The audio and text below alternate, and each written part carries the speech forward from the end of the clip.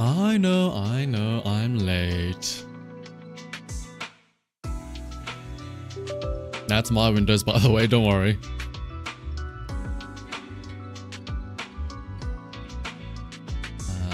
Give me just... I know I said give me a minute or two, but you might have to give me a little bit longer. I need to do some setup here in the background.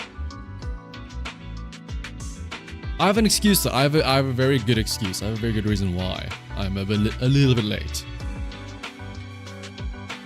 After all, it is Friday. Yippee!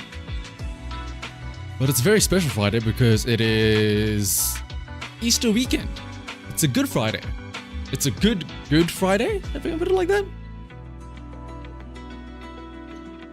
So I was on a call with my mom saying hello. But good morning, everyone. Or good evening, depending on where you are.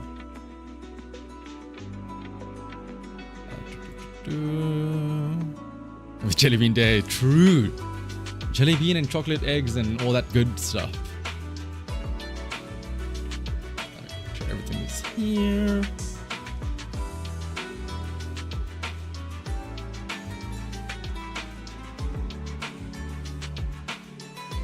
Let me also get something to drink. Oh my goodness. How to join account reviews. Account reviews will be done towards the end, or I said towards the end, a bit later. But I'll put something in the chat once. Let me actually do that.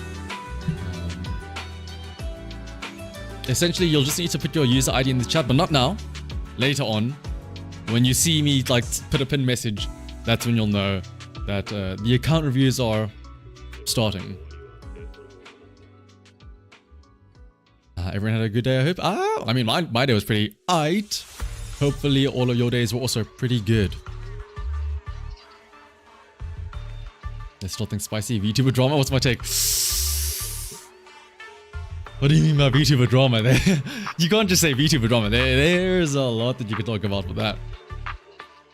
When exactly is 1.7? Pretty, it is on the 23rd. So that is on Wednesday.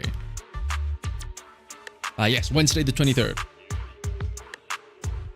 Just finished getting eggs. It's a battleground out there. Oh, like legit IRL real chicken eggs, not like not like the chocolate eggs. Yeah, that's understandable. I'm just gonna get something to drink real quick.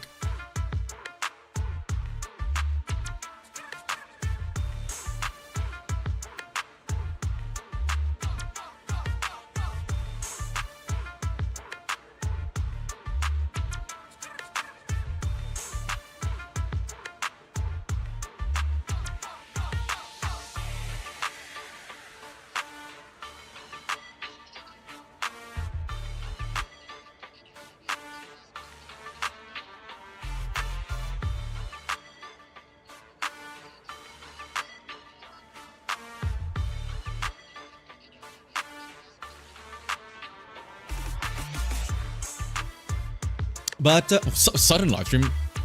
I think I had this. I had the waiting room up for this live stream like what, a good couple of hours ago.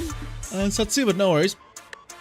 Welcome either way, Satsu. As well as hello to as well, Pretty, Nova, Leith, Rook, Zero, Kyra, Imaginaire as well, Blink, Nova, Luma as well as everybody else that's been waiting around. Depends on where you live, but generally, yeah, it's true. Like I say April 23rd, Wednesday, because that's for me. But I guess technically speaking, if you're in America, late Tuesday the 22nd, I suppose, as well. That's also technically true. But I just say Wednesday because it's for me, it's Wednesday. How you been? You've been away. Has it been a month? I feel like I've seen you more than sooner than a month, right? But oh my goodness, this harmonica feels so. Wait, no, this is Blazed harmonica. Okay, I just heard harmonica and I had like PTSD of Trigger's story. Then I realized, oh no, this is different. let me...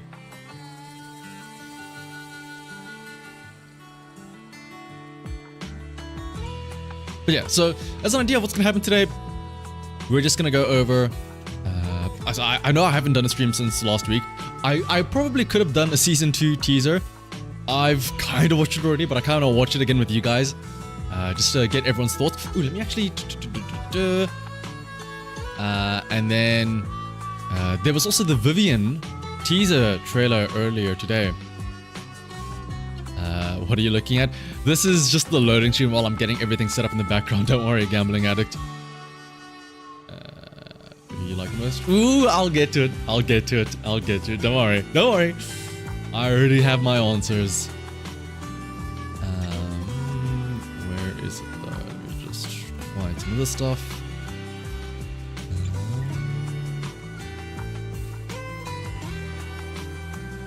Pull this up here.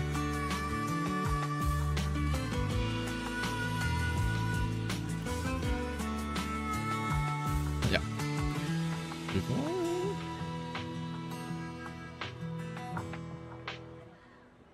The only answer this should give is trust. Okay, I'm glad that we all. I'm not saying anything, but I'm glad we all seem to be on the same page, or a similar page at least.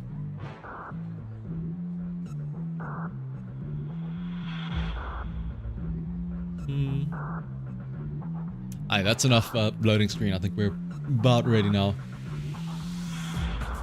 Speaking of Barry B. Benton, how about a close-up of Barry B. Benton? Oh, also a close-up of me. What the? Ugh! Why is my ugly mug over here? So where is all the other stuff? Where are you guys? Where's chat? There we go. Now to get my ugly mug out of the way.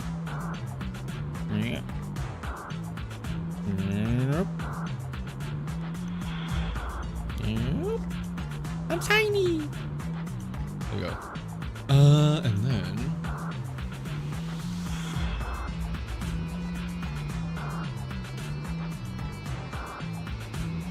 Alright, so the Season 2 PV, whatever you want to call it, the Season 2 trailer. So, as a reminder, this isn't just patch 2.0, this is Season 2. So this is patch 2 all the way up to like patch 2.x, where X is like, I guess you could say the equivalent of 7, right?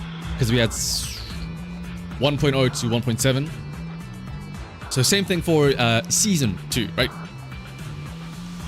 Let me also... that. If you haven't seen it already, boy oh boy, get ready, buckle up. I'll just say that. Yeah, it's kind of like a roadmap. I will say there's one thing that they leave out, but you'll see. Also, what's up, Goofer? You have yet too much into the ZZ account because you've been focused on ZZ account because of... Ooh, Costa Rica. Oh my god, that's a big topic as well.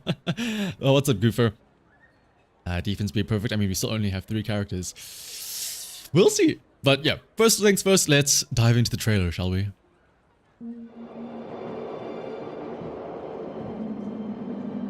Let me know if it's too loud or too soft. Welcome to Waifei Peninsula. Welcome to China. Upon this oceanside cliff is where New Eridu's porcelain originates. Oh my goodness, I just realized, is that an Among Us? I just see like the vent here and then like the helmet. Oh my goodness. Wow. Also, can I just say, Belle is so cute in this drip here. All were peaceful. Weiss also looks pretty cool. Place, And most importantly, but damn. Unfortunately. And then, oh dude, is this like gonna be our equivalent of Charles? You know how Charles is always like, Yotarashai, itarashai, whenever she's helping out. I hope this is like the Waifei Peninsula equivalent of Charles, just helping out and like at the corner store, just like shouting out for others. Something sweeter than love. And then Jufu was so cute there. Wise, look over there. And then Big Panda, dude. You can tell he's gonna be a friendly guy. No way. You should toss it. Look at this color and this one. It definitely seems relaxing. So also, some people were pointing out, like, obviously, there's all the new characters. This guy in the background, some people were saying like, oh, this is also a new playable character. Maybe like, look at how different he looks, right? He has a fancy hairstyle. He doesn't have a generic like short hair with like short pink hair, you know? I don't know. I don't know if he is. Like, yes, maybe his outfit screams like, ooh. But like, then again, also like, it feels oddly specific that the way they framed him here, right? But at the same time, this could just be naturally what people wear in Wi-Fi Peninsula. Like, just because you're seeing a new outfit, is like, oh, wow, he has a special like outfit. It's like, well, is it really that special? When you look at Weiss and Bell, we also look kind of dripped out. Like, is he that different from us, right? If not playable, then yeah, it's either one of two things. Either he's gonna be playable and badass, or he's an NPC that dies. Honestly, maybe it is. I could understand if this is like a plot of like, if we didn't see what happens in 1.8 or sorry 1.7, I could go with this being Hugo undercover, working in the shadows. But I mean, hey, we'll see. I'm not streaming on Twitch anymore. I am gonna try and stream on Twitch again soon. It's just that the internet has been a bit spotty lately, so trying to stream to both is a bit taxing on the internet. What's up, Matt, as well?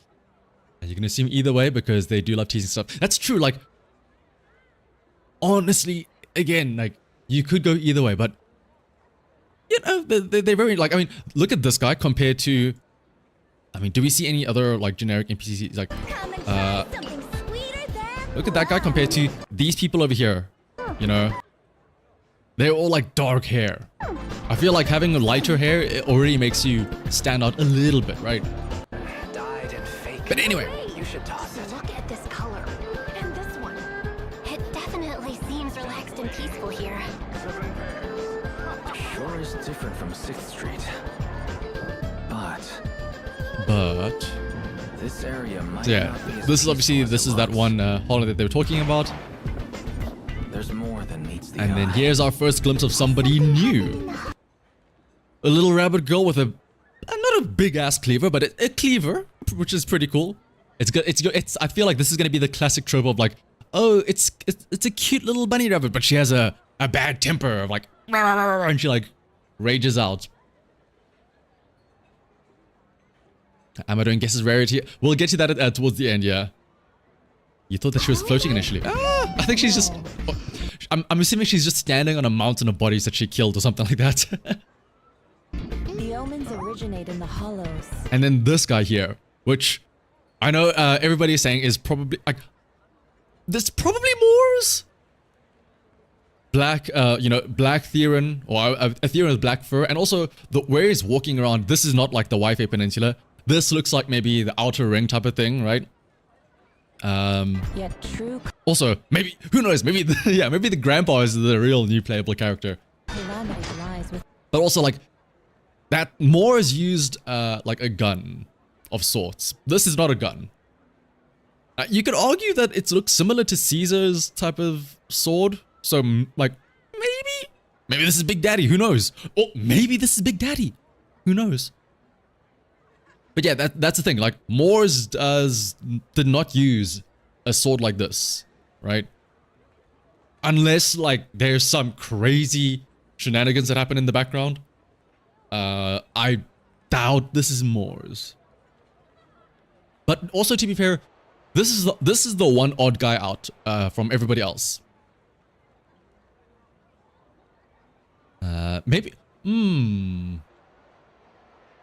I'm wondering if it isn't like Morse himself directly. I'm wondering with Pulchra in her, if you remember her little teaser trailer, and if you paid attention and you didn't just get like distracted by the oil massage, remember at the end she saw a little girl, or like she saw the masseuse and she like recognized her sort of. I'm wondering if maybe this is somehow tied into that, like this is that girl's brother that Pulchra knows, but then we're diving in too deep into stuff, right? But maybe. Or it's, ooh, Seth's older brother sounds very interesting. Would he have like, would they be that different that he has like black fur? I could see it though, like the polar, literally the polar, well no. From what we've heard of Seth's older brother, he's not really like this rebellious, evil brooding type, right?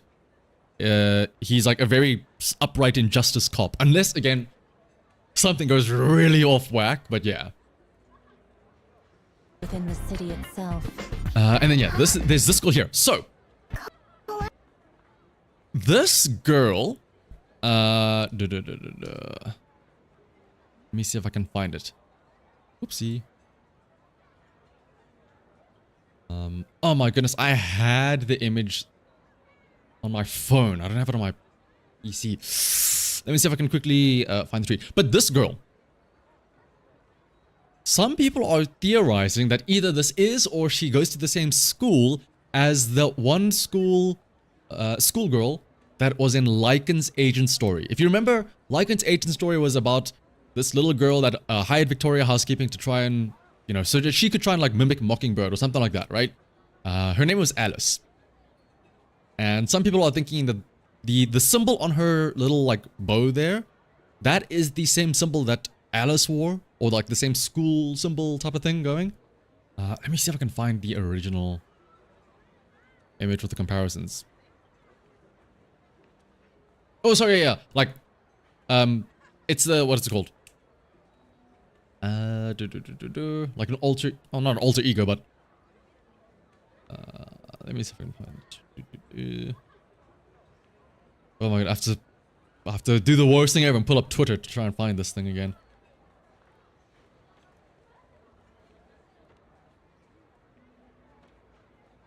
Send this to myself.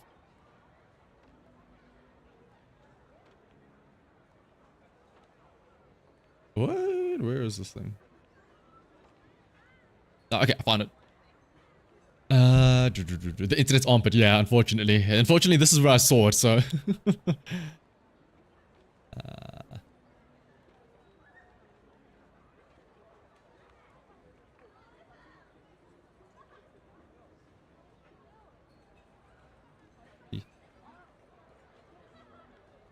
This is what I'm talking about here. So obviously it's the same girl. Well, this is the same girl that we see now in the trailer, but on the side here, this is the girl that was in Lycan's Agent Story, and it's this exact same little ribbon and badge and stuff like that. So probably the same school, or at least there is some link between the two, right? So I would not be surprised, yeah, with Azrael and how like he would be the type of person to like find that shit first, yeah. But yeah, Lilac, this is the Agent Story, and then this is supposedly Alice, which again, probably not the same. Well, it's definitely not the same person unless there's like some crazy alter ego shenanigans here. But at least they are part of the same school. I know some people thought that this is maybe like an idol, like they thought this was the Stars of Lyra. Oh, sorry, not an idol. They thought this was Stars of Lyra, but it's not that. Anyway, though, forget about that tangent. This is just one of the many girls. Because we see Rocket Raccoon over there. And this little bratty girl here. Tops monopolizes all porcelain. And then this guy. So, this guy is obviously a holo investigator. As much as I want to say that this guy... is going to be playable, so that oh cool, we get a guy, like, how do I wear this? He looks, he looks kind of generic, just because of the fact that he's in like a regular HIA uniform, right? But also, the fact that like they have this special shot of him with this rabbit girl, I want to say that he's like the one like in charge of this ragtag holo investigation unit, right?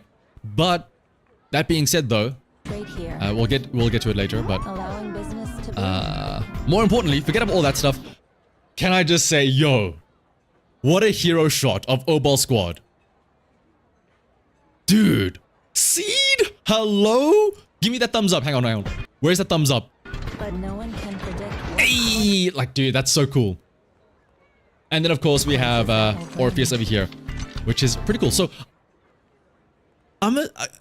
Is Orpheus here like, is she a goat Theron type of thing? Like these horns here, they're definitely like cybernetic, right? Like you can see the nuts and bolts on them. So I don't know if these are like a part of her or if this is a part of like the suit and whatnot.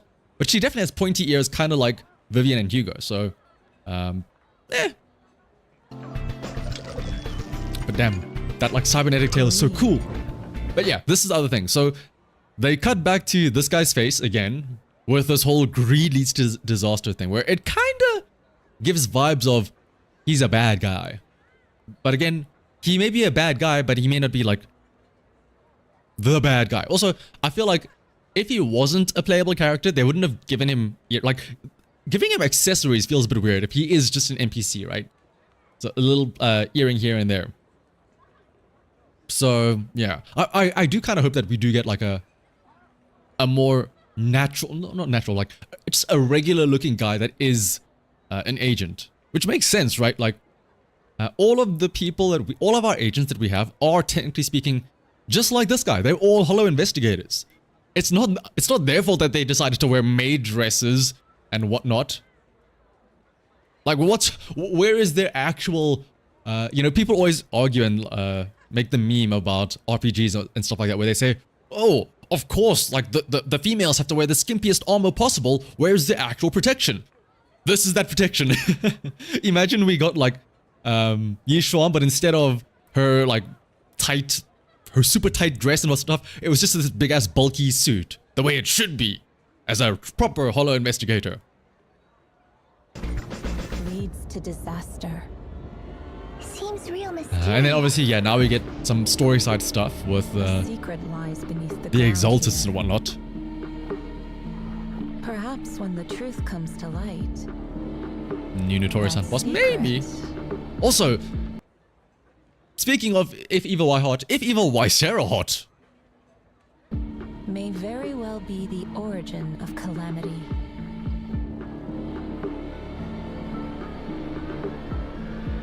Slingshot bikini is invincible. Yep, that sounds about right. Also, like, again, Fret not. damn. This They investigation had to get that shot in will specifically. make things right. And then yeah, you see a tiny little glimpse of Big Panda guy. So, I like you see his we can shadow still before turn him things himself. around, right?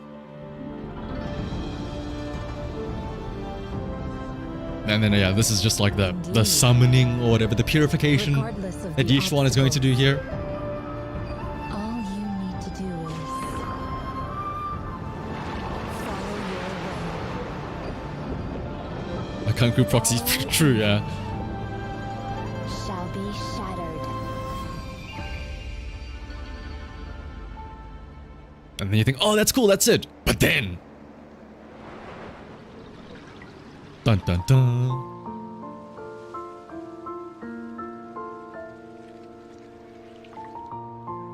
So, that's what happened. Who is this mystery woman? It sounds truly...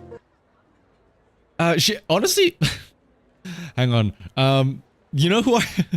It's not, but this reminds me of the one. What is it? Not Dissidia. It's King of Fighters character. Hang on a second. That's who this is. Maybe this. Honestly, I would not be surprised if this is like a teaser for a crossover between the game and was it King of Fighters? Or was it DFO? No, not King of Fighters. DFO. Dungeon Fighter. That was the name.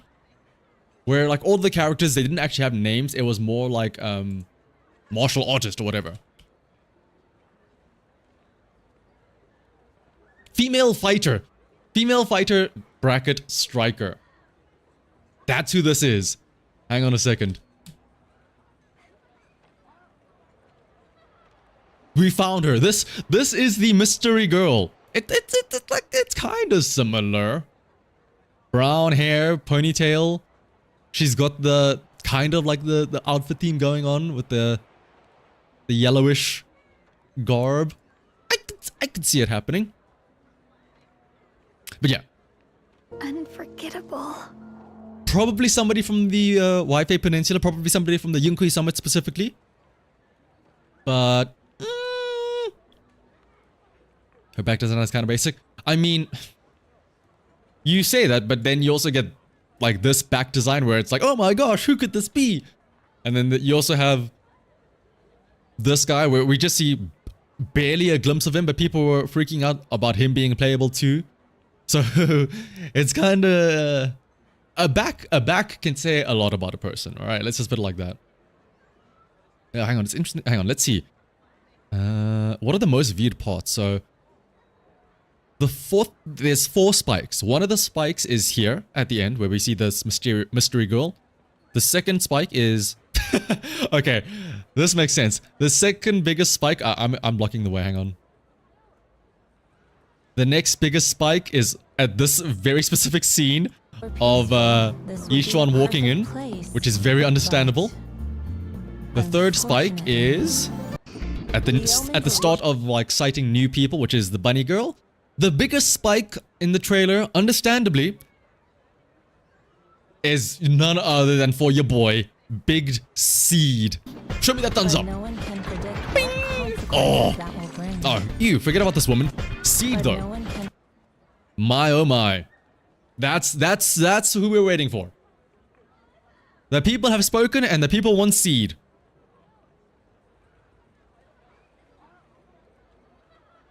Where am I again? Let me do.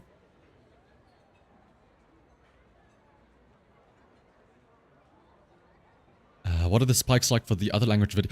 That's a very good question.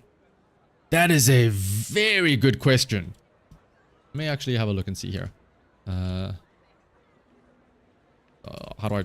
Zen 0.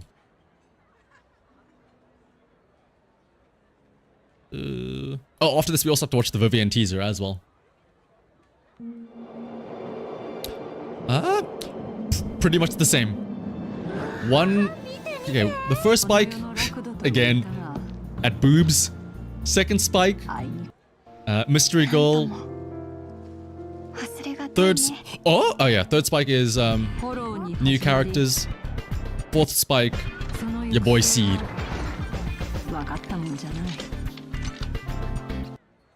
So yeah, believe it or not, everybody, basically everyone is a gooner, and everyone likes big robots. That's the lesson that we can learn from that little outing, I suppose. But let me. What do I not have?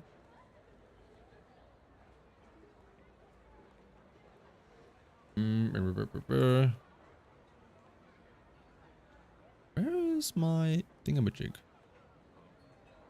Oopsie.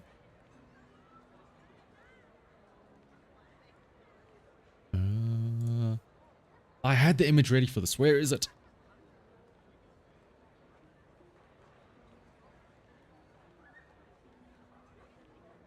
Simple creatures. We see a new robot and we go. Yep, pretty much. Let me also. Barry B. Benson, save me while I find this image that I had ready for this. Robots. What if he is a transformer? Like, okay, you know, before I say anything, before I get anywhere down the deep end, let me first pull up the chart of people. I had a collage of all the different characters that were sort of shown off. I can just open it up so I can edit and write on it.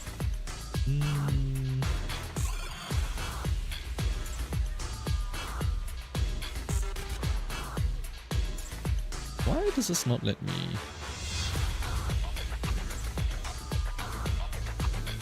Oh, there it is. There we go.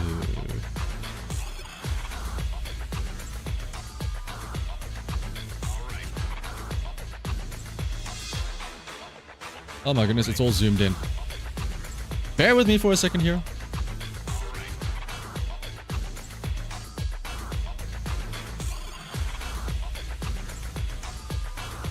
Yeah, it's close enough. Okay. So these are all of the agents that were shown off. And I guess the back guy, but he's also in there. But these are the 12 agents. These are the 12 that are definitely agents, right? Maybe we don't know about this guy, but firstly, Yishuan. So let's give our like little expectations. So Yishuan, obviously S rank. But here's the question though, what do we think that she's going to be?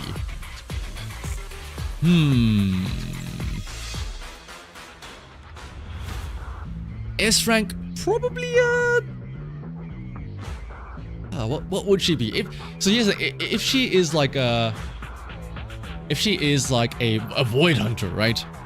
I know a Void Hunter level character, but if she truly is a Void Hunter, would they do the same thing again where they give her like her own special element, like with Miyabi, right? That's a big question. Void Hunter is reasonable but not playable till later. That also makes sense. Kind of like how again with Miyabi we knew about Miyabi right from the get-go. Like we saw her in 1.0, but we only really got to play as her, or we got her in 1.4, right? There's gonna be something. I'm just gonna say it. S rank Void Hunter. Something special about her. Something, right? Oh, that is a very horrible. He's white. Yeah, that'll work. Jufufu. Jufufu. Cute. Probably gonna be an A rank, unfortunately. She looks to be a foodie similar to Sokaku. So, she can get along with Sokaku, I feel like. But what would her like element and role be? It'd have to be something that works with Yishuan, right? I doubt she'll be a DPS. I don't think she'll be an attacker or like any form of DPS because that's gonna be Yishuan's role. Like I feel like Jufufu is literally just gonna be the support bot for Yishuan. So maybe it's been a while since we had an A rank well, it's been a while since we had an A rank in general, right? But we've got an A rank defender in Seth. We've got an A rank stun in Pulchra. I feel like the only other A rank, like, then it's just anomaly and attack, but I don't think they're going to do that because we have quite a few attack agents already. Honestly, A rank anomaly might not be. I feel like it's either A rank anomaly or support. Anomaly could be an interesting option.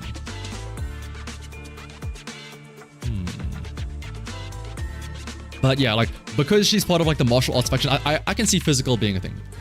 Physical, I want to say, I really want to say anomaly just for the shenanigans of it being different, you know.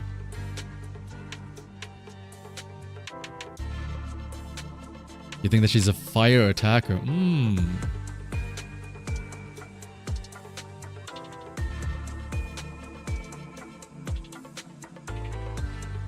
I guess okay, hang on. If we call her a support, what do we think of Jack Black here in Kung Fu Panda? Okay, but anyway, physical, we'll do this for now. We'll come back to her. Because I think we'll get a better idea once we round out the rest of the group. Okay, next up, your boy Seed. Alright. He's gotta be an S rank. He better be an S rank. It's in the name, Seed. S stands for Seed and S rank, right? Question is, what element and class would he be? Maybe electric, because, you know, mech makes sense, right? I get the idea of defense, because, you know, oh, it's a big guy. It's a defender, right? Maybe that's true. I can see that being true. If we're calling him the... Oopsie. If we're calling Seed the defender or the defense, I feel like that is the one defender that we get. Like in season 1, we only had one defender, and that was Caesar. So I doubt that we'll get 2 defenders in the next season. So there's only going to be one. It's either going to be Seed or it's going to be Jack Black. For now, let's just assume that it's going to be Jack Black, right? Next up, let's call this. Oh, we don't have a name for this guy. Just like Joe. We're gonna assume that he's a playable character because that would be pretty cool. He'd be one of 3. Actually, yeah, he's one of 3 males, right? Joe. What? NPC rank? Nah. Because here's the thing. He's definitely in a quote-unquote faction with this little rabbit girl. The question is, though, Joe and Rabbit Girl are part of a faction, right? Mesugaki Brat Girl and Scared Alice are part of a group because like their interaction. Are all four of them a faction? Right? Because that could have implications.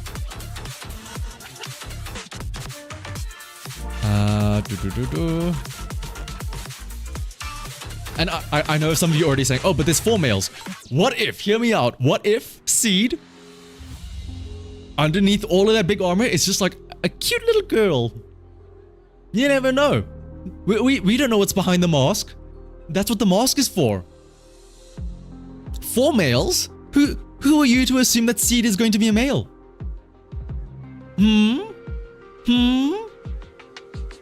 What if it's a little bang... Dude, what if it's a little bang boo in there? Actually, hang on a second. Now that would be something cool. Trigger refers to it as him. Maybe it's a bang boo. Maybe it's a bang boo. But yeah, Seed is probably a guy. Or, again, you know, maybe like an AI type of thing. But yeah, coming back to Joe NPC, not an NPC. If he is part of a faction with the 3 other girls here, I hope he's the S rank. Honestly, I hope he's the S rank. Yes, I know. Oh, the weird male generic looking guy. Technically speaking, when you look like this, quote unquote normal average looking guy, but you are next to a little rabbit girl with furry ears, also another like weird Mesugaki girl with a raccoon, rocket raccoon, and this other Theron girl, technically speaking, you are the odd one out. You are the one that's different. You are the special one out of them, right? Also, the way he's standing in front of this rabbit girl kind of makes it like he's the leader of the bunch, like Donkey Kong. So I would say he's an S rank. I hope he's an S rank, actually. Question is though, what would he be? Generic HIA person. I feel like the generic role would just be attacker, right? Attacker and like what element? Ether? Like maybe he gets corrupted or something. Maybe that's why he has to wear all of this HIA, this heavy duty equipment, right? Because he can't resist it like the others. But remember though, if we're calling him an ether, that's a very... that would overlap with Shuyen. And also we don't get a lot of ether, so this would be our one ether character that we get, right? Alright, next up. Orpheus. She's gotta be an S rank, right? I want to say fire just because, oh, red hair, ha ha ha ha, right? But...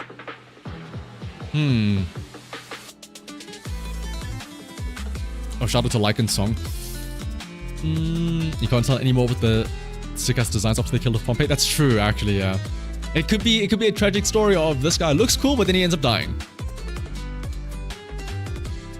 I mean, as much as it like sounds like a meme, it's just generally good character design to make the red person be fire. But to be fair,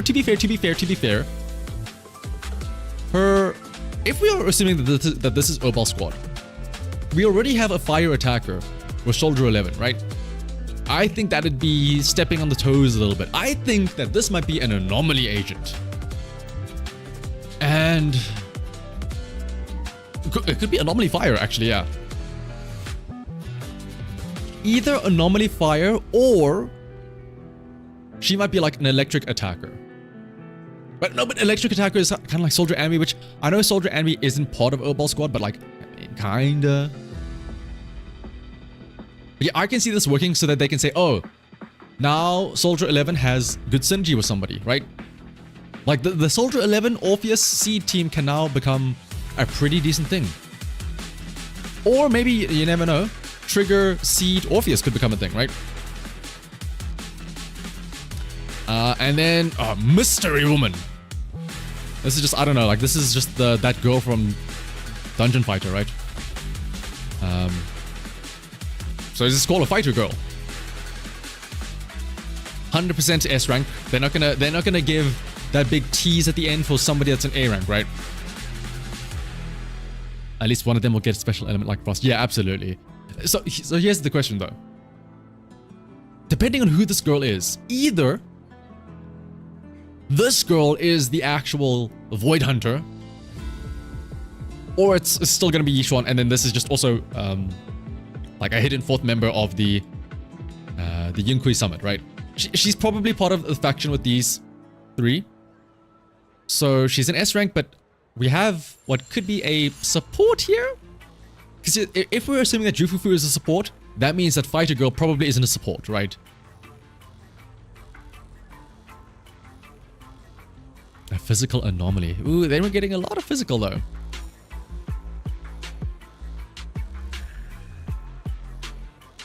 Is it worth getting Vivian for Piper? Or will there be even a better anomaly agent in 2.0? As in, to replace the Vivian or to replace the Piper? Because, I mean, we don't know about 2.0 just yet, but if, like, I'll just say this, Ahmad. Vivian for Piper, just as a baseline, is very good. So, like, that team together is very nice. To replace Vivian. Ah, I see. But we don't really know yet about what we're going to get in 2.0. Like, in Season 2, there might be a new anomaly agent, but that might only be, like, what? 2.2, 2.3, 2.4, 2.5. As it stands though, Vivian is pretty good. And honestly, like, you could get somebody to replace the Piper as well.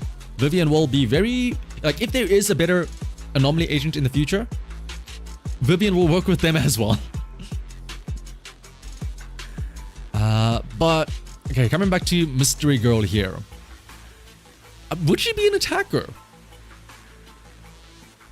The vibe that she gives off of how she's, like, sitting on a calm lake quietly gives the vibes of somebody that isn't like all about action. Also, thank you Nobunon for becoming a member. Do I think new class types could be added? I mean, they've done something similar already with adding the frost element. Adding a new class type in general could be an interesting thing. It has to be a one-off thing, similar to the you know, Miyabi being a once-off frost thing. So again, it'd probably be reserved to a Void Hunter only. But also, like, what would be the point of it, right? I mean, I guess what's the point of Miyabi being frost instead of just ice, right? It'd essentially just be for what is it called? For flair, right? The only issue with that becomes, how do you handle the engine then, right? How do you handle the, you know, oh, you have to use an anomaly engine, right? If you make, like, the Void Hunter a whole separate class, you're basically saying you need to pull their signature engine, right? Unless, of course, you know, I mean, it's probably going to be a case of you do want to pull the engine anyway, kind of like how everyone went for Miyabi's engine. But still. Frost is supposed to be a burn anomaly, but it's ice damage. I mean, it makes sense. But yeah, it's literally like, it makes more sense to make a different element because there is interactions between the elements that it warrants, you know, having a separate thing from ice so that you can have, you know, ice and frost trigger a disorder. But again, if it's a different class, that's purely for flair. There's no real in-game mechanics that would benefit from having a separate class, right? In fact, it would make it a little bit more limiting because now all of the agents that want like an attacker on the team, if you don't have an attacker, it's like, well, shit. Unless they code it in a way that like, oh, technically speaking, this new class is actually both attack plus anomaly. It counts as both. Then maybe you could argue, okay, maybe it opens up some different team ideas and like you can use engines from either or and whatnot, right?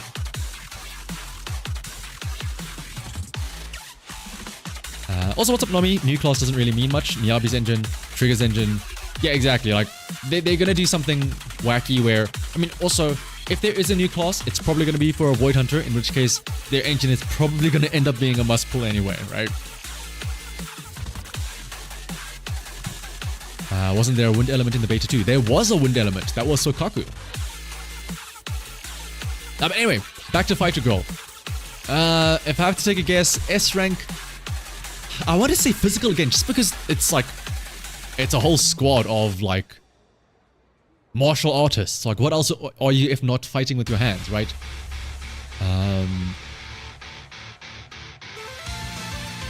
Oh, Rena's theme. Honestly, just because it's Rena's theme playing in the background now, electric support. You never know. Oopsie. We haven't gotten too many support. Yeah. The one single support that we get. The one busted support that we get. Next up, we have Jack Black, the Kung Fu Panda. Probably gonna be an A rank. Oh, but here's the thing though. Would he be an A rank? Would there be two A ranks? The first in a while. Honestly, I'm gonna call him an A rank just because I hope that we get multiple A ranks, right? Just more characters in general. That would be very nice.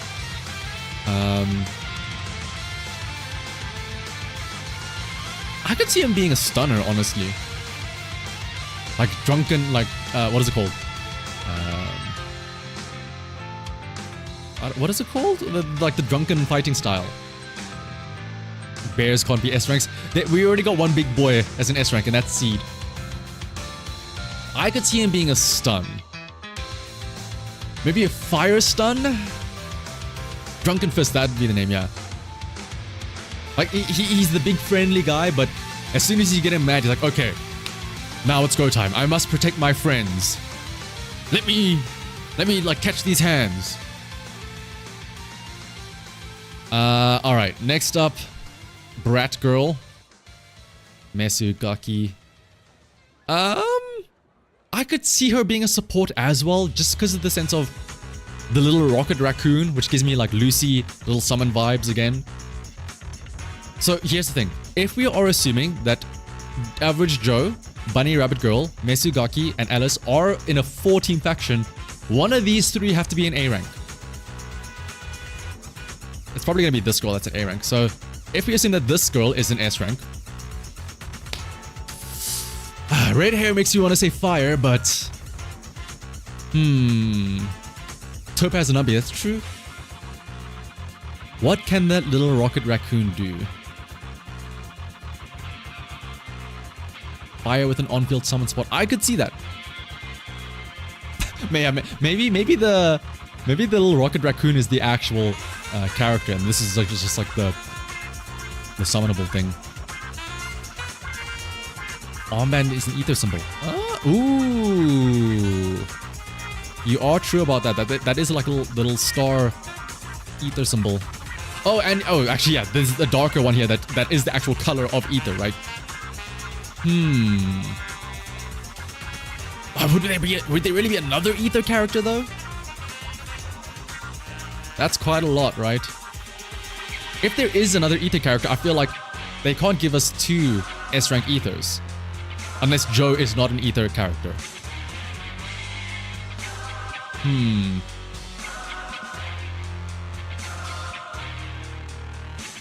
How many Ice Agents are game? Currently right now, we're gonna get Hugo. Then there's Lycan. Then there's Ellen. And Mia BBBD. Either a new class summon? I don't think there would be a class specifically for summons, right? Sukaku as well, right, of course. A rank as well, Sukaku. I don't want to say ether because this... If she is ether, then I have to change this. So maybe like... electric? We got so many electrics though. Maybe she can be a physical support. Physical support? The element is NPC. Because I feel like the raccoon thing. What element is a raccoon, right? It's either physical or ether. There's no in between. Alright, Rabbit Girl. Usada Pekora. Oopsie. Probably an S rank. They gave her top billing where they showed her first. Okay, now the little cleaver. It looks like just a regular cleaver, but it's probably gonna be like this isn't a regular cleaver. There's some shenanigans going on here, right?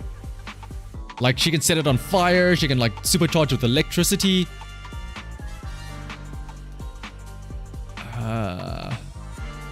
Would there be another? Like I said, no, this would only be our third fire thing. This could be a fire attacker, because we already have a fire anomaly in Orpheus, right?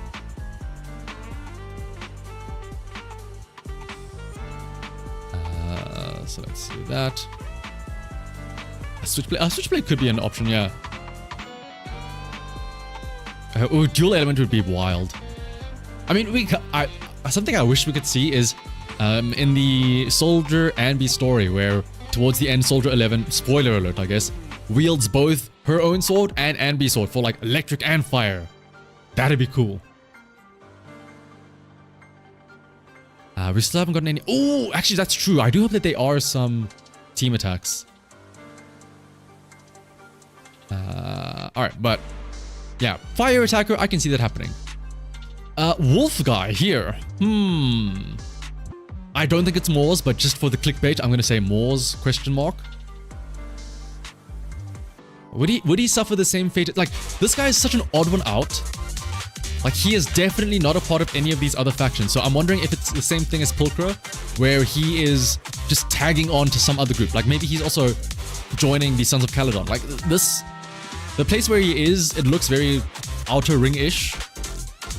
In which case, if he is just joining, like, tacking onto another faction, maybe he's an A rank as well.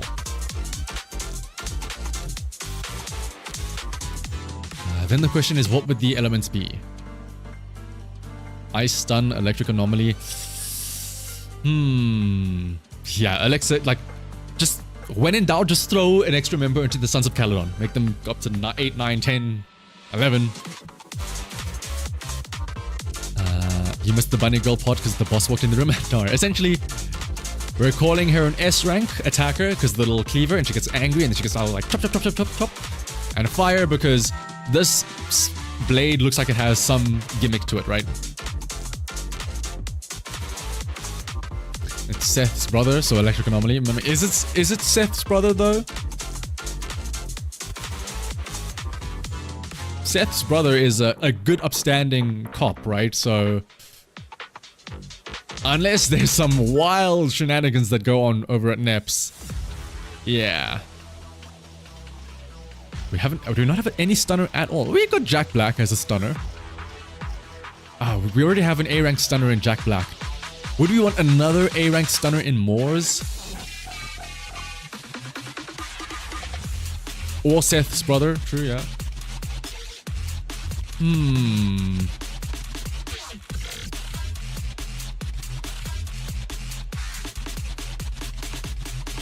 Flint and Steel.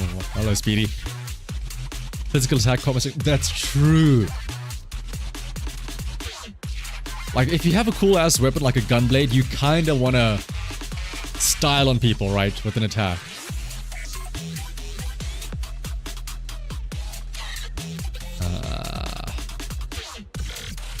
Let's call him an attacker. Attack electric? Electric attack could work. Right? We haven't gotten too many other attackers. Yeah, we've only got 2 other attackers, and one of them might be ether, one of them might be fire. I think electric attack could work for Moors. We already had Orpheus here. And then Alice. Alice. If, again, we're assuming that these 3 here and Joe are part of a group, then Alice kind of has to be the... Would there be 4 S ranks? There's no way there's 4 S ranks in this faction, right? There has to be 1 A rank. It's probably Alice. Because I want to say that Alice here might be a stunner. Because think about it. Oh, wait, no, we have 2 attackers in this faction as well. That might be overloading a bit.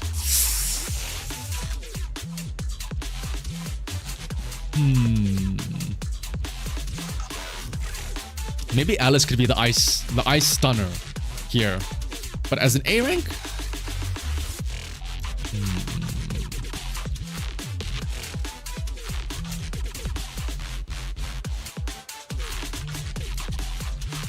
probably like an A rank anomaly. I mean, yeah, it makes sense like considering this team here, right? We've got a support. We've got possibly 2 attackers. She's probably going to be ice. Easily spooked. She's very like shivery and cold-ish.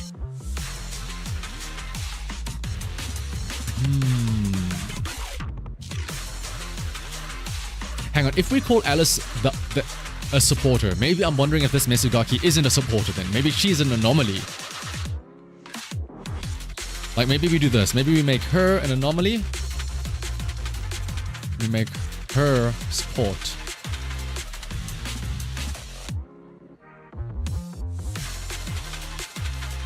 That might make sense. Because if we look at this, then we have what? We have, how many physical do we have? We have 1, 2 physical, okay. How many electric do we have? 1, 2, 3 electric, all right. Fire, we have 1, 2, 3 fire. Ice, we have 1. Ether, we have 1. I feel like we could squeeze in an ice somewhere around here. Mesugaki anomaly sounds fitting. We do a little bit of trolling, yeah. They put all 3 idols into 1 3-week banner. Oh my goodness, Luma. Don't even speak about that. That'd be devastating.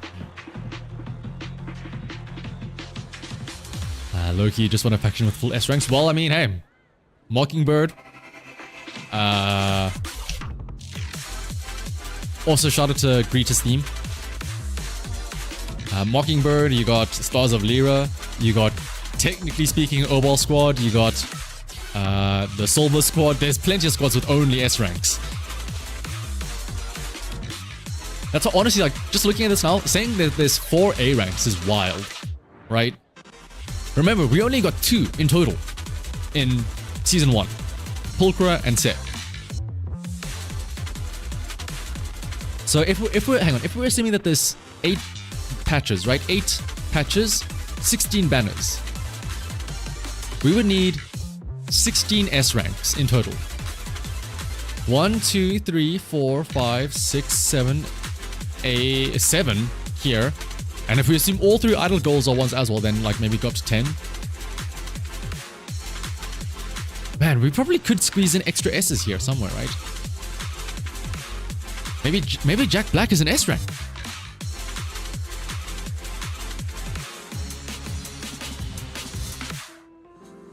Because we already have Jufufu as an A rank there. Maybe Wolf Guy is an S rank.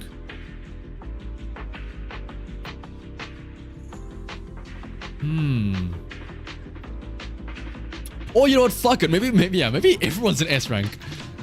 Honestly, I could see that being an argument as well of everyone, like maybe aside from Jufufu, I could see everyone here being an S rank. Right? And then you could argue and say that any A ranks aren't worth showing off in the big teaser trailer, right? Only the panda is an S. Yeah, that's true. Like, he's definitely by far the most out there design, so he would probably be. He's like the Ben Bigger of Bellabog construction, right? But this, I could see this happening. Everyone else being an S rank, maybe like Jufufu, and Jufufu is probably also an A rank, right? I mean, actually, you never know. Maybe Jufufu is an S rank as well. Because if we're gonna have 2.0, if 2.0 is 2 banners long, one of them maybe is Yishuan, other one maybe Jufufu, and Jack Black is the A rank.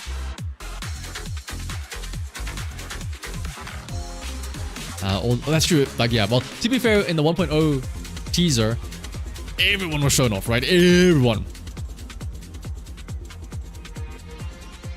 But it could also just be the, you know, development times. They had a lot more time to prepare for the 1.0 release teaser trailer than they do now, right? They might still be cooking for the A ranks for Season 2. Not sure why A ranks have a stigma. You have A rank characters like Nicole and Lisa. Oh no, don't get me wrong. A ranks are great. A ranks are very good. It's more of a guess of like, how do I word this? We need to come up with 16 S ranks for the entirety of the patch, right? If we have quote unquote too many A ranks here, then you start to wonder like, okay, but then what are the other S ranks, right? Because if we look at it as it is now, 1, 2, 3, 4, 5, 6, 7, 8, 9, 10, 10 S ranks. Assume maybe all 3 idols are S ranked as well. That makes 13. You know, you still need a couple more to fill out the roster if you were going to have 8 patches of 2 banners each. Poker's actually pretty good. A lot of the A ranks are very good at Mindscape 6. That's the only hurdle though. You have to get them to Mindscape 6, which isn't that bad because again, they are A ranks. You will get them over time. But yeah. Like, I mean, you'll see later on, sometime soon. But with Vivian, like, the team of her plus Lucy and Piper, 2 A ranks, is pretty good.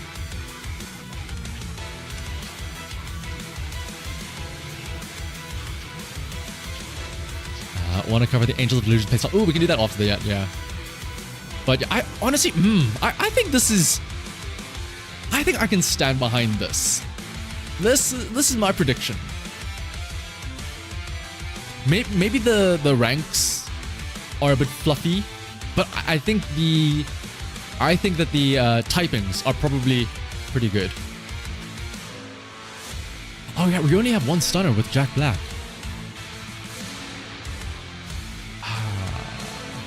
Maybe a Rabbit Girl is a stunner? Because if we're assuming that Joe is an attacker, would you want another one? I could see... you're making me second guess myself. How is this as a spread then? We are a bit overloaded on... what is it called? Electric and Fire. But that's okay. Well, what is Jufufu actually? Now we'll come back to her. If we assume support stun... Maybe an anomaly?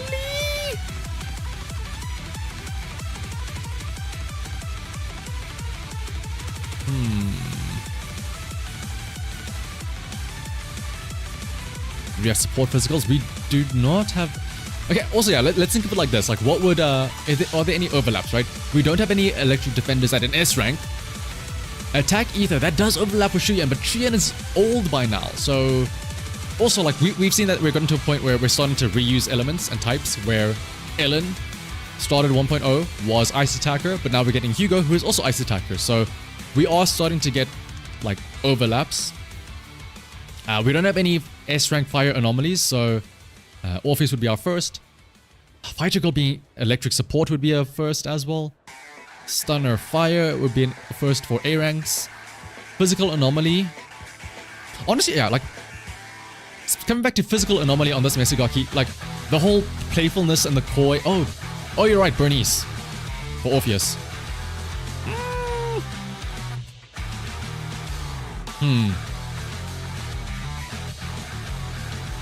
True, we don't have S-rank on-field fire anomaly. Thank you for saving me, Minya. We don't have an S-rank on-field anomaly. So that is different enough to warrant an excuse, right? And also, yeah, coming back to the Mesugaki, this conniving little grin, it kind of gives me Jane vibes, which makes sense for Physical Anomaly as well. And then Rabbit Girl, Fire Stunner is stepping on the toes of Lighter, and we did just get a rerun of him not too long ago.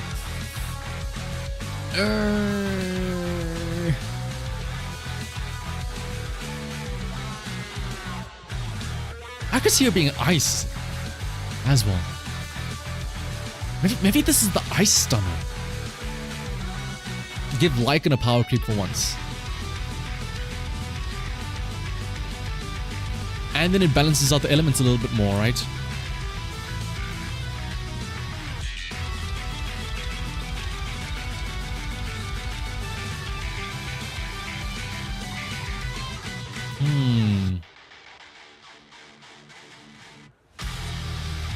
They can easily add mechanics for burn that makes sense for on-field. Oh, absolutely, yeah.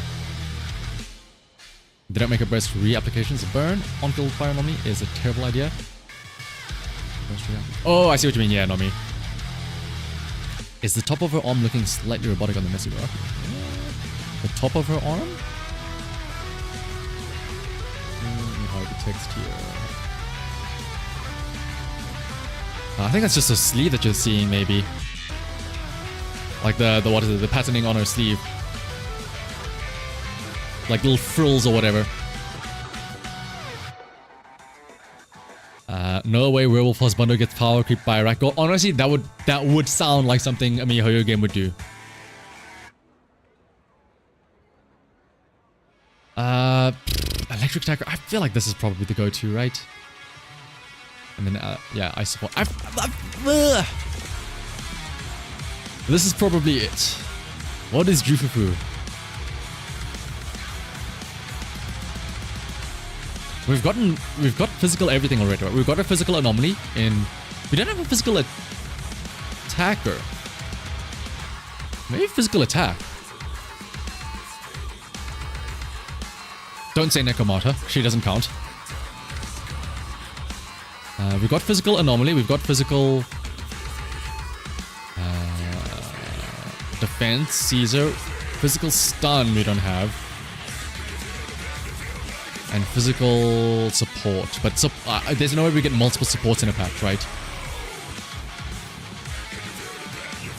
Corin, Billy. Oh, that's true, yeah. As the A ranks.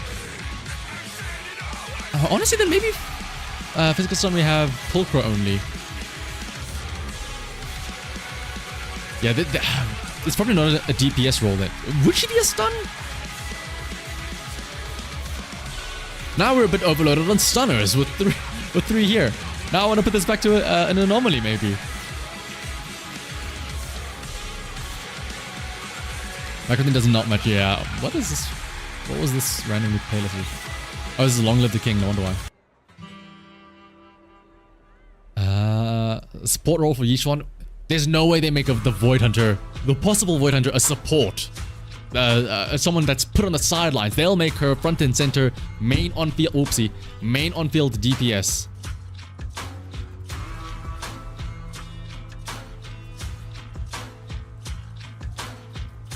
Kid doesn't like the bunny. That's true. There's flames on her clothes. On Rabbit Girl's clothes. Also, like the color scheme as well. It just screams fire.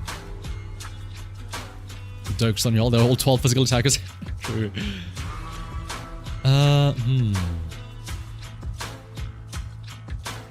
Jufufu and the Panda are going to be a package deal team. Physical stun, stun fire. Oh yeah, we already have a stun here, so it's like... Alright, we also have to remember that, call me crazy, hang on. Fire. Anomaly. Oh, but then we already have Orpheus, though. Maybe fire attack? Remember, Anomaly is probably the one... Like, I know we're trying to balance everything out and get an equal amount. Anomaly is the one type that, like, you want there to be a lot of, right? You want there to be synergy with other anomalies.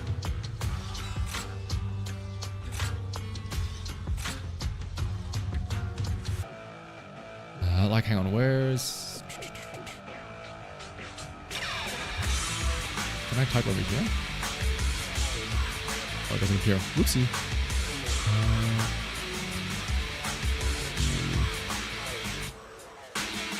Oh my goodness, why is that yellow of all colors? Jesus. Okay, not white as well, it's also blinding. We have...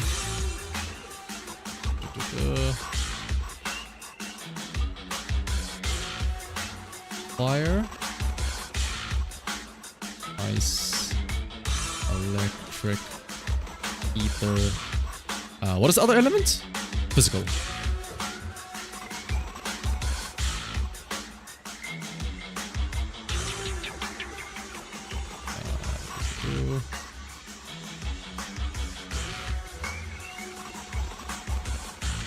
Oh my goodness, formatting.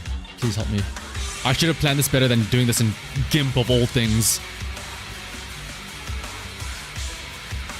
Alright, and then we have attack, stun, fort,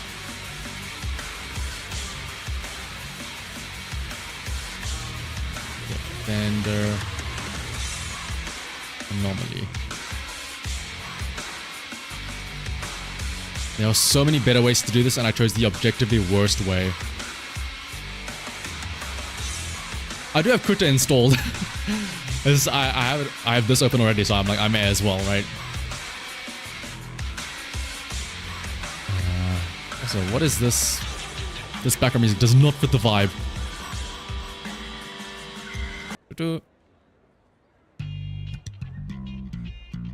Dude, if I could open up, just rip up Excel right now, dude. Oh my goodness, that'd be so much easier. Okay, fire attack. No, we gotta get the lines in.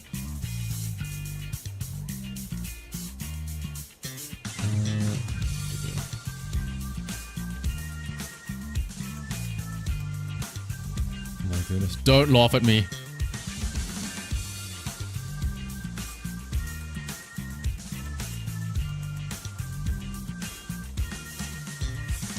I'm trying my best, okay? Oh my goodness.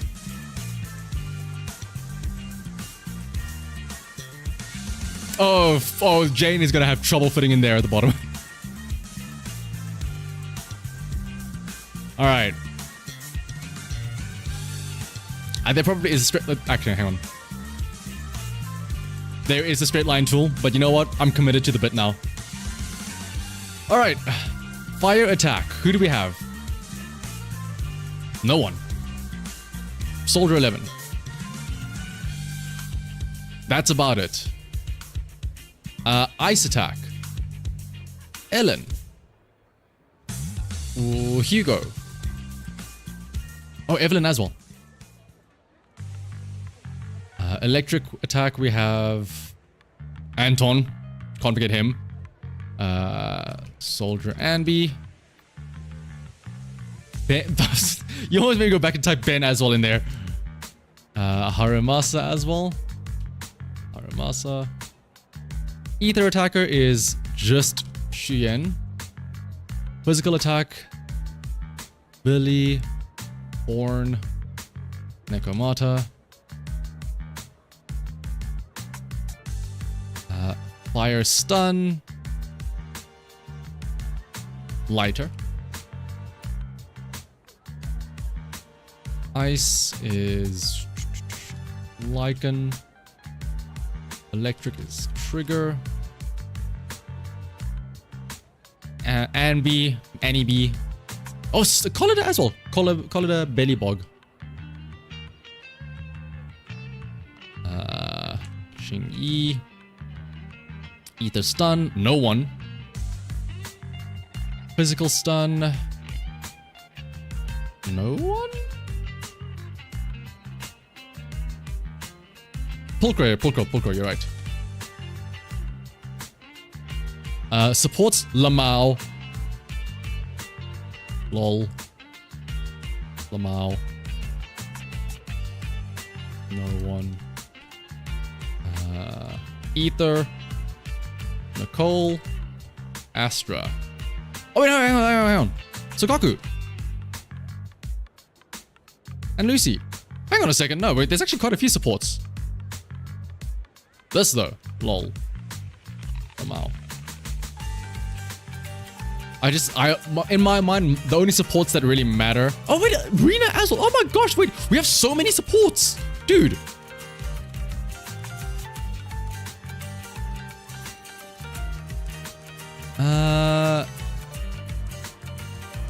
Defenders for fire. Ben. Make him nice and big. Ice defense. No one. Electric is Seth. Ether. No one. Physical is Caesar. Anomaly for fire. Burn ice. Yeah, just Bernice, right? Yeah, BBD.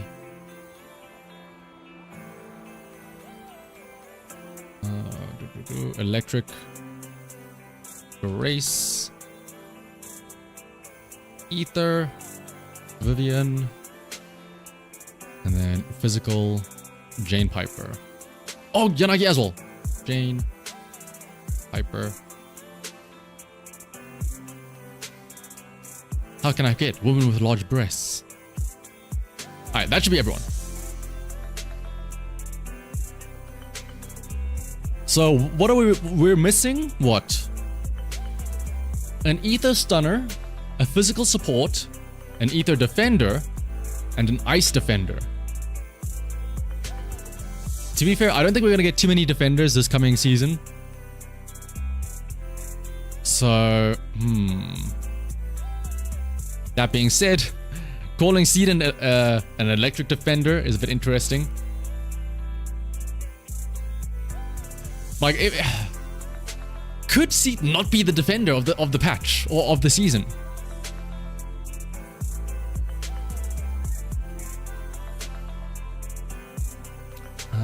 One, two, three, four. Hang on. Proper spreadsheet time. We need to total up the tallies. 3. Let's go,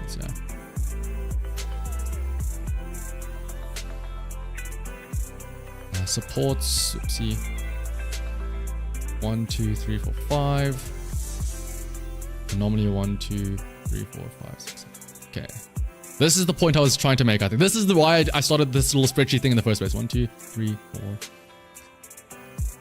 2, 3, 4, 5, 6, 8, 9, 10, 11. So we're not...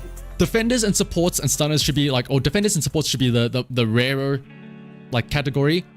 Anomaly and attack should be the more prevalent type that we see, with maybe some stun there too. So we should have quite a few attacks and anomalies here.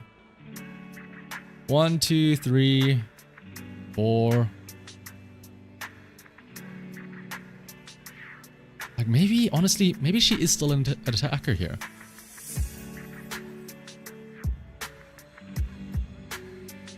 One defender makes sense.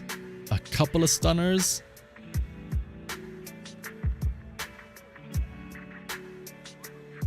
Maybe Seed is the real Void Hunter. I still am praying that Seed is just a little bangbu on the inside there, the pilot of the mech.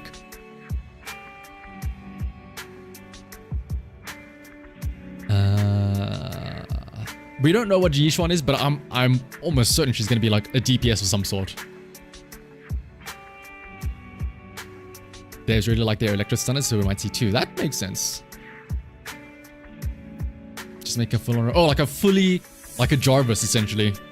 Just fully autonomous, oh, not autonomous, but like a whole separate ass robot that has its own, like a fairy essentially.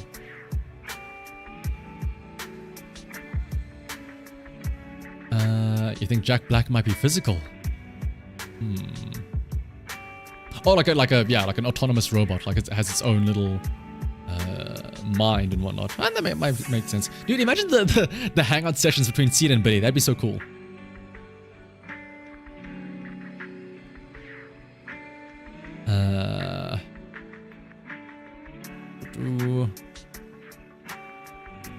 And Harlem, yeah, Leith is absolutely true.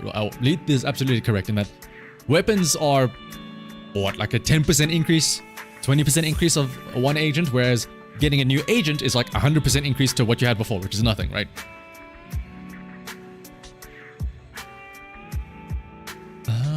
Damn. 2 supports though, I feel like.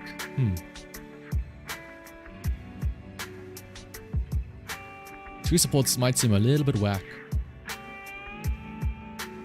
Yeah, it is. Unfortunately, the I don't want to say the engine power creep, but like the engine necessity is becoming a lot more egregious as of late, where they're really, I don't want to say locking behind a lot of the kit, locking behind a lot of power behind the engines.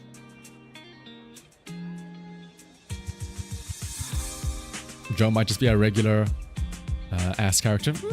I'm hoping he isn't. I'm really hoping that, like, because there's gotta be the one what is it, husbando bait per patch. And I mean, aside from Jack Black, of course, aside from this big old panda, there has to be a second husbando bait, which Joe does fit the bill, kind of, right?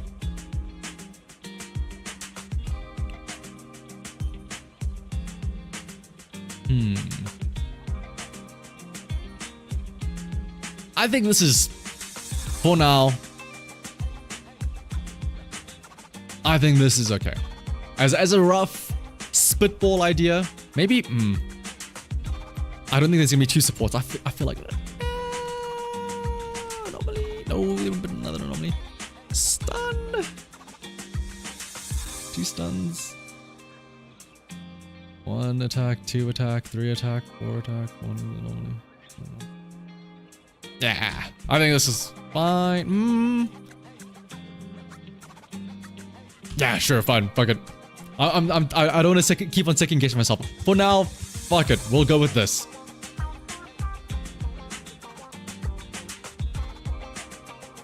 You can see it's working because the new agents are having like 70% engine attack.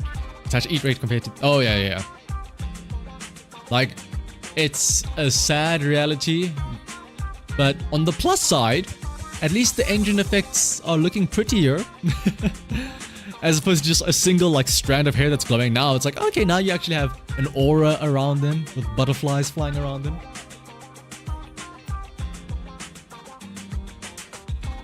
You'd like to see an ether stun. Honestly, like maybe Joe might be a stun after all. Like maybe Joe is the ether stun and Alice is like the ice attacker. But I do feel like Shu Yan is our only ether attacker, and although she is still fine, she's actually really fine still. I'm worried that by the time, whenever this guy does release, but like 2.3, 2.4, maybe there's some brand new mechanics that like really show Shu Yan's age.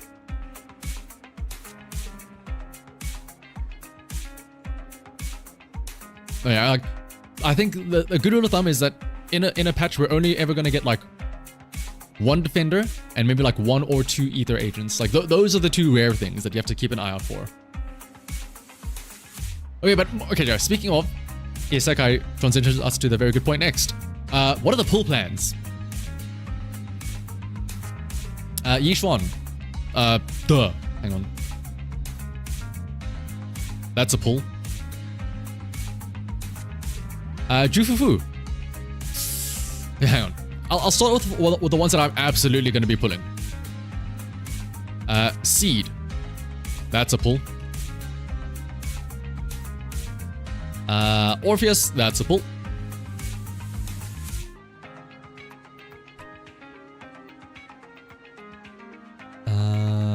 Fighter Girl. I feel like with all this mystery around her, there's no way she isn't really cool. So she's probably going to be a pull. How do I know Jufufu is attack? That's the fun part. I don't. No one knows.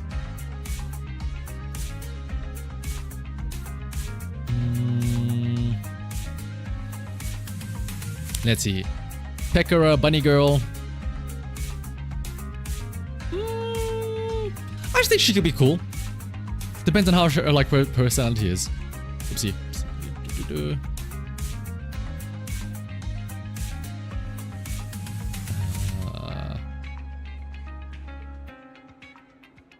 Shuyan's still very competitive. Oh yeah, absolutely. Like I said, but it's more of a case of what happens, 3-4 patches from now. Especially when you say, what is it called? From the dev talk, they mentioned, adding in possible new features or new like combat aspects where, they say, oh, you might need to think of different ways to use your team to overcome these challenges. They might inadvertently, I don't want to say, I'm scared of using the word power creep, but they might like inadvertently make some of the older characters worse because of how tuned towards the new agents and mechanics that the new enemies might end up being, right? How am I skipping Joe? We'll get to it. Hang on. Joe is a depends. Joe is a where is it?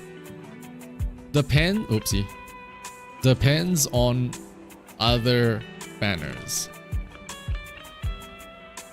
It depends on my situation at the time. If I've got the pulls for him at the time, I'll pull for him. If like Like, if somehow Joe is sandwiched between Seed and Orpheus, that's like, well, shit, you know? That kind of becomes a bit awkward, right?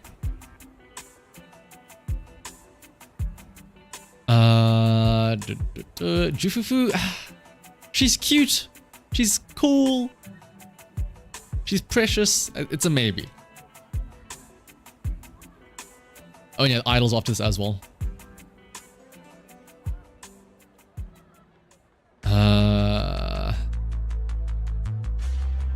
Joe's face seems playable, but the fit? What's wrong with the fit, pretty? What's wrong with a man in uniform, huh? I'm sorry that he's not shirtless and wearing, like, assless chaps. Jack Black? Maybe.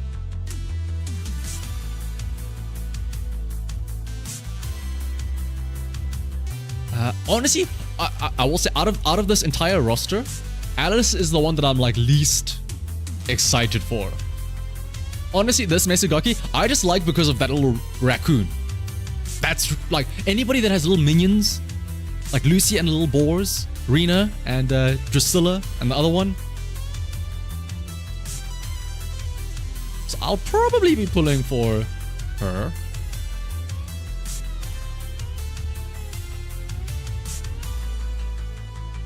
Oh, 100%, yeah. I'm pulling for the idols. We'll add them to the list after this. Alice... It's hard to say skip. It's a bit harsh to say skip because in reality, it's a maybe. But like, I have to give somebody in here the definition of least favorite. And it's gonna be Alice. I'm sorry. And then Moore's... or potentially Moore's, we don't know. This is like the lowest of maybe. Like, it's a maybe, but it's not the same maybe as Jack Black and Jufufu. Because if he's just like the edgy, like, oh, I'm so brooding, oh no, don't speak to me, oh. Then it's like, oh, okay, yeah, we get it. Get over yourself. Screw off, right? But like, look at how friendly this face is. How could you not like him? He just wants to be a friend. Alright, how can I extend this? Oh goodness. Oh, okay, I can extend. Height.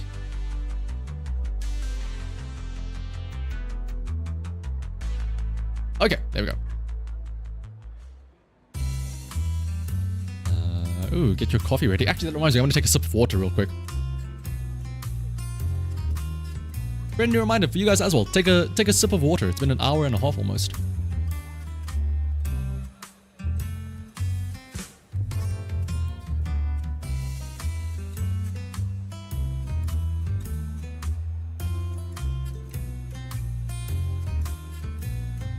Alright, ooh, jasmine tea. Yummy, yummy, yummy.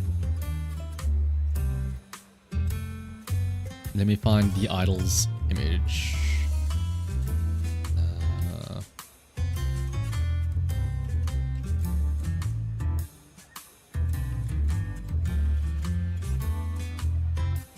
Right. Oh wow, this is a lot smaller than I expected.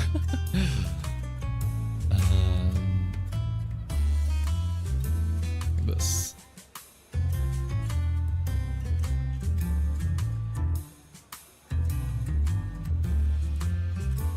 Ooh.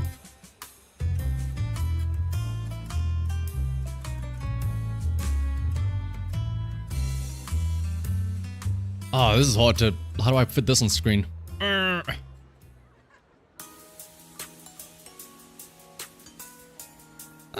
We'll put... we'll put that one up, I guess. Okay. Idol girls.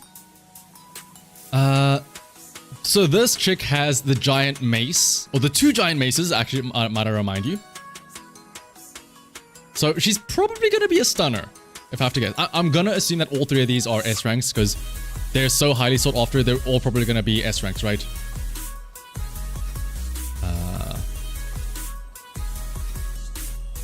This is, I think, the one that everybody is most excited for. Why is this not? Oh, it's... S rank. Probably a stunner. Might be an attacker as well. Like 2 giant maces. That can deal some damage, right? But I would want to say maybe stun. And I mean, 2 giant maces. What would they be other than like physical? If I swing a mace at you, you're not gonna be like, "Ooh, that burned me. That shocked me." No, that's like that put a dent in my skull. Physical. This is 100% pull. Out of all of them, this is my favorite. Next up, this girl. She's interesting. This is the girl that has like... Oh, this is like the robot girl? Oh, an ether stunner. Fine. Ooh. I would not be surprised. Like, they would want to dump as much like hype into her as possible, right? This girl, obviously S rank. Attacker! So, let me actually get a better view of this girl. So this is the robot that like can apply a projection onto herself so that she looks like a girl, right? And I'm assuming she has like Mega Man or like Iron Man little blaster things where it's like... So she's probably an attacker? She's a DPS of some sort, right? Maybe like that just because she's a robot, like it sounds a bit cliche. Attack electric. I'll pull for her just because I like the concept. It's kind of like the Billy vibes where it's the robot, you know. And then honestly, this girl is probably the one I'm least excited for. This is the one where it's like if she's an S rank, she has a megaphone, which I guess is kind of similar to Astra in the sense of like maybe she just shouts at them, right? I don't know what she is. I don't care what she is. This is the only one where I'm like, that's a maybe. Like if I can only choose 2 of the 3, I'm getting her and her. Middle girl has a huge following in Japan. Wait, really?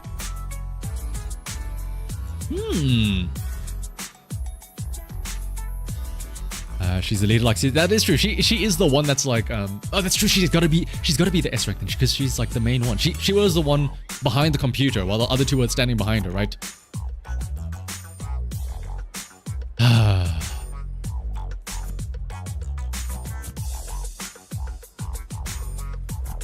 So, I mean, also to be fair, if we're thinking a team like this, right?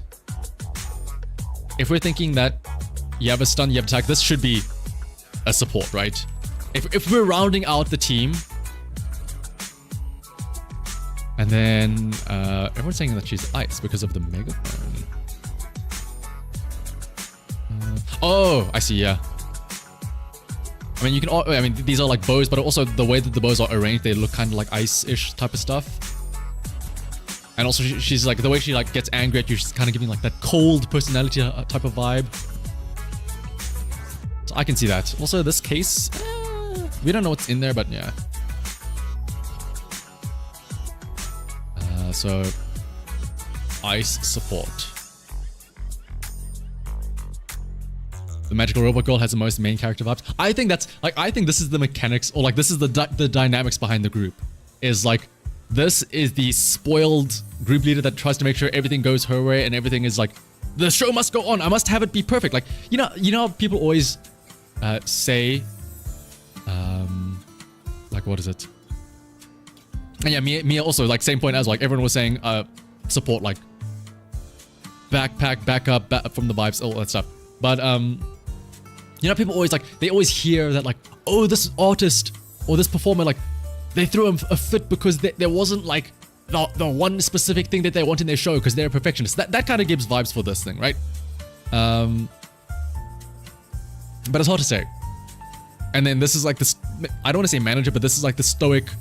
The one that's in charge of like, okay, it's fine, don't worry, I'll get it done. When shit goes wrong and she gets mad, this is the one that like will go and sort it out.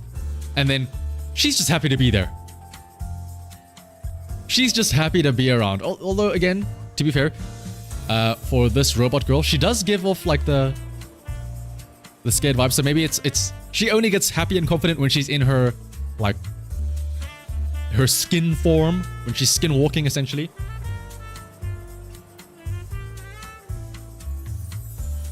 Move the image back to her actual look. Oh, like the yeah. I think this is a better showcase of her. So Bernice, Lucy, Piper. Honestly, kinda, yeah. Bernice, Lucy in the middle, yeah, and Piper. Yeah, I'm assuming the robot girl is like the support, but she's the one that also helps out. Like I'm assuming both of these two help the girl out in the middle, but she just doesn't want to be seen helping out. She's just kind of like oh let me you know don't notice me please. Why are her toes out though? Matt, you're giving Zenless Zone 0 players a bad rep here. Of all things, you like, I didn't zoom in on it once, yet here you are like locked in like, yo, hang on a second, zoom in, enhance. What are those?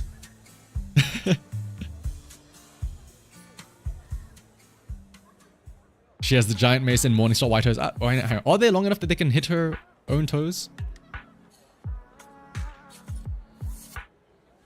I guess, yeah, they are kind of, and they're on chains as well. That's dangerous. Also, I didn't even notice it. Look at how smug she looks in this image here. She looks so smug. God, I love her. I'm 100% pulling her. What are these other emotions? That's Nicole ass smugness. It's true. All three are kind of easy skip for me. Ooh! Don't fall for the bait. Don't fall for the bait. Don't fall for Shino's bait.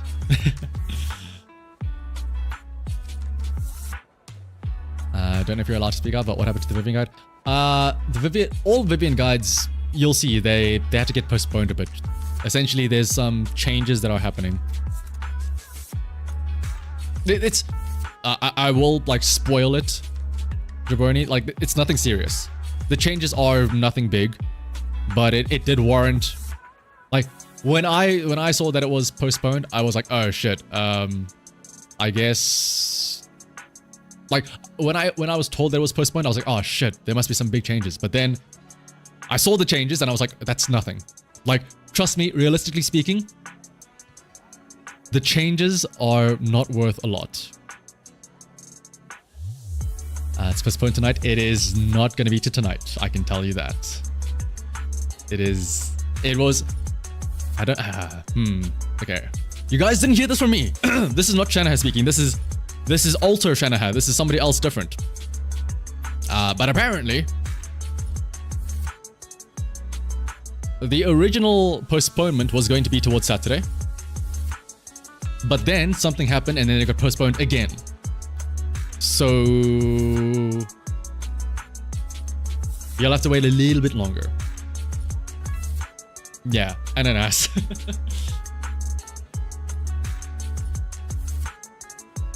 Rips at Saturday night. I mean, the rep that I spoke to hasn't gotten back to me, but they said later than that. I won't give the exact date, but they did say later than that.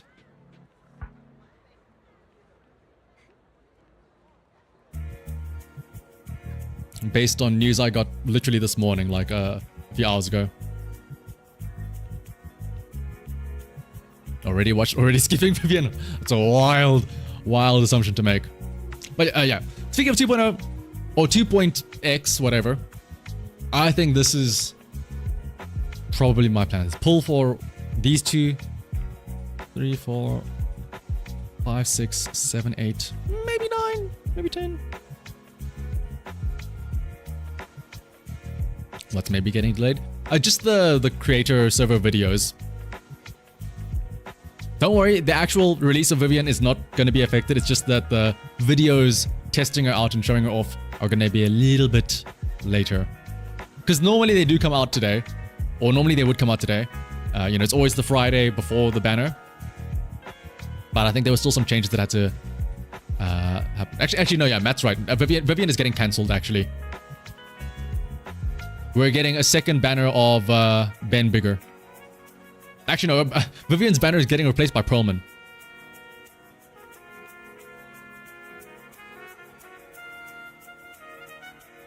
Idols are 1000% a skip. Thank you, Hoyo, for an easy skip to save up for an actual good characters. Don't fall for the bait. Don't fall for the bait. Only I think this is the biggest sentiment. Yeah, I think everyone is most hyped for Seed and Orpheus, the Obol squad members.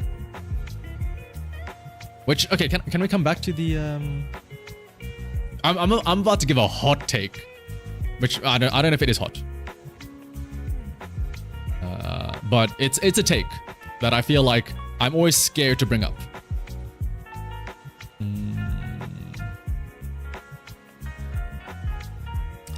But oopsie. People are either love or hate the idols. It's honestly that kind of sounds right for like idol culture in the real world, where you have the die-hard otaku fans that like will go to the shows, practice the dances, do the dances like along with the idols, sing along with them and all that stuff. And then you get others that are like, oh, that's so cringe, ew, gross, ew, what are you doing?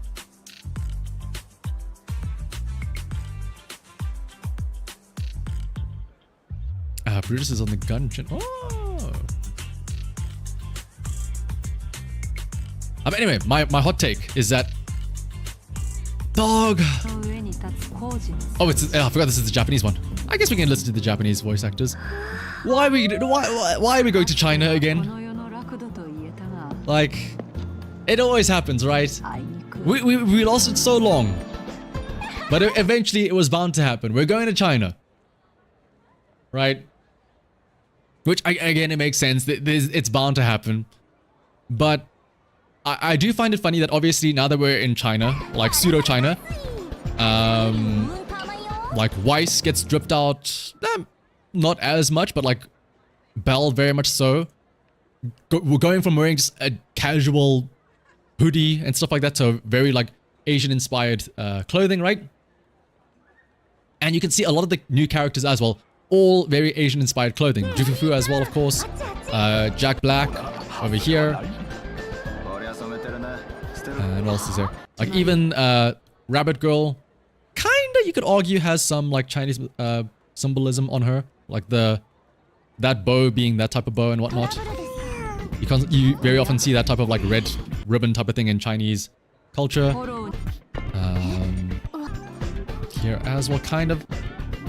I do find it funny that like these are the two that stand out the most, where it's like this is like these are still like season 1 designs, where it's like Obol Squad, military, urban military, like tech stuff, and not what is it called, Chinese theme. Because again, obviously they're from Obol, or like from they're not from Wi-Fi Peninsula, right?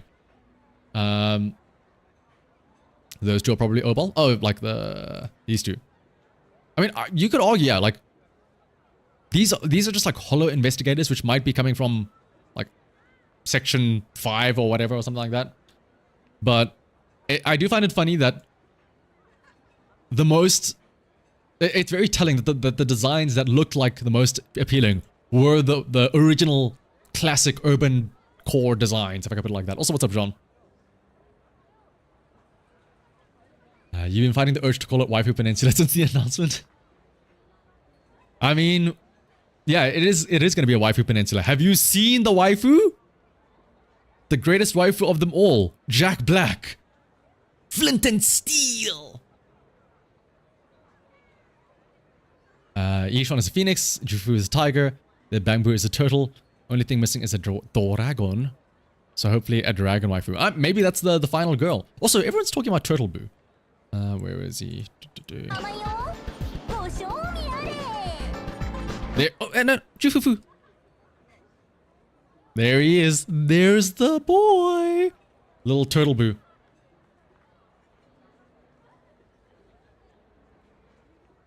But that would be pretty funny though. Like, I mean, it would make sense as well. Like the 4 different. I mean, you could argue that Qing Yi was kind of like the Jade Dragon in a sense, maybe.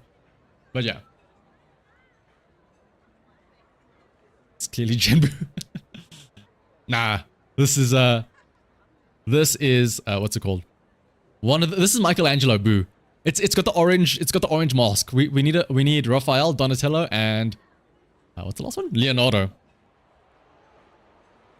That's just gonna be the 4 Bangbu of the patch. And then maybe Jufufu can be... Dude, I want to see an event now where Jufufu as like the... I know she's the disciple, the dainty little disciple, but I want Jufufu to become the master splinter for 4 little Bangbu.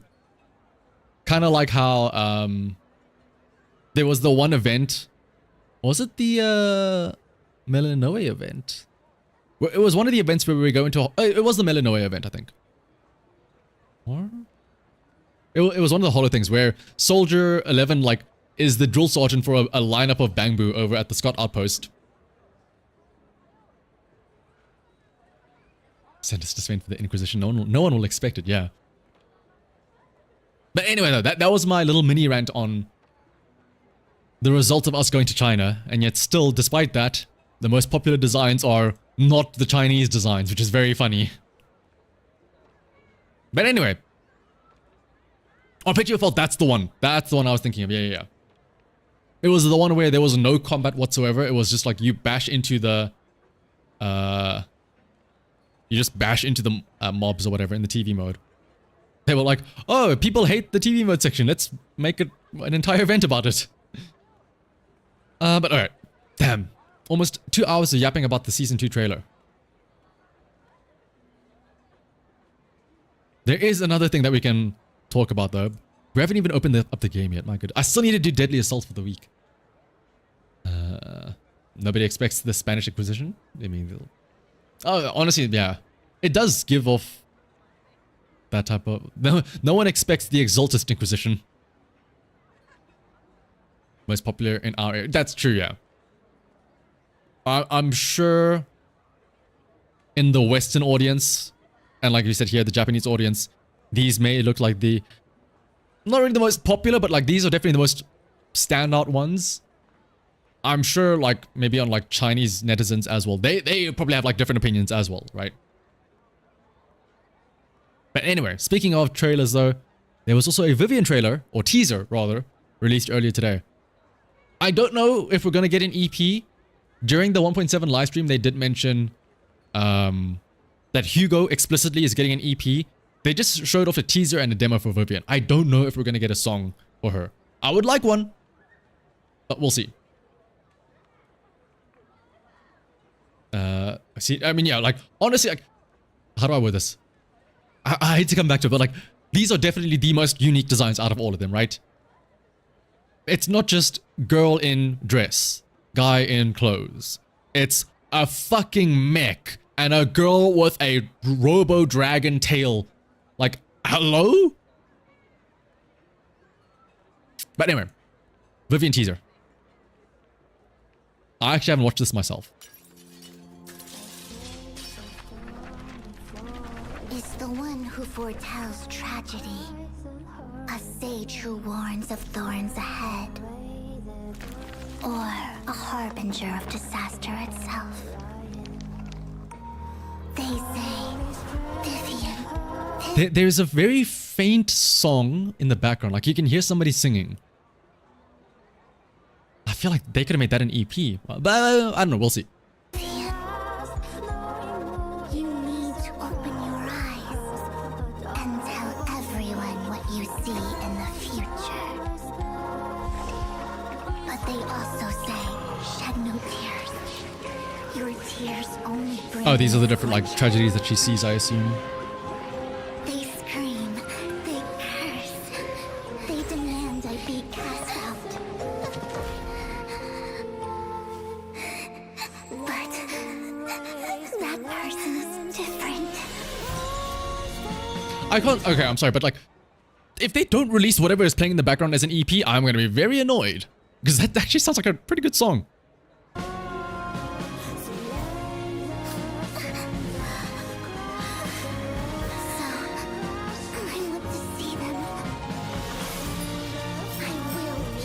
Okay, that's a pretty funny shot of her with the toast in the mouth. Ooh, I do like these panoramas though. Yeah, you say it's like storybook is very classic MiHoYo. To be fair, it works.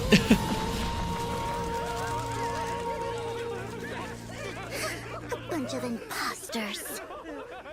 How dare you tarnish Phaethon's name? Unforgivable. Be gone. Damn, she just straight up kills people. Like, yeah, hang on. So this is a character teaser. As a reminder of what other character teasers we get. Yeah, like, wait. That was also very short. That was 1 minute 45. The last teaser, which was Trigger's one, was 3:25. Soldier and Bees was 3 minutes. Did Evelyn have a teaser? I guess the character demo, which was 2 minutes. Astra's teaser, 4 minutes. Yeah, that was very short. Was it as long as Lighters? As long? I guess the character demo, 132. So yeah. It was about as long as Lighters, yeah.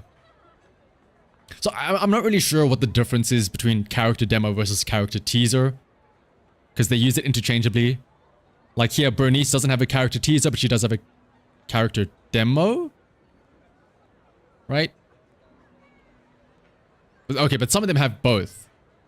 Okay, so character demo is more like in-game rendered cutscene type of thing, right? Whereas character teaser is like, oh, let's have a stylized art thing, right?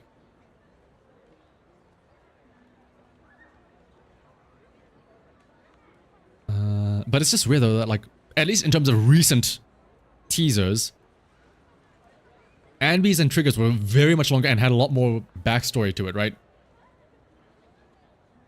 Whereas the Vivian one, I'm not gonna lie, it was kind of meh. Like, I don't want to say it was meh, but it was like,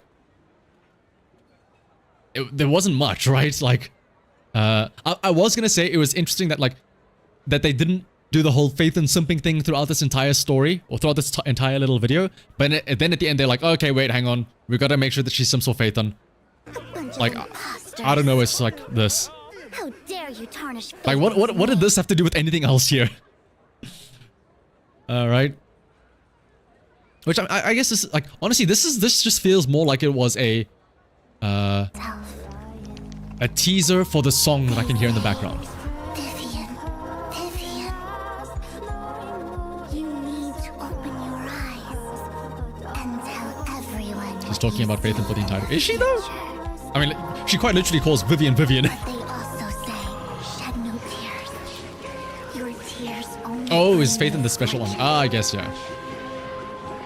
They scream, they curse, they demand. Lives up to his name. It's Manless Zone Zero. True. But I like the lighter one though. I think the issue was that the song was a bit too hard or like too dramatic, but yeah. Phaethon was shown in the golden horse scene. Oh, like as the light freeing Vivian from the shackles, yeah. Oh wait, hang on. It's coming back to the Greek mythology. The chariot, the golden chariot with the sun that Phaethon rides. Oh, it's coming. We're all coming full circle.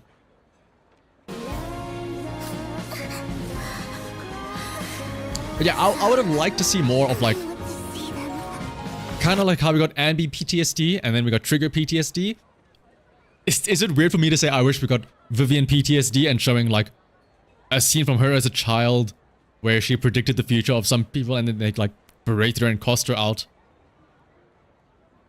We did kind of get that like symbolically with this stuff, but like,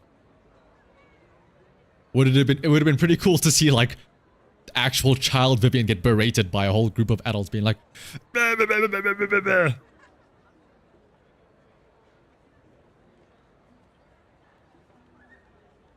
Is this over the era as she is a vampire, or is it just recently? I mean, she looks like a child here, but I mean, a child Vivian is probably like, oh, she's a vampire. She's actually 1,000 years old in this picture here, or something like that. So yeah. Should we are probably gonna, I assume, I hope, probably, we're all gonna get that backstory in the actual game, which maybe is actually for the better thing, because like, then you're more likely to have everyone actually understand and see the backstory. Whereas, like, for example, for the Anby and Trigger PTSD stories, unless you actively go and watch the teaser trailers and character demos and stuff like that, you won't know the background of, like, why they are, how they ended up the way they are, right? And the story does kind of tell you about it, but it doesn't give you the full picture. So maybe it is better that they put the big lore drops in the actual game. Yeah, actually, yeah, as Nomi says, yeah, like, forcing... Actually, this is a great point. I don't want to bring it up because I'm going to get super annoyed, but, like, this is the Final Fantasy 15 shenanigans of, like, oh, there's a new game that you want to play? Okay, cool. In order to understand the game, have you read the little play-by-play storybook? And then did you watch the Kingsglaive movie? And then did you watch the 4-part mini anime series? Okay, cool. Now that you've watched all of those, now you can finally understand the start of the game, because the game won't explain it to you at all. So maybe this is for the best, right? Not having the big lore drops over here.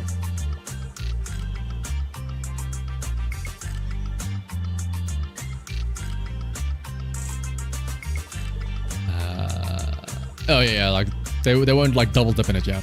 The only thing I'm hoping for is I want that song that was playing in the background.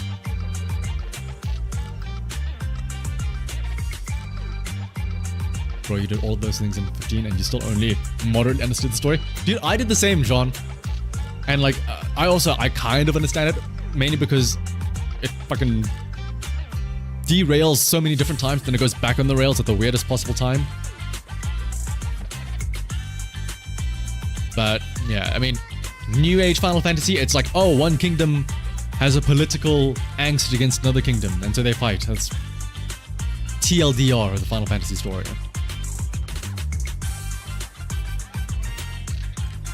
YouTube videos are free though. I mean, so is the game, technically speaking. You can experience the lore in game as well for the low cost of nothing.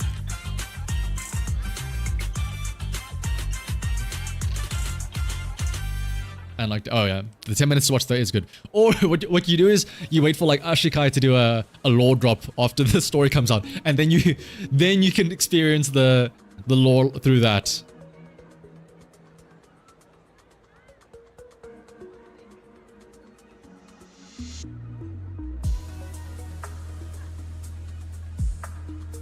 At least Kingdom Hearts lore was gated behind multiple console exclusives. But okay, but to be fair, that's Kingdom Hearts. That's a very bad example of like, oh, here's how you should tell a story. All I know is that Mickey is like the guardian to the keys or whatever, or some shit like that. That's all I know. All I know about Kingdom Hearts is the one scene where Mickey goes like, did somebody say the door to darkness? And then it just pans over to Mickey with like the weird like black hoodie or black robes or whatever.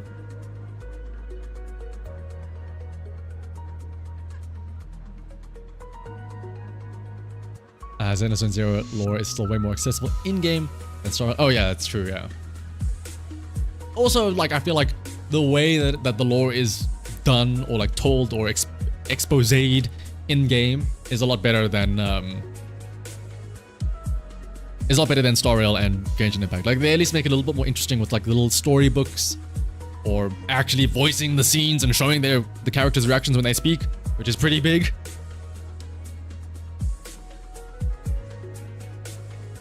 That was a line, yeah. Did somebody mention the door to darkness? I can't do a Mickey Mouse voice. But alright, yeah. I just hope that we get that Vivian song. That's all I ask for. That's all I ask. Dude, fucking spoiler alert. The fact that the Heartlesses are just the names rearranged with an X? Oh my gosh! Sora, Roxas. Oh, dude, the funniest joke I heard about the anagram with an X is Ansem, his Heartless, rearrange the letters, add an X, can become man sex. Oh, the nobodies, that's the one. Sorry. Listen, there's a lot of terms in Kingdom Hearts. It's easy to get them confused. But alright, let's switch on over. I didn't know there were so many Kingdom Hearts heads out here. Instantly correcting me. And that was just a test, which you all passed. But alright. After 2 hours of yapping, maybe we should actually play the game. I do need... Oh, have I done my dailies? I've opened up the coffee shop and stuff. Oh, my stamina! Oh, it's overcapped! What do I need to farm? I need to farm a lot of stuff. Let's just go and grab engine upgrade materials. And then yeah, Deadly Assault after that.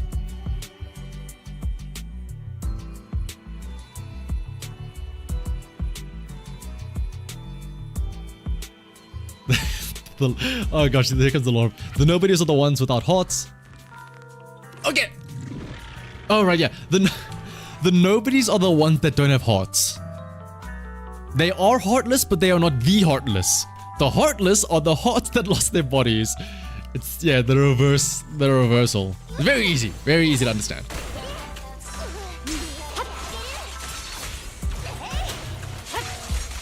Kingdom Hearts is not convoluted at all.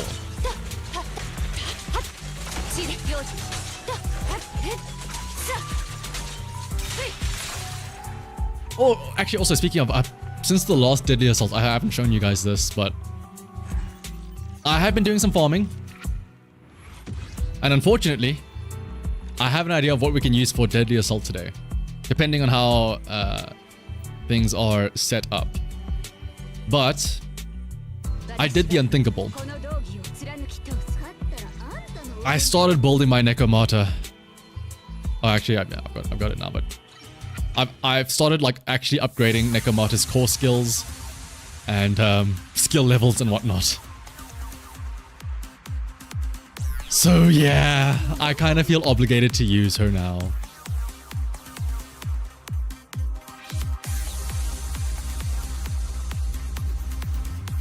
Have I played the games? I have not played the games. I have watched playthroughs of it though. I think. I say I think because I know I've watched playthroughs of some of the games. I just don't know which ones. I don't know if they're like in the correct order. I don't know. To be fair, even if I do watch them in the correct order, I don't think watching them in the correct order is the correct order to watch them in.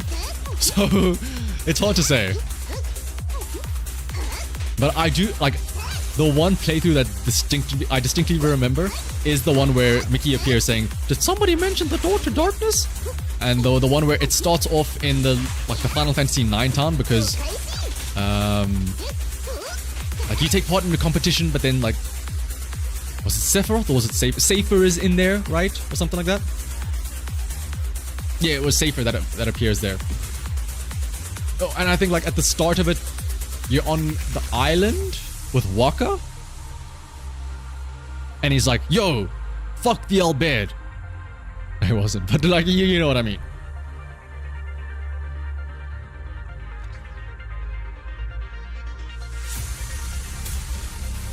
You've also started building up Nekomata. Welcome to the club, Nomi.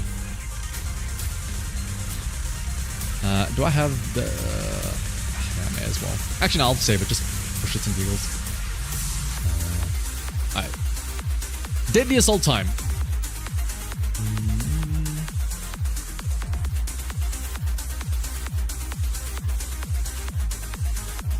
You don't plan on pulling an agent for at least 2 patches?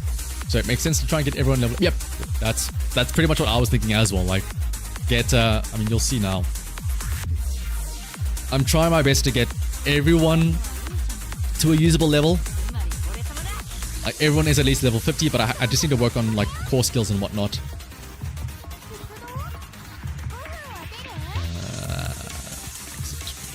Okay, hang on. Let's see. Dead End Butcher, Bringer, Corruption Complex. Okay. Do I dare try and do this without Miyabi? Bringer is weak to ice though.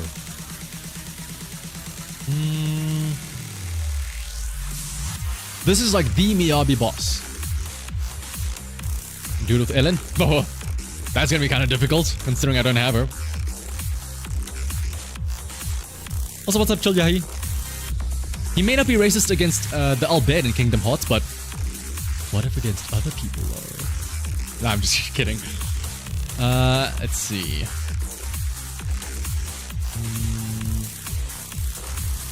JT, you like the teasers if you like the character. It's nice. Oh yeah, absolutely. It's always nice to see more about characters that you like, you know? To get a bit more backstory to them and whatnot. Why can't you 3-star Dead and Butcher with Sandy, Trigger, and Nicole? Or what are the buffs? Well, firstly, you're not really taking advantage of the weakness here.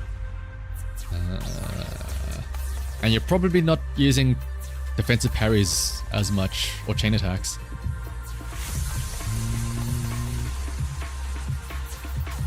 Perfect Assist grants 300 performance points.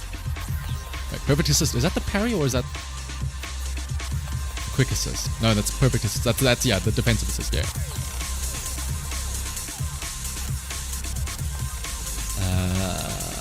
You feel like a cracked head. You have everyone's core skills and level capped out. Working on W. Oh no, that's perfectly fine, Cade. That means that you are ready for whatever the game has to throw at you. Alright. Do I want to try and do this without Miyabi? Here's the thing though, like Dead and Butcher, this can be Shuyen. Unknown Corruption Complex, this is gonna be Soldier Anby. If I don't use Miyabi for this, what do I... And it resists physical, so I'm not gonna use Nekomata for that. Butcher. Complex. Hang on, what are the buffs?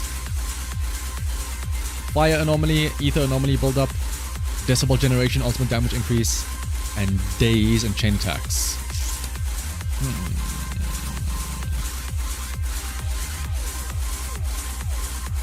Nekomata challenge.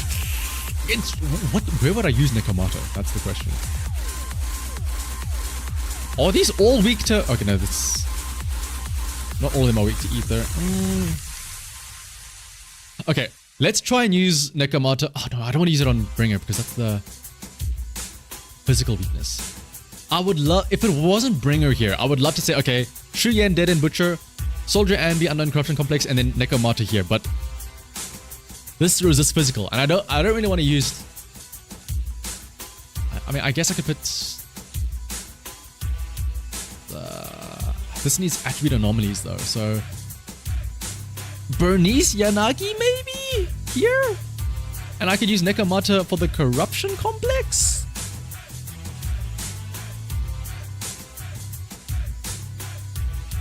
Maybe?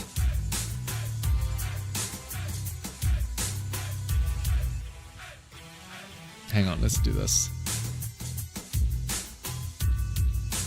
Neko Seas is pretty good. I mean, I guess, yeah, for the parries, right? Or the defensive assists. Let's just try it out.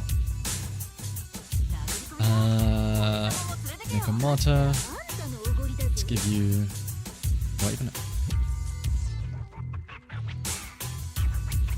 Ooh, do I have enough engine upgrade stuff here? Oh no, it's maxed out, yeah.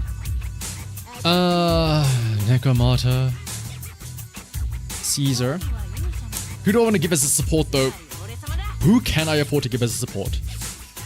Nicole! No, but I need Nicole for... Oh no, but... I also need Caesar for the Shuyen team at the end. Unless I go... Oh my goodness. Do I really have to use Nekomata?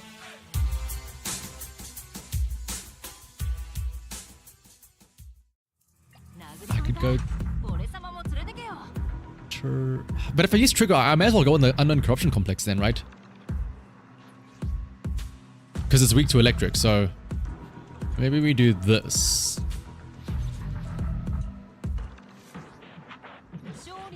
Nekomata, Trigger.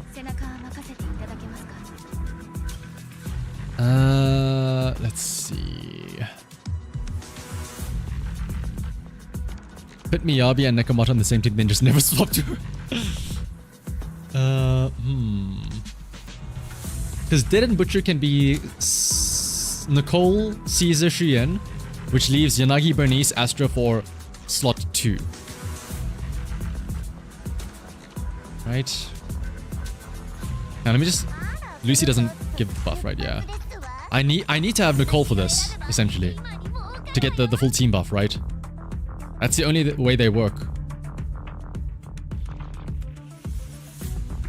I mean, I arguably... Pulchra, maybe? But like... Pulchra's awkward though, because then the switching becomes weird.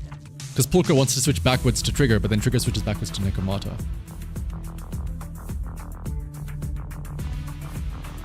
I feel like...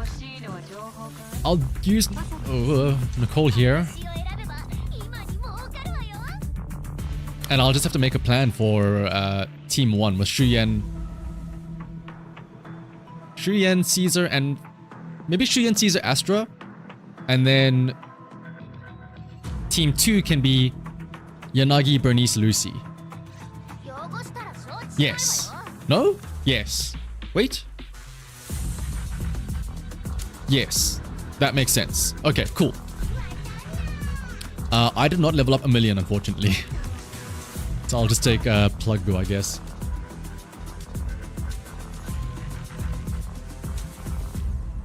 Neko Pulchra. Oh, the full physical team. Yeah. Alright, well, time to get like 2,000 points only.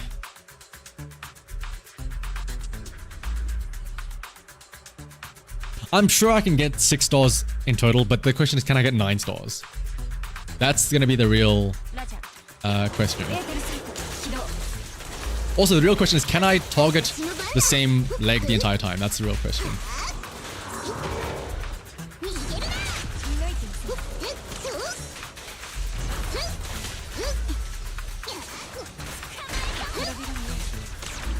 Oh, I hate that. Nekomata just missed her attack because like she was an inch too far away. So her what's it called?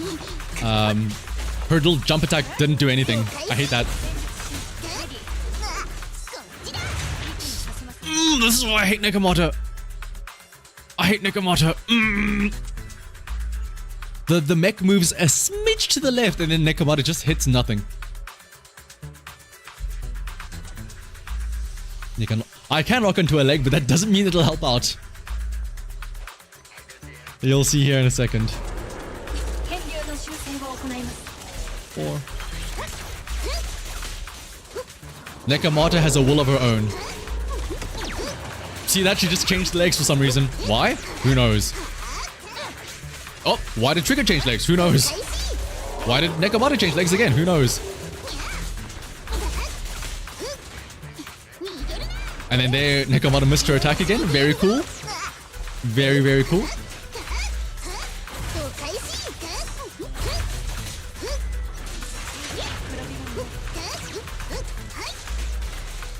I don't even want to look at the score. I don't even have 1,000 points yet. Oh my goodness.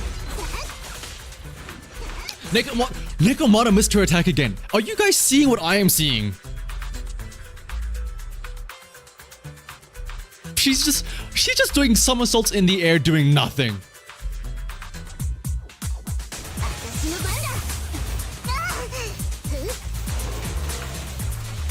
Okay, we got it stunned. Surely now we do a lot of damage. Nekomata dashed forward and didn't hit the actual boss. Oh my goodness, Nekomata, you useless cat.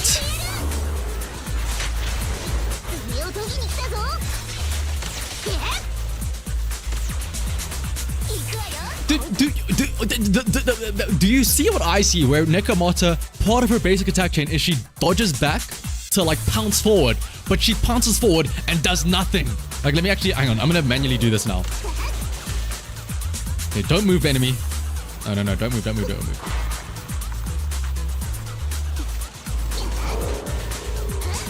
That little dash attack forward that she does. She just does nothing. Alright. I'm sorry, I'm gonna cheat. I'm gonna bring out Miyabi. Where is the backup unknown corruption for the back shots? Honestly, I don't even know if Nekomata would teleport to the back of it. It'll probably just go for a different leg. This is gonna happen to your husband when he finally gets bolted up to do deadly assault as a Nekomata main. Ooh. That's a strong man willingly choosing to be a Nekomata main. Alright, what did I say for this? Alright, yeah. Let's go ADHD mode. 1, 2, 3. Wait,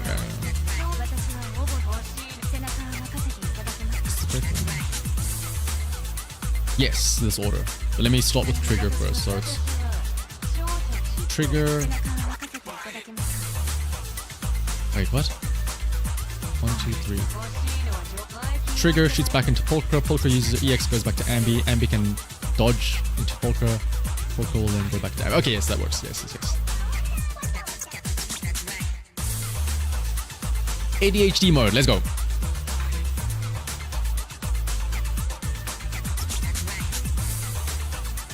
Astra trigger Ambi. I want to save Astra for Miyabi.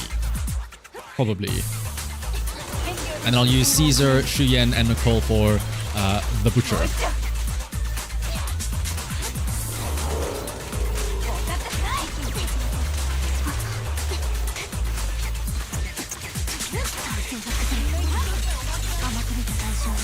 Get back here.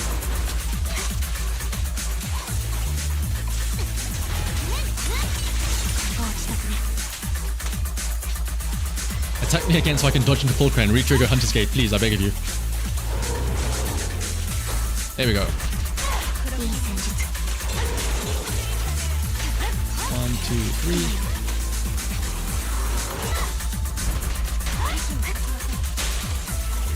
1, 2. Get in there, Plug Boo!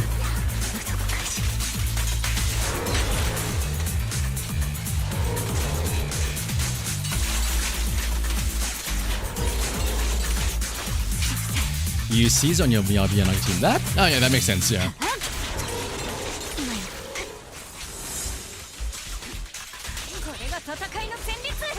Oh, I missed this shot! Oh my goodness, trigger. Okay, you can do this instead.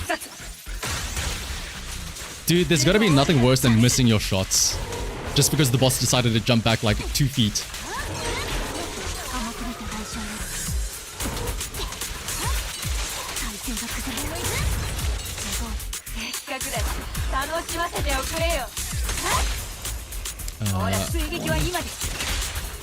Two,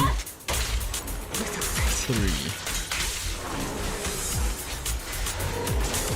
Oh, I need to pull up Trigger's little bar again.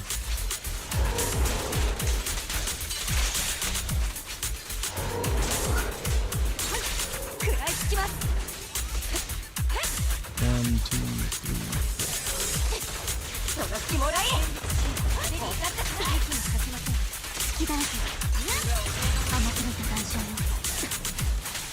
The boss fears for his life. Actually, I might not even make it actually, now that I look at the score. The severe lack of Astra is becoming apparent.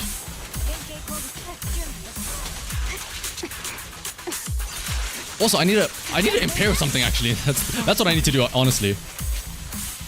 Where are my impairs? I got 1, I think, but that's about it.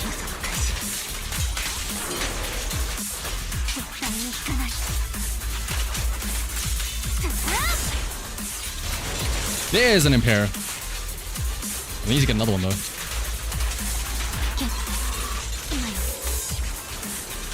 There we go. It was all just being saved up for now. That's what's happening.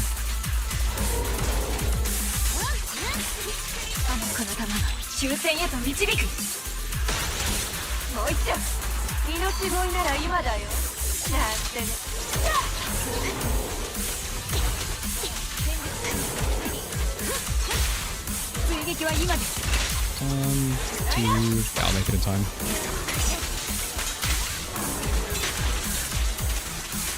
1, 2, 3. Final ultimate. Oh, can I get a final shot on the ultimate? Wipe out screen and ult. Oh, that's so cool. Okay, that was all worth it. Aura farming Anby.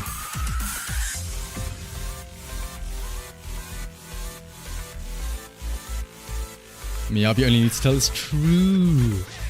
Little spirit. Oh, dude, I like how all of that.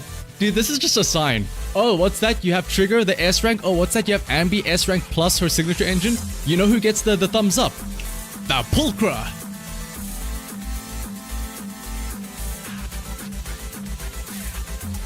Your Horror Master got 36k first try, just saying. Well, also, to be fair, Luma, you also have like what? Mindscape 4, isn't it? Plus signature engine Horror Master and whatnot. I would expect you to get 36k with Horror Master. Anything less and I would be shocked. By the way, the only agents missing... The only agent reruns missing are Caesar and Yanagi, so plan 1.7. Oh yeah, absolutely, yeah. Unless they hit us with a wacky Miyabi rerun. Which I doubt, but yeah, it's... Assuming we all go chronologically, then yeah, 2.0 reruns will very likely be Caesar and Yanagi as the two ones left over.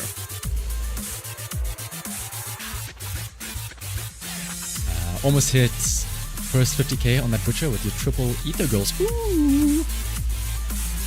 Oh yeah, Nicole Astra Shuyen, yeah.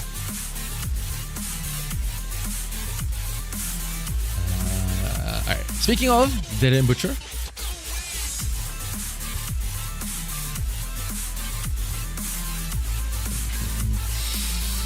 What would actually be good here for Shuyen?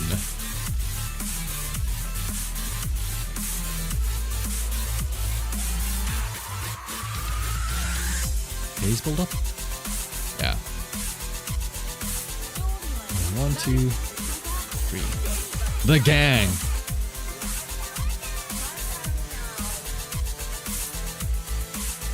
Your M told me Miyabi cleared all 3 on her own. Yeah, with one single... what is it called? With one single judgment cut.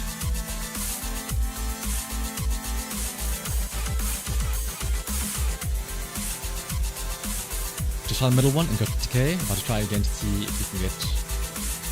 Oh, you got 45k, gonna try again to see if you can get 50k. I was gonna say, that sounds very weird that you got 50k first try, but you want to see if you can get it lower. Like, I don't think that's how that works. And then I was, oh wait a minute, that's what you mean.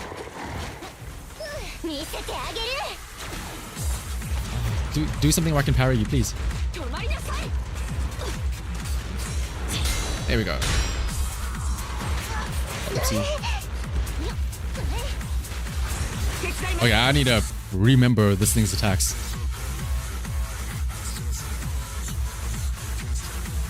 Next time you need a meme video, you strap me to a rocket and make... No! At least make a DMC 2, that one the best.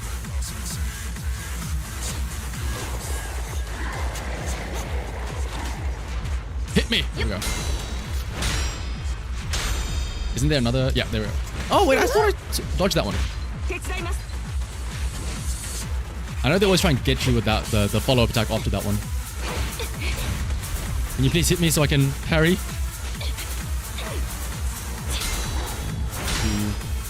3, and then another. There we go.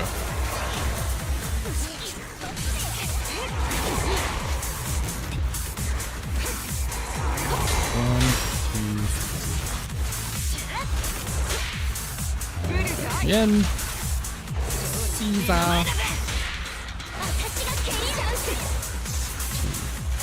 2.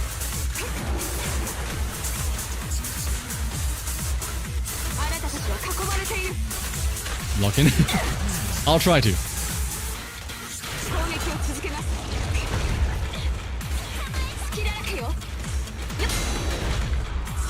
Oh, what? That was a weird little thing. Like I didn't like fully parry, or like I parried the first hit, but not the second hit. Like I didn't stagger it. It was just like weird that the others didn't connect for some reason.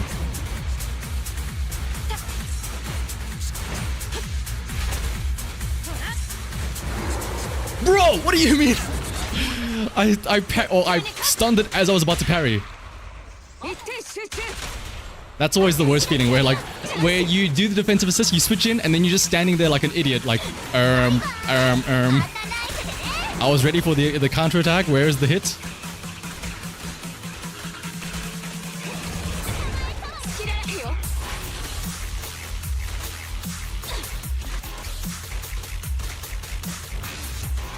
Don't you want to hit me? 1.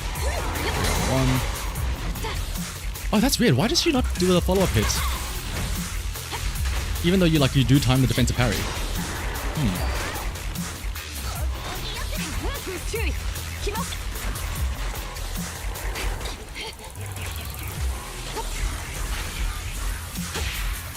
Vivian.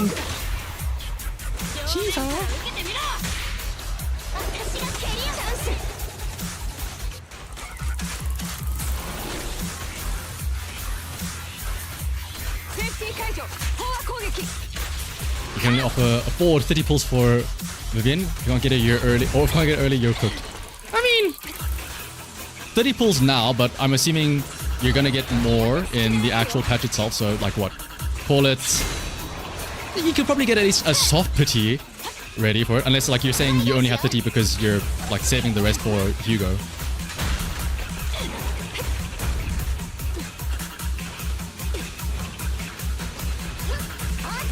Hit me. And then another one. I thought I parried that. Maybe I'm too far away for it to like count. Oh wait, hang on. I have a chance to end this on a ult. Oh no, I can't end it on ultimate. Can I? I can end it on Nicole's ultimate.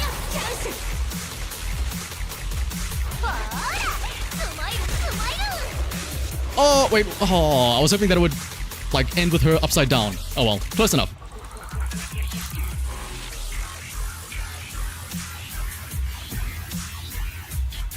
Oh, shout out to Caesar getting the thumbs up, of course.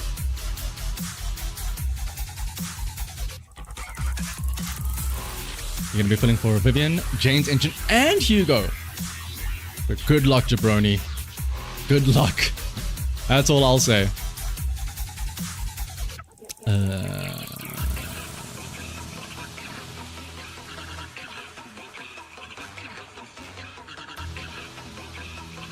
know what? Let's try this. Let's try ultimate spam. Mia BBD. 2, 3. Technically speaking, I guess. To be more efficient, let's do this order.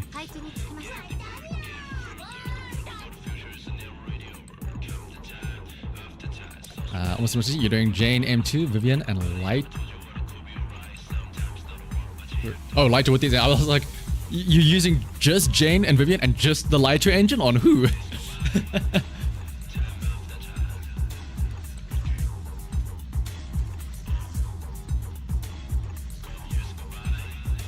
Is Vivian's engine worth pulling, or is Electro Plus will work?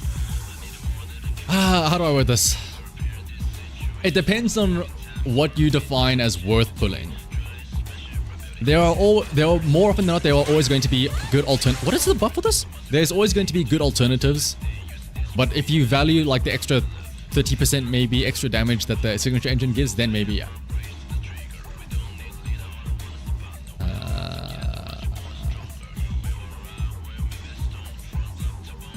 Oh, it's anomalies. Yes.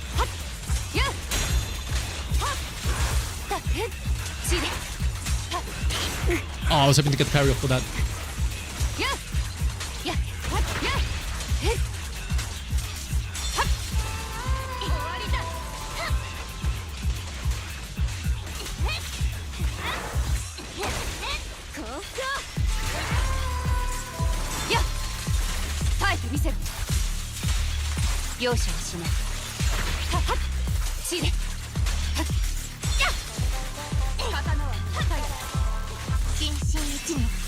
The ZZZ meta team, homosexual couple, and Lighter for some reason. Lighter just is happy to watch.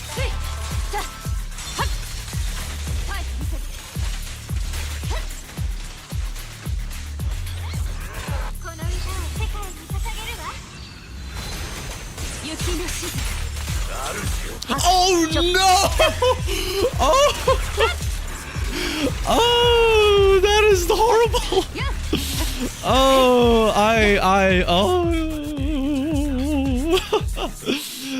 the moment I pressed the ultimate and I heard the sound effect go off, I was like, oh no. I mean, I can still get 20k probably, but ooh.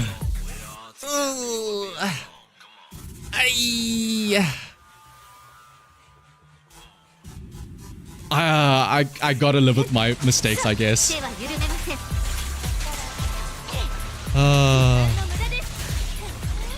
Oh, it's so over. Oh. Oh, I'll punish myself by playing this out, I suppose. Oh, that hurts to see. And now I have to waste like a minute as he does his little jerk-off thing here in the air with his big arm. Oh.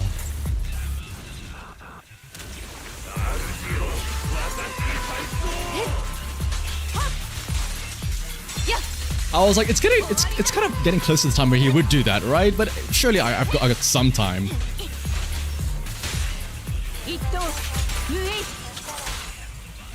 Two.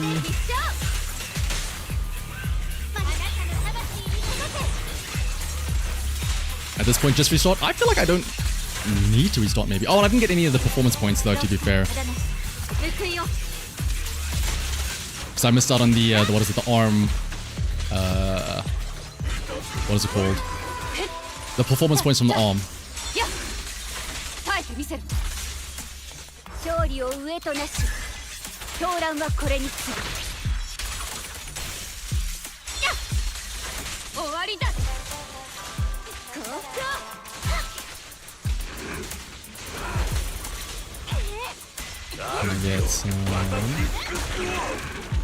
Okay, now we're gonna actually time this properly now.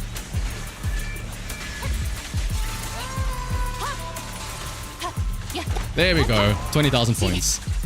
It was a bit rough, but I mean, yeah. Who was it that said I'm not gonna get 20k anymore? Who was it? Out yourself now. You doubt the power of Miyabi?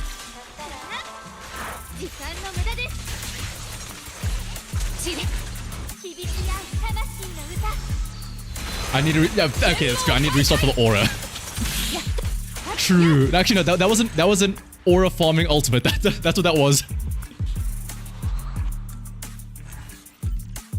Oh, that just felt so rough, though. All right, we'll do the run back now and actually not miss our ultimate.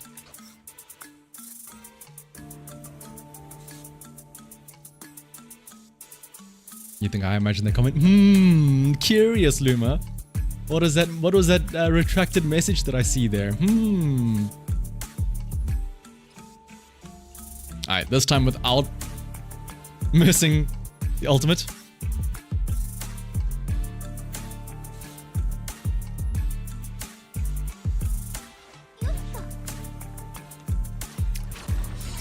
Especially because remember, that ultimate is with the ultimate buff, so that would have done like a shit ton more damage, and it would have also applied the debuff and whatnot.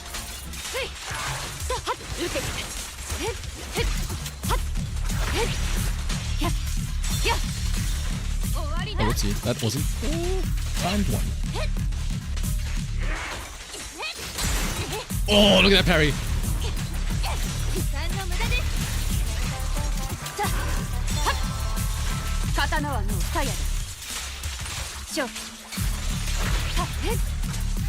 Okay, can I ult here? I'm scared to ult now. I don't know if I can ult. I'm gonna ult. Okay, we were safe.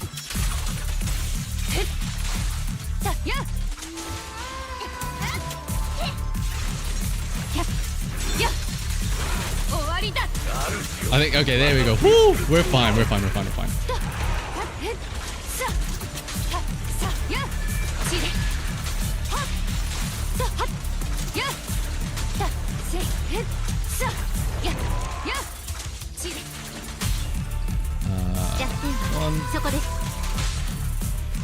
two,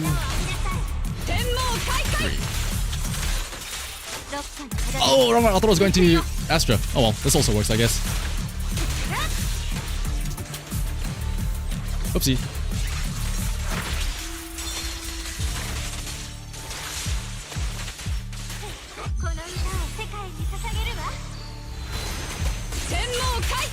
I was trying to like balance, or what's it, not balance them out, but space them out to keep good uptime on the buff.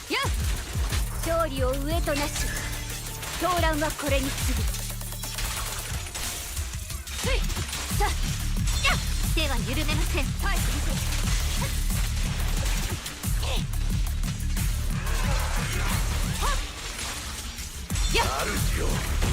Bro, now you're dodging my what's it? My judgment cut as well. Can you stop?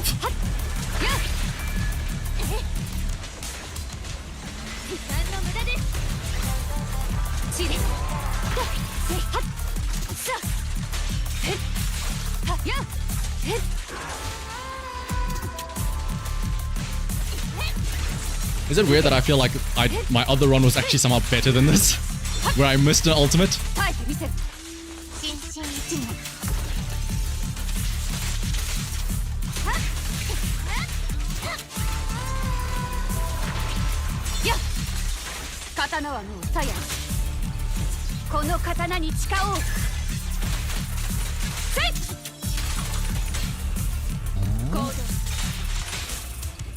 There we go.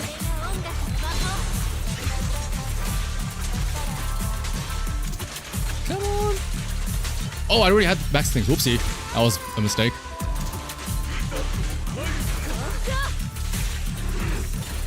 Maybe I'm just dumb, but I always feel like, what is it called? I see the bot filling up and I always forget whether or not I'm stacking up the new, whether it's the new frost element that's applying or if this is just like it already has frost applied to it already. It's so gosh darn difficult to switch Astro. My go-to has normally been, if I double tap the switch button, because normally you'll switch first to the other agent and then because both of them are on the field, then you only switch to Astro. So I'm so used to having to double tap that when it doesn't work, I'm like, wait a minute. Hang on a second. Alright, but now that we've got now 9 stars, I'm curious to see, can I get 20k if I were to use Nekomata, but actually use like the full team that I want to, and not like compromise and stuff like that, right? So let's grab all of these. And then somebody, hang on, let me just quickly check. Somebody sent me a message.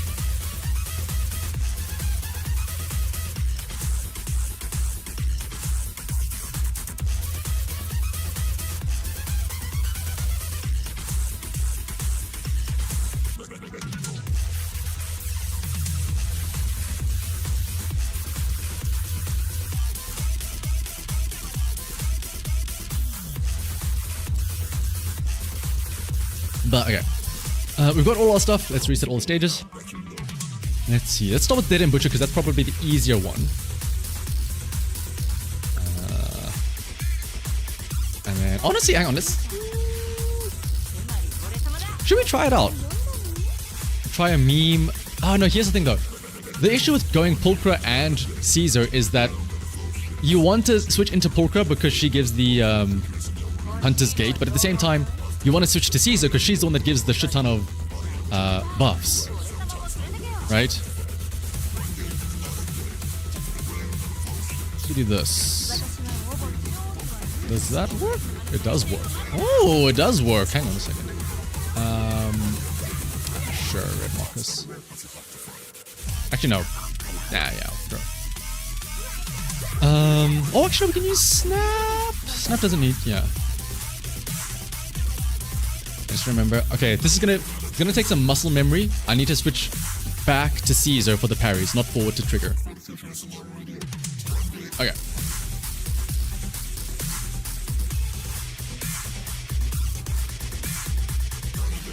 Alright, Nekomata.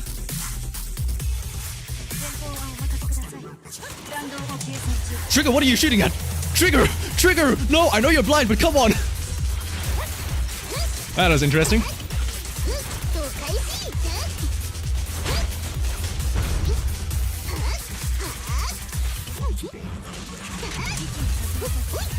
I need you to actually hit me though so I can parry. Those aren't hits that I can parry. Please do something that I can parry. I haven't even got my shield up yet. Please. There we go.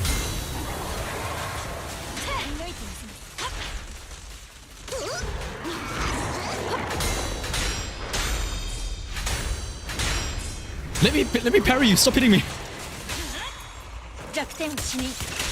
To Shiza.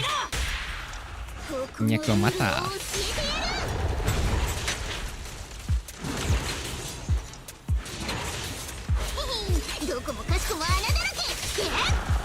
Ooh, the score isn't looking too hot, I will say. Oh, I staggered it while I could have gotten a parry. No. 1, 2,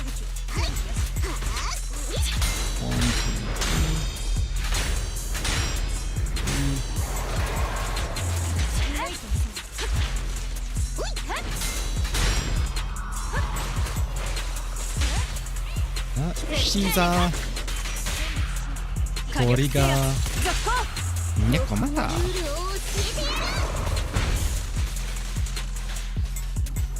I need to get behind you. There we go.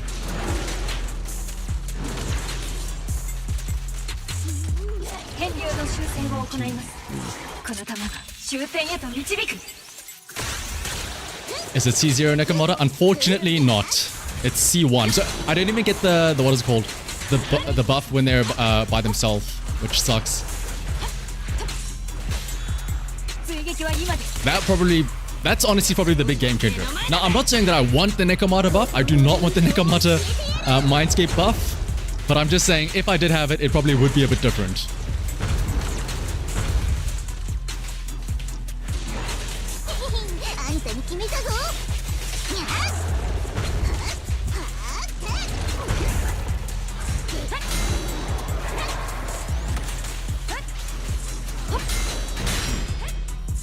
Oh shit. There goes all of my parries. Uh-oh.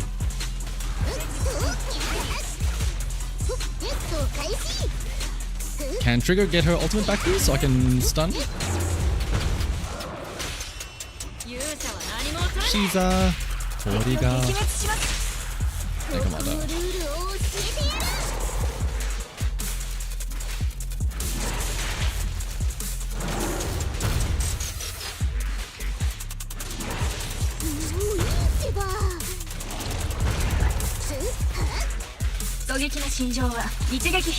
Since I want to make all my future 50-50s, please no, don't do that to me.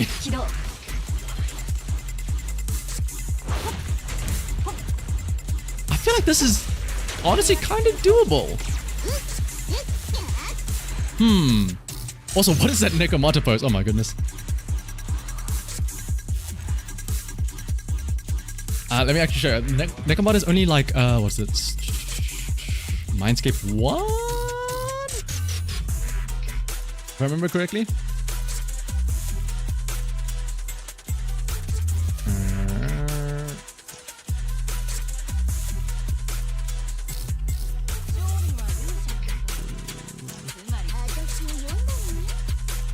Nekomata is Mindscape 1, yes.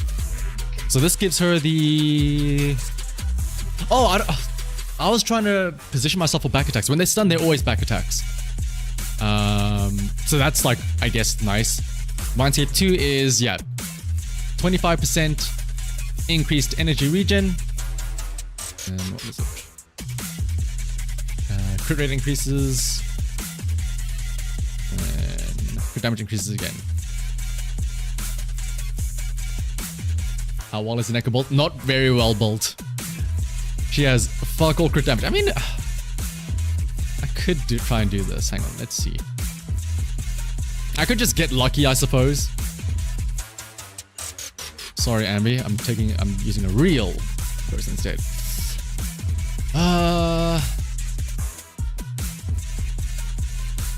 Oh, that's why I'm trying to get back shots, because this still needs them to be back shots, right? Oh, hang on. Oh, wait, no, I guess it doesn't matter, yeah. I mean... Let's try this out. 1, 2, 3. And let's hope that the thing attacks me instantly at the start so I can get the my shield and parries off sooner rather than later. Oh, I could level up, yeah, true. Do I want to waste all the... it's double drops, sure, fuck it.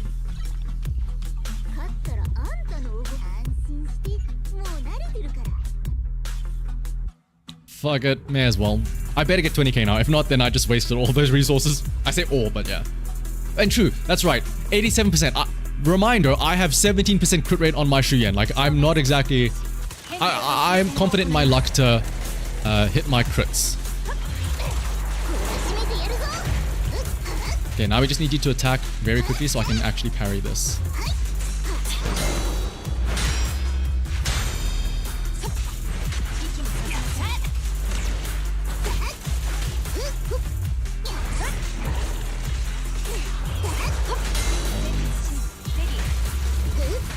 Where was the stun on that? What the heck?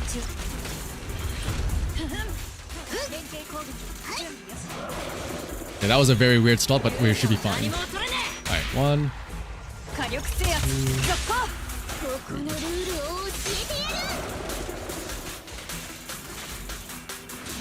1, 2, 3. And the ultimate.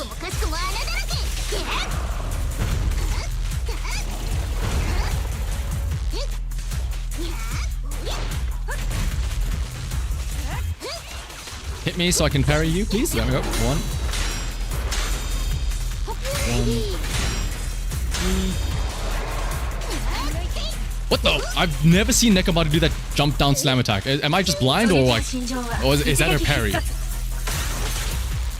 I mean, it makes sense. I hardly ever use Nekomata, so I legitimately don't know.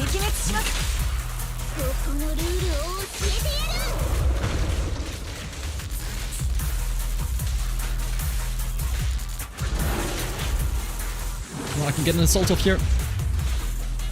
Get the assault! Oh my goodness, I was trying to get the assault off before I used the skill. But I guess not. Stop getting stunned. Attack so I can parry. I am very reliant on you being aggressive so I can actually do damage.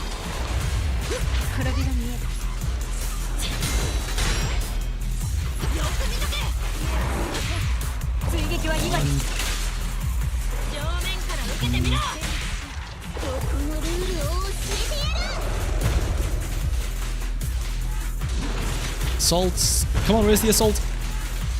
There we go.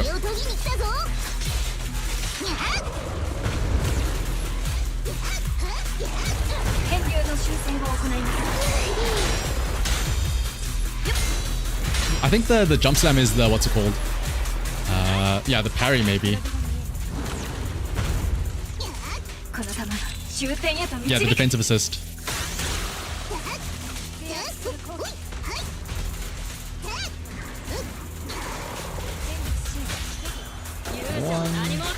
I might get it here actually. 1,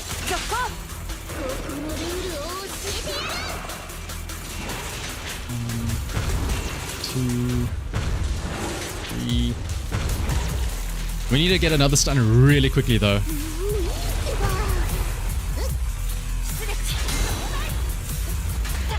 That's not gonna help when I mess up the timing of the parry. Bro, I need you. Stop being like weak. I need you to hit me back.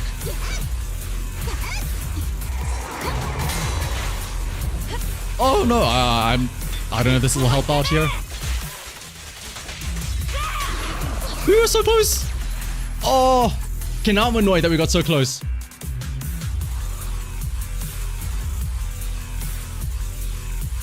Like if the enemy was a little bit more aggressive and we got more what is it called, parries in.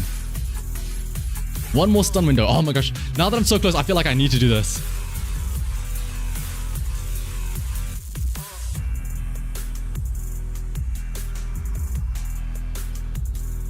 Yeah, that is the issue. Like, Nekomata wants to dodge counter. That's the issue. So you kind of have to sacrifice. I mean, to be fair, I think it's a worthy sacrifice to switch out the dodge counters instead for the, what is it called? For the parries from Caesar, because that... The amount of days that you get built up, it's so much nicer.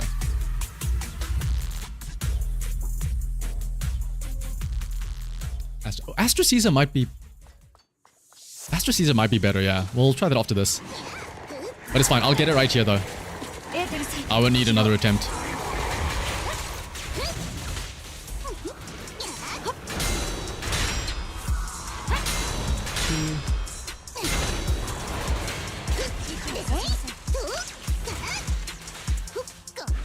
Oh, cool. Very cool attack, Nekomata. Really cool. Love it.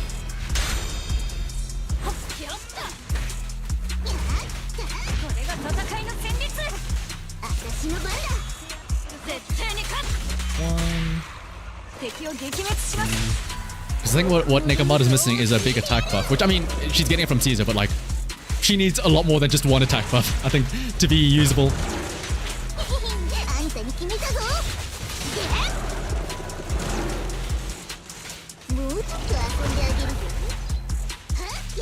Hit me, please. There we go. I missed that, but oh well. We'll just use the ultimate instead.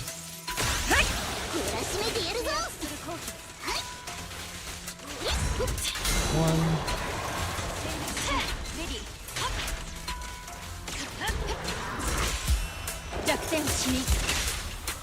Shiza. And then Nyeko.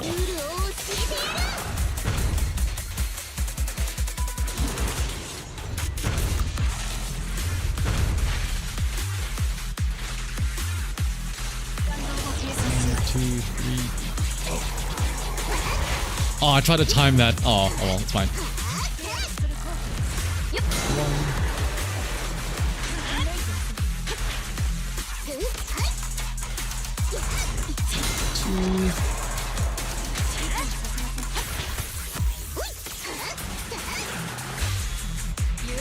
She's still gonna be a bit close, I think.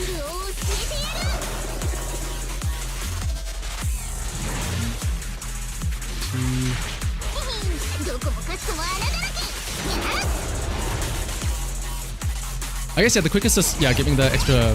I guess, yeah, that makes it nicer because then you can... What is it called? You can parry into Caesar, but then you, instead of just manually switching back to Nekomata, you can quick assist back to Nekomata, which would be very helpful, yeah. I'm skilling for no reason in the middle of nowhere. Alright, let's do this instead. Nekomata, what are you doing from so far away?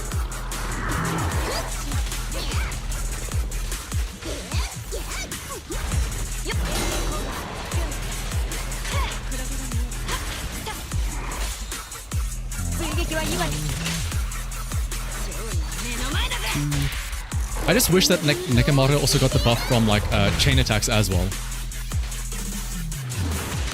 Because like yeah, otherwise then you need to have the quick assist to get the buff now when they're stunned. Because you're not gonna dodge counter here, right?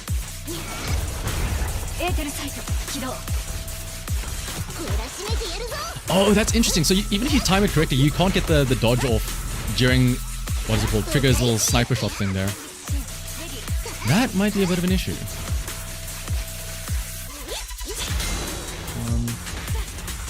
Okay, let's try it out with Astra now. Being able to spam quick assist will be a lot better, I think.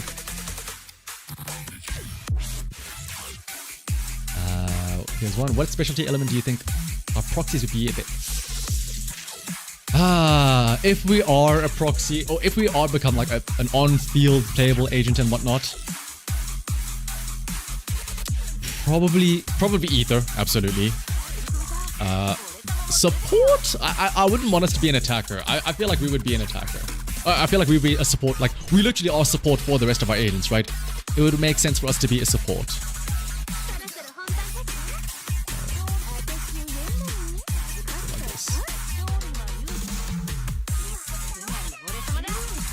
Oh yeah, this is some weird music in the background. What is this?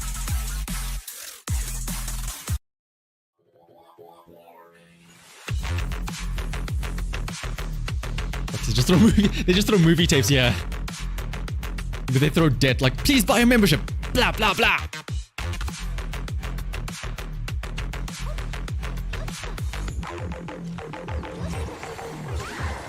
What the?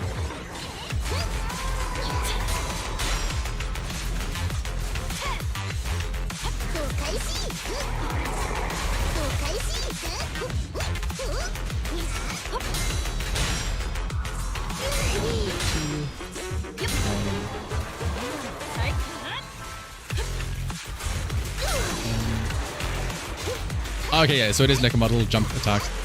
Or defensive assist, that is the jump attack.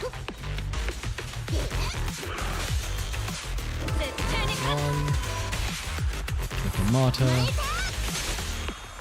Astra. Oh, I hate that skill. I hate the skill. I hate the skill. I hate the skill. I hate the skill.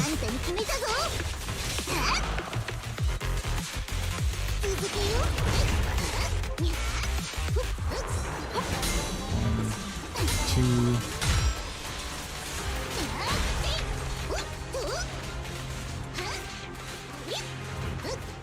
Hit me again, please.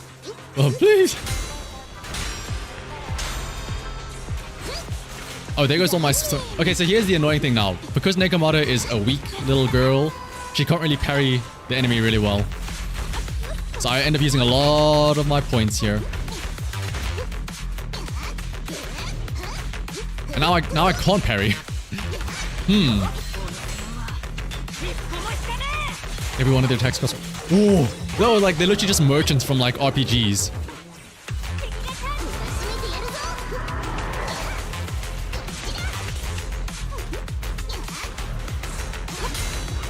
I mean, to be fair, actually, hang on.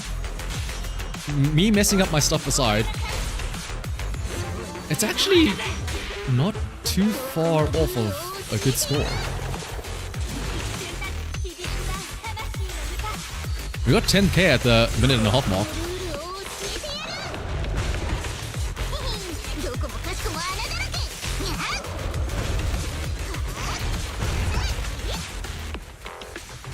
Backed up into the corner. 1.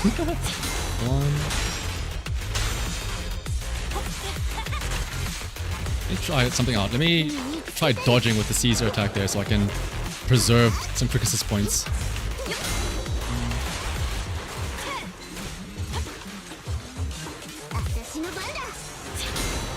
Hang on a second, hang on a second. Hang on a second.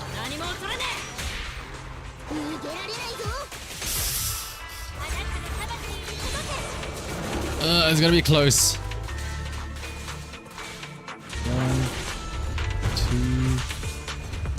2. Wait, we need to get another stun in quickly. 1.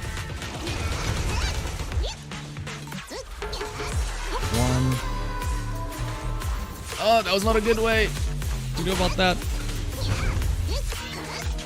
I could just roll ultimate here, actually. Hang on.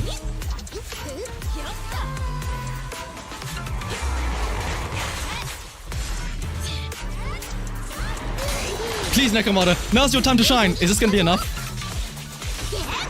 Oh, 100 off.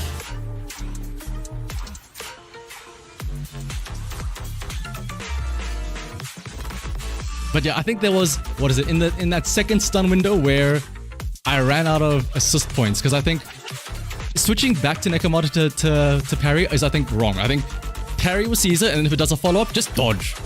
And then do a regular parry afterwards.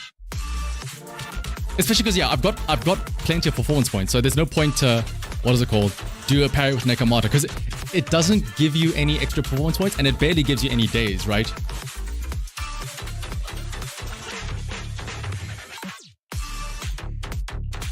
Alright.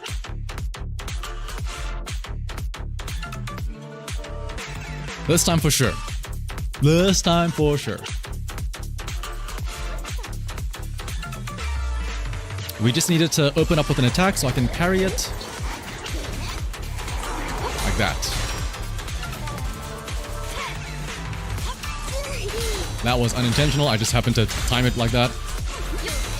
That's fine.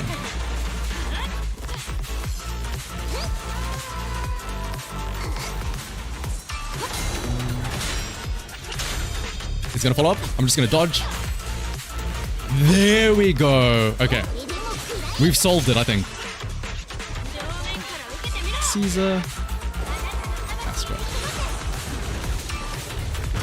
I also just need to make sure I don't whiff my EX specials by doing it in the middle of nowhere. That's also another big thing.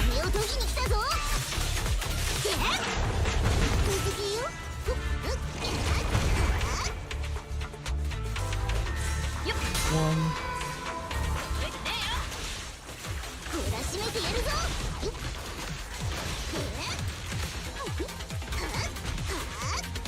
Get back here. Please hit me! I need to parry. 1.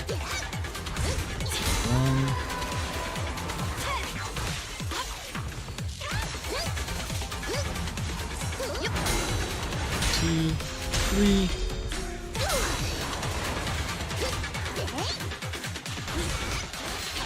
Fuck it, I'll just do this just so I can get the... should be enough? Right, don't tell me the... Okay, oh, I was gonna say, if your ultimate is that weak, Caesar, oh.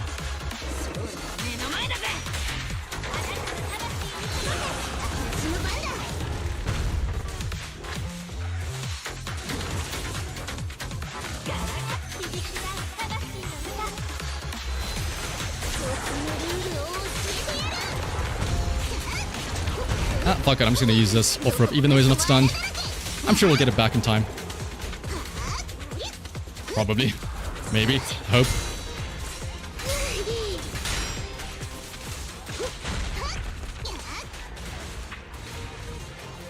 Yeah, I might have to switch the trigger if this doesn't work with Caesar. I would like this to work with Caesar, but yeah.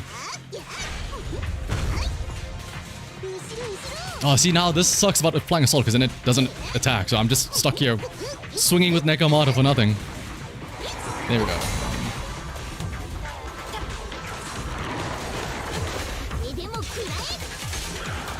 Please attack me so I can parry you.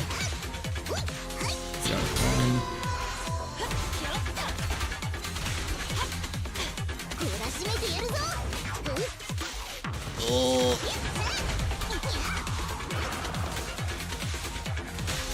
I think this is going to be close again.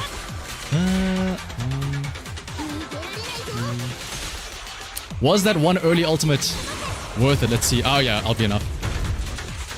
1, 2, 3, and the ultimate. Hey! Okay, now important part. We need to end this off with the Caesar ultimate for the screenshot.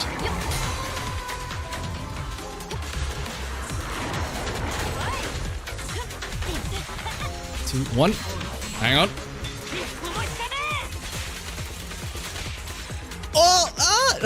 Oh, okay. That's a cool screenshot. There we go.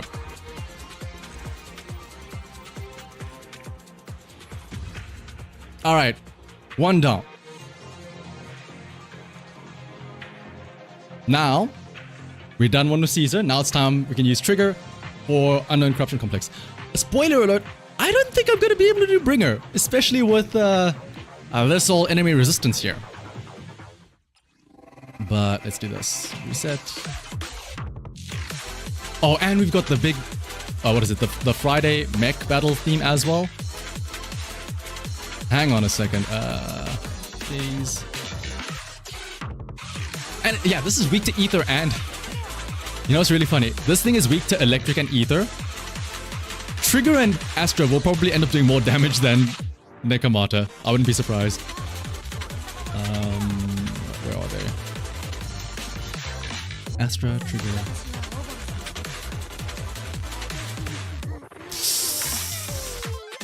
I mean, hang on, what is, this doesn't matter. Like, it's just the assault thing, right? Yeah, it's fine. I wasn't applying assaults anyway during that, that one battle. Alright. It's good, yes. I always confuse the 3, Hans, Greta, and Friday. They all have good, themes anyway.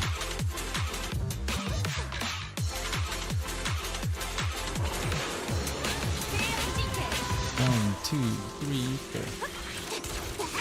4. This was impairing, yeah.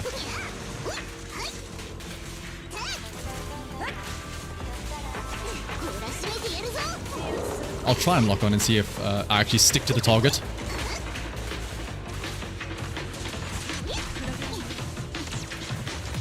Oh, Nekomata, please.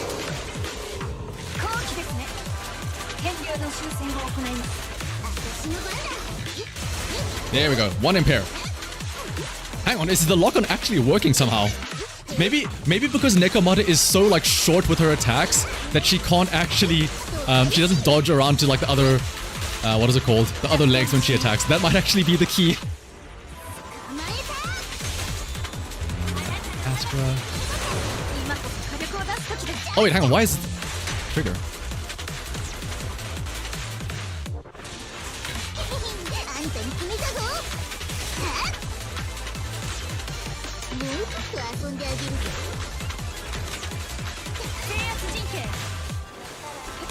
I'm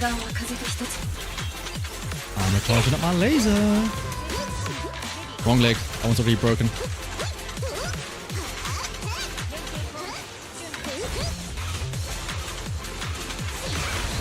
There we go. That's another leg broken. Is it weird that Nekomata is actually capable of breaking legs, like, properly? Whereas everybody else just, like, dashes around the field, so it's hard to actually focus one leg.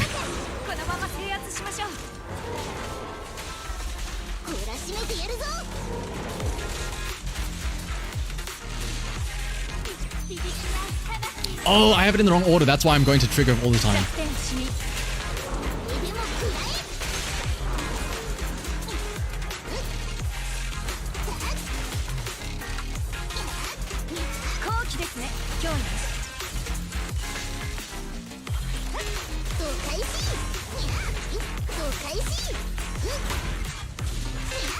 Come on, break, please, I beg of you.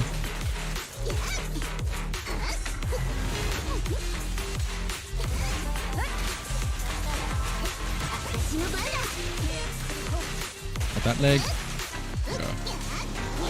Wait, this leg is broken already, or is it not broken? No, it's not broken. No. It would have the black marks on it if it was broken. But I feel like I'm pelting it. There we go.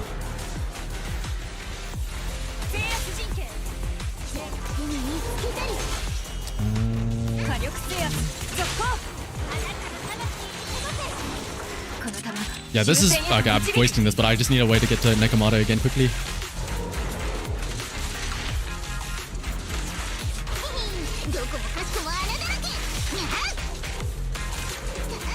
I think, yeah, the big mistake is I have them in the wrong order, where I should be going into Nekomata after the Astra chain attack, not the other way around.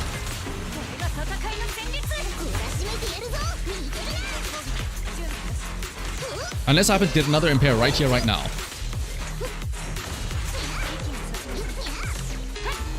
Okay, no, but this is doable. I just need to switch around the order, because otherwise then it gets a little bit wonky.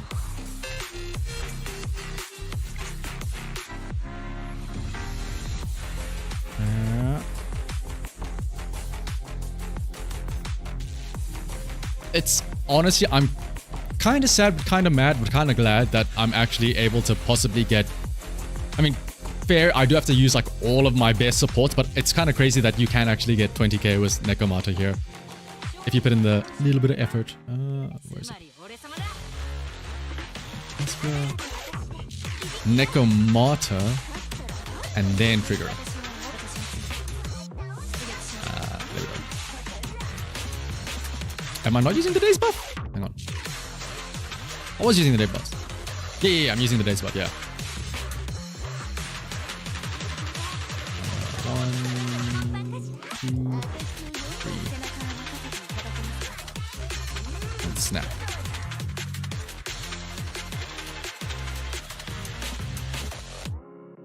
Should be Neko. Yeah, Neko trigger Astra in that order, yeah. Oh, I mean, shifted by 1, but yeah, same thing.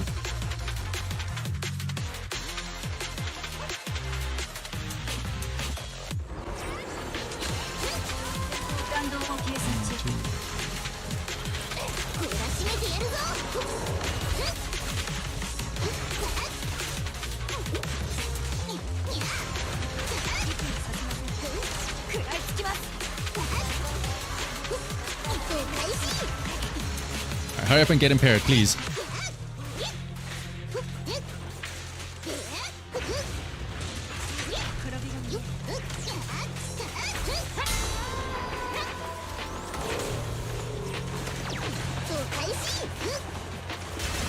There we go.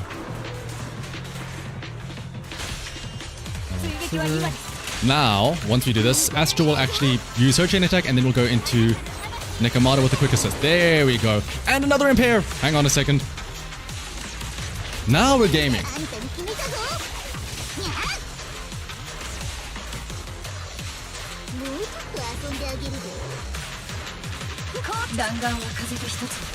I'm a fire my laser. Dude, actually, I don't know. I was gonna say, because of the way I lined up, does that pierce through to the other leg? I doubt it, but that would be really cool if, with big enemies like this and big ultimates like, what is it called? Triggers, and honestly even Haramasa, like, if you could actually do piercing attacks to the enemies because of how big they are, that'd be pretty cool.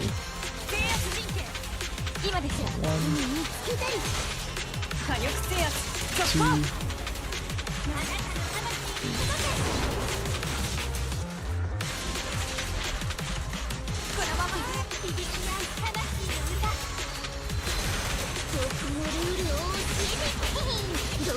Is this enough in the time for the... Yeah, it is in time for the stun. Whew. This leg is already broken. Need to go for that one. I will say it is kind of funny that Nekomata is actually able to... Or maybe it's just because I have trigger as well, but Nekomata is probably the most consistent I feel like that I've had of an agent that can actually target one leg and actually focus down that one leg. As opposed to, you know, dashing around the field the entire time. Because her attacks are so short range. The one benefit, I suppose, of Nekomata.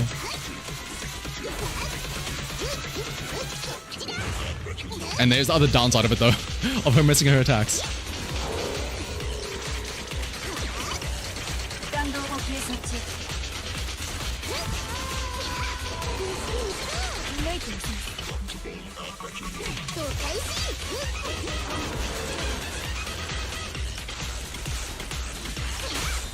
I don't know if I'll get another stun in time after this. That's why I was holding on to that ultimate.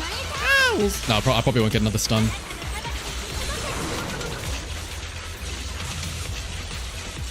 I get one from Nekomata at least. Oh, that was very poorly timed. Oh my goodness, that was probably me throwing the run there. Unless I get another impair here.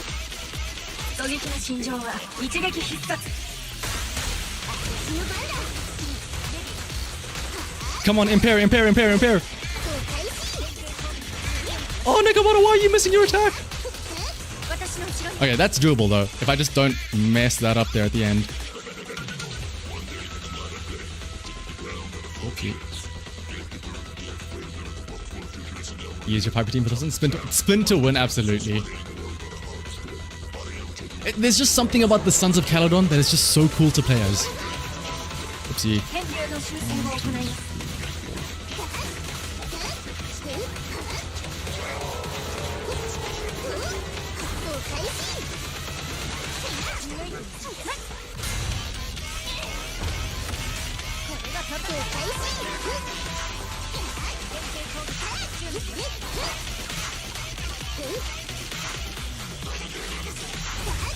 Well, I probably could have parried that. There we go. I parried that one though.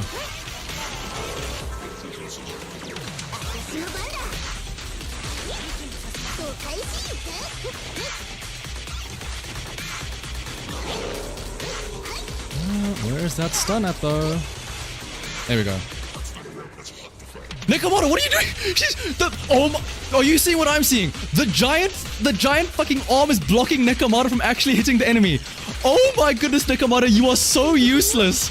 Holy shit. Oh. What do you mean? It's literally the meme of like the tall dude just holding the small little brat like at arm's length away from her. Oh, Nekomata, I am finding newer and newer ways of why you are bad.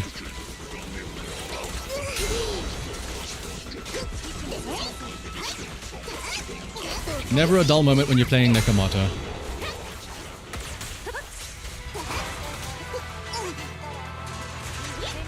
Okay, note to yourself, go on the right side of the boss when you stun it. Otherwise, that happens.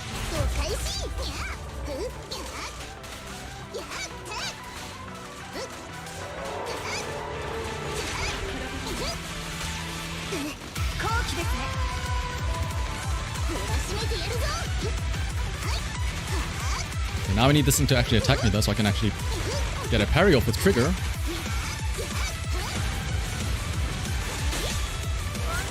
Oh, and I was also fucked up and went to the wrong one. Alright, we can salvage this probably.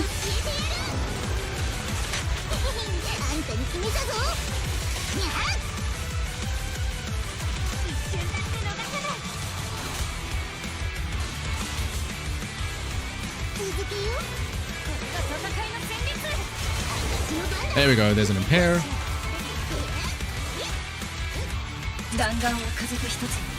Almost ruined so many runs for you. Okay, I'm glad I'm not the only one then.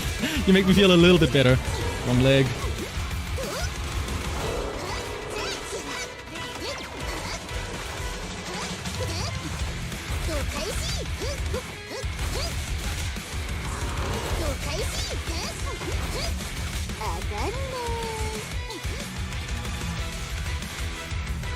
Oh my goodness, Nakamura, why are you so like this? Missing her attack by a smidge.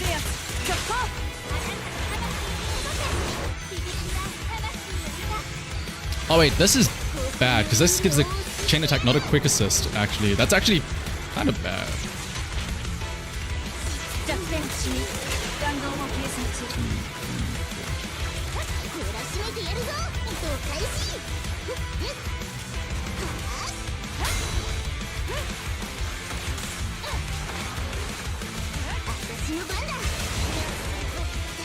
Other leg. Oh no, that one's also stunned. Well, that one's also broken. Whoopsie. I can't see. Please get out of the corner, Nakamura. Please. I can't see what I'm doing. Oh, Nakamura. Nakamura, get out of this thing's anus. I beg of you.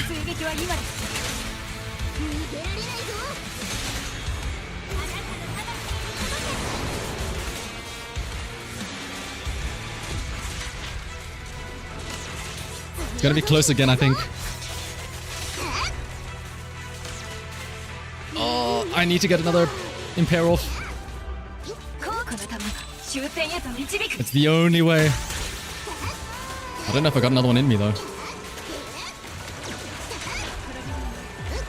Come on, Nakamura! Oh, yes, the impair at the last second. We got it. And a nice little upskirt shot of Astra at the end. We got it.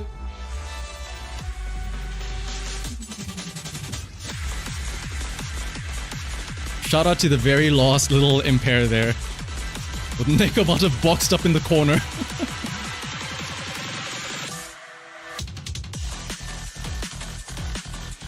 that was all trigger, to be fair. That was all trigger, not Nakamura. When you're doing your no damage on this guy in the battle tower, the chainsaw made you lose. Oh, like the actual chainsaw attack. Yeah, it's, the chainsaw attack. A lot of the what is it called? I mean, I know everybody had issues when Anby came out, and that was the big issue with the drill, because you can dodge the how does it work? How do I word this? When he does the slam down chainsaw or the slam down drill, you can dodge that first slam, but then when he does the pounding or the drilling, you can dodge the attack, but then you end up like, your character's like, oh, let me dodge this attack, but let me still land up right next to the thing, which is still outputting damage, right? Unless they happen to actually teleport to one of the other legs around the corner, right? Also, what's up, Nathanialis? Okay, here's the real question though. What do we do for Bringer? It's resistance to physical. Like, there's no shot Nakamura can do anything here. It's also like, it's an anomaly. It wants anomaly. Nakamura cannot do anything here.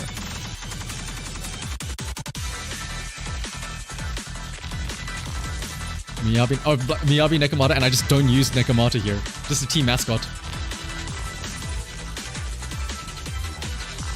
We can try it out.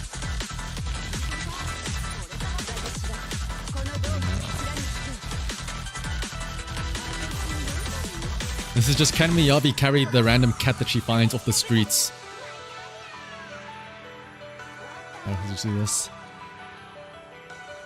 Shikasa, do you need Vivian? Do you want Vivian? That's the question, right? Because also, to be fair, we don't know who's coming in 2.0. But I mean, we'll get the drip marketing soon enough to see who's in 2.0. So you've got time to wait and see, right? Give Nightboo a turn. Oh, I still need to do Nightboo's what is it called? His the event. I need to clean that up. But he's also level 10 though. I'll throw on Snap, I suppose. Also, it's very likely that Caesar and Yanagi are going to be the reruns in 2.0.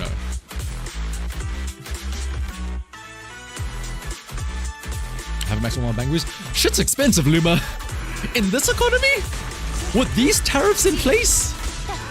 You mean, you must be crazy.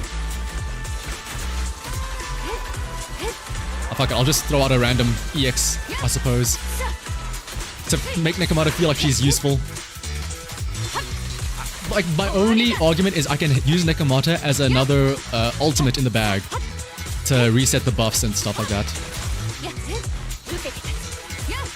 That's pretty much all I can say for her.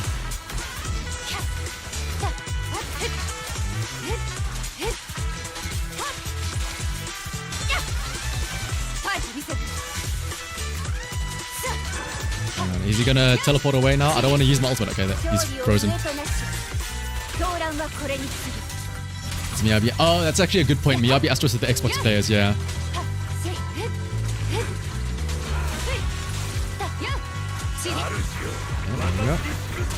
Nekomata, get him! Where's the back of this thing? Actually, hang on a second.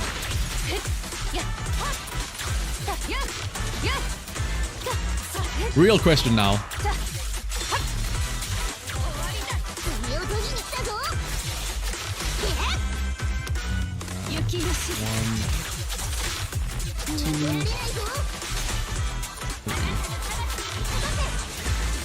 Okay, so it should still have the debuff, right, from the other stuff.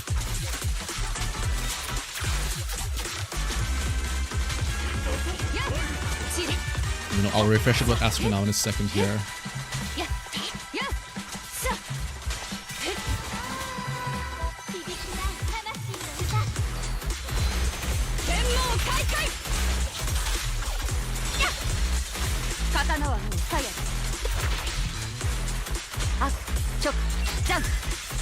This might actually be doable with Nekomata somehow. Carrying the team down.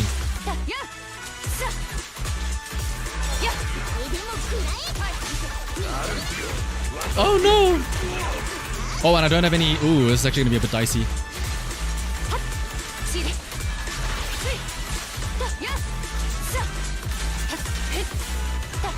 Okay, cool. I did have to use a very weak little charged attack there, but it's fine. I had to do it for the... to knock out the arm.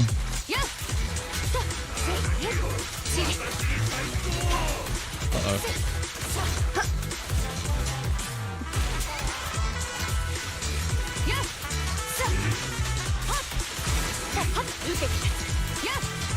Oh, that wasn't enough for it? Okay.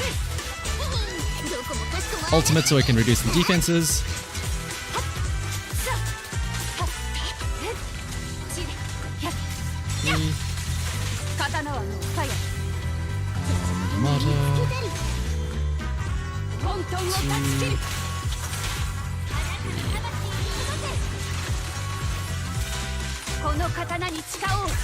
We need a Miyabi run so we can get the weapon. Oh, I think a lot of people do, yeah. That's probably... Oh my goodness, we actually got 20k with Nekomata, like, sandbagging the team. It was a last second, but we actually got 20k. That's really... It was on the dot, but we still got it.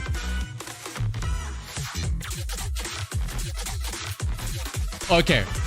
Clickbait thumbnail title. Nekomata can 3-star all of the deadly assault bosses? Question mark, question mark, question mark. And then you just hide Astra. You just hide Caesar. You just hide... who else was it? Did I use Trigger? And Miyabi as well.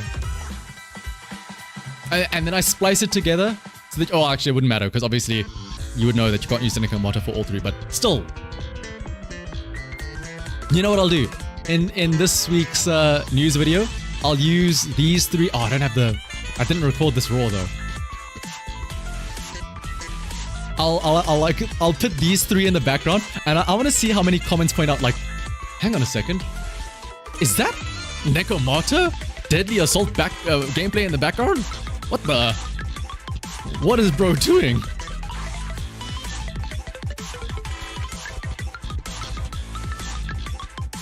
Oh, but actually, let me read up what you were saying, Shikasu.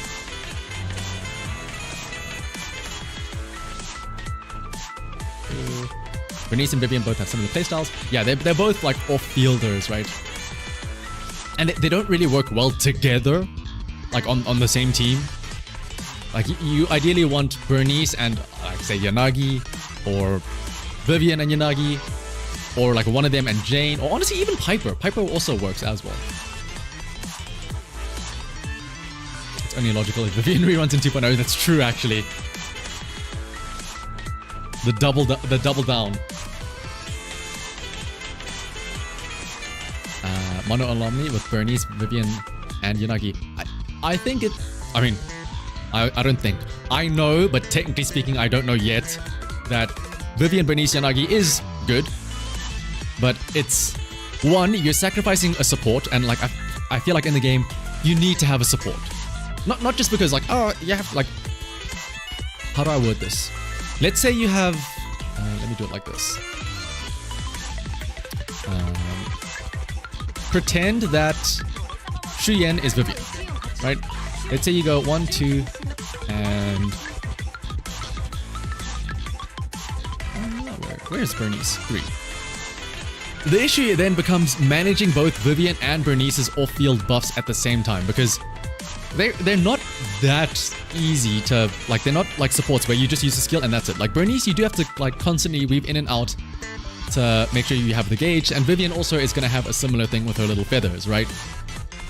Whereas with a support like obviously Yanagi needs a lot of field time.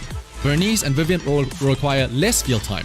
A support requires even less field time because of how easy it is to apply and reapply their buffs and how low commitment they are.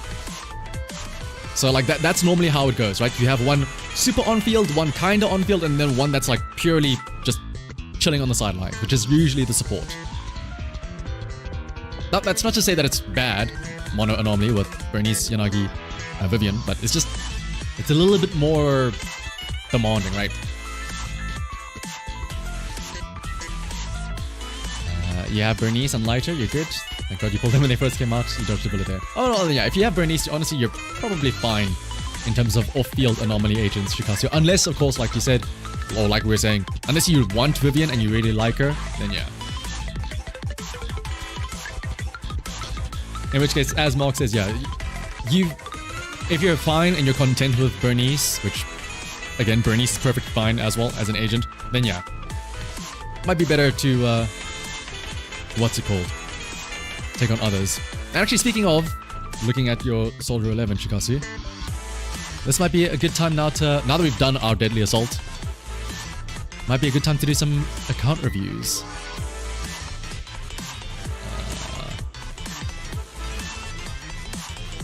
Trust in the triple anomaly. Yeah, but Vivian, Bernice, like, it's not, like, it can work, technically speaking, in the same way that, technically speaking, you can use Anton as an attacker, as a DPS, but it's not really that great. Also, like, especially, like, I think once Astra came out, something that people, this is something that you'll see with a lot of the newer agents, Astra and also Trigger and Pulchra, they're really emphasizing this whole, you know, agents that allow quick assists. And you might think, oh, okay, cool, that's kind of nice. You can just quick assist from one character to the other. Being able to quick assist between your agents on field, that is actually, you don't realize it until you don't have it anymore, but that is such a huge, like, streamlining of the play. And if you have Bernice, Yanagi, Vivian, there are no quick assists to go between the characters. So trying to find the windows where you can cycle between the three of them to make sure that you reapply Vivian's feathers, to reapply Bernice's afterburn flame, and then, you know, finding a way to get back into Yanagi, and then having to rinse and repeat the whole time without having quick assists is very difficult. Like, the only other way then is to do it via defensive assist, the parries, which is not really guaranteed because you have to wait for the enemy to hit you, right? I'll put it like this. Vivian really wants to be able to quick assist, I think. Either quick assist or defensive assist. That is the best way. I mean, like, Bernice as well, right? How often are you manually switching over to Bernice to use her skill to build up the gauge. You're not. More often than not, you're waiting for the enemy to attack, then you defensive parry with Bernice, because then she instantly uses the second stage or the second form of her skill, right? Which builds up the gauge faster. Vivian is kind of the same.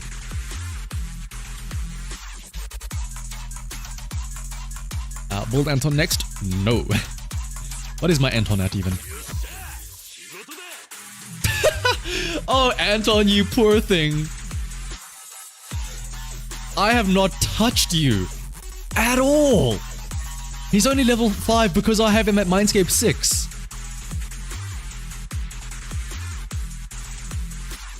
Anton, I mean, I think I did this just for the tapes.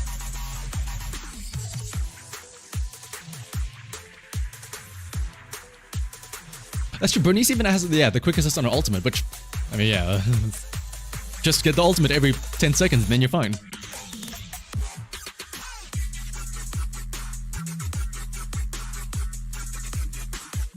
You'd be really interested to see how you do Deadly Assault only with A-rank agents. Oh, I mean, to be fair, I know I get the sentiment of like new players are gonna struggle, but I mean that's a given, right? Remember, we were all new players at once at one stage, right? Like new players will struggle on Shiyu defense. I mean, shit, people are struggling now on Shiyu defense even. Like I remember patch 1.0, I didn't have Ellen.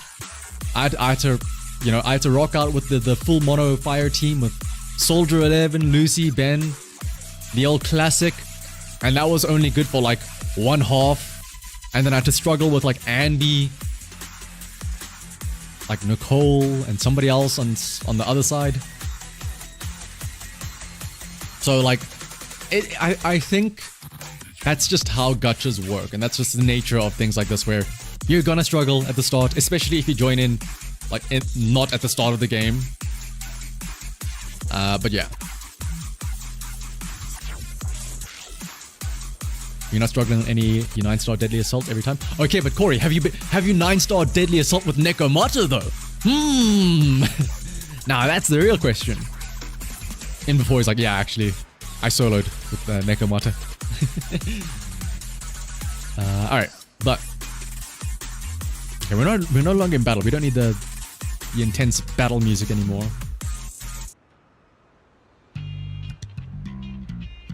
Where was this one? Yes, this is the one. This was the one. There we go. Oh, why is my keyboard still in Japanese? Oopsie. But all right. Now we can start account reviews. I am curious to see, I don't know how many of you will actually have it ready, but I am curious to see if anybody has done the thing where they throw their Vivian discs onto an Anton and they put that in their lineup just to be like, oh, here's what I'm thinking of getting and whatnot. Or here's my expected build for Vivian.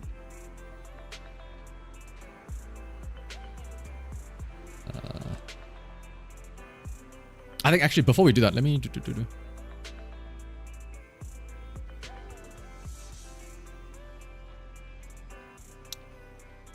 Let me show you. I think I've got mine to give you an idea of how I'm preparing. Is it on? Yeah, okay. So TLDR, anomaly I mean, it's an anomaly agent. Big surprise. You want anomaly mastery, ether damage, and then anomaly proficiency, right? And then for substats, you want anomaly proficiency and attack percent. Surprise, surprise. She's like every other anomaly agent out there. So yeah, here's my issue. My substats suck. Believe it or not. The damage. Yeah, like, what is this? Penetration, attack. I mean, attack percent is okay, I guess. This one's okay. This one's very nice. Anomaly mastery, some pen, 2 anomaly proficiency. Could be better. I still wish. I'm waiting for. Wait, where is it? Actually, no. I'm not waiting. I'm waiting for something like this, this on on like a Vivian set. So my Yanagi is ready. Yanagi is geared to go. Everyone else though, well, that's another question. But let's see. So yeah, you want obviously 4-piece Faith and Melody, and then for the 2-piece you can go one of these two for the anomaly proficiency. I need to get a better slot 5 disc. Slot 4, yeah, HP. I mean, on the bright side, you can't get anomaly proficiency as a substat here, but attack percent would have been nice. Pen could have been nice as well. Oh wait, speaking of, hang on, we can do some upgrading here. Well, to be fair, I have to hope that it all goes into pen because this is flat attack. This could be nice. Okay, let's try out some upgrading here. Okay, never mind. HP.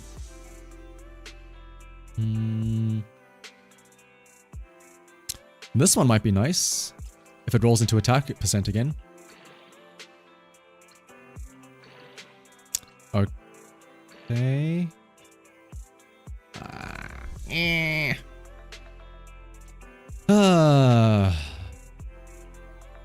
Anomaly proficiency pen. Anomaly proficiency pen attack. Anomaly proficiency. Anomaly proficiency attack. Anomaly proficiency. Oh, hang on. Anomaly proficiency and attack percent, and it has no subsets rolled yet.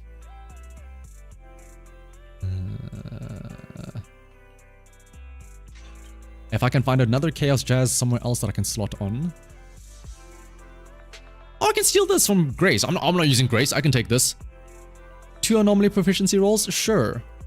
Sucks that there's defense in those. Like, it all went to defense and not attack percent, but that's okay.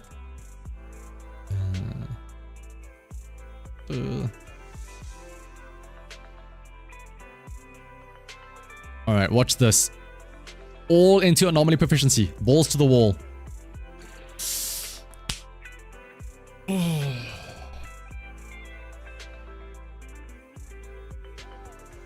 I mean, honestly, it's not a bad disc for like Miyabi. Crit rate, crit damage, and she can maybe use Anomaly Mastery, maybe. I mean, attack percent is useful. But, okay, like, let's have a look and see. How much bonus AP am I getting here? 194, that's not bad. And I still need to upgrade... just this one, I guess. Okay, this is the one where they all go into anomaly proficiency. Brother, what do you mean? What do you mean?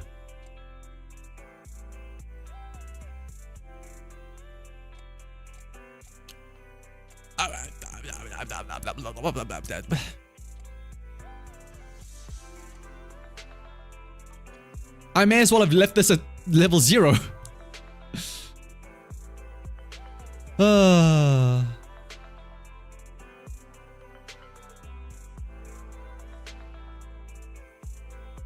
Have I considered not getting bad rolls? True, actually. Alright, well, let me get away from this nonsense here. Let me go to my safe space. Where is it?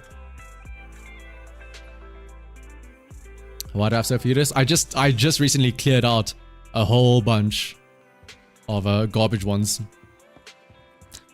Believe it or not, there were a lot of garbage ones. Hang on.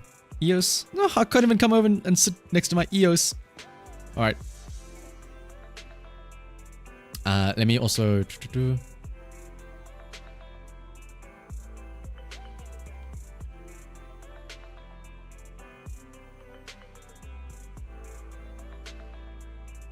And let me pin that as well.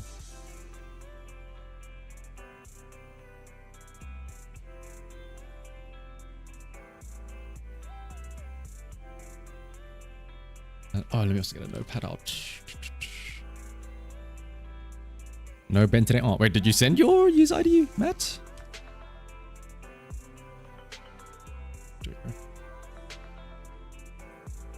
I'll be using Enka for now.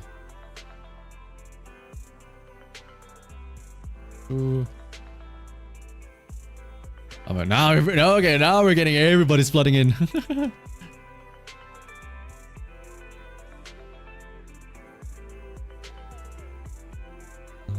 Please look at your Ellen, and you have removed your Miyabi since last time you looked at your account.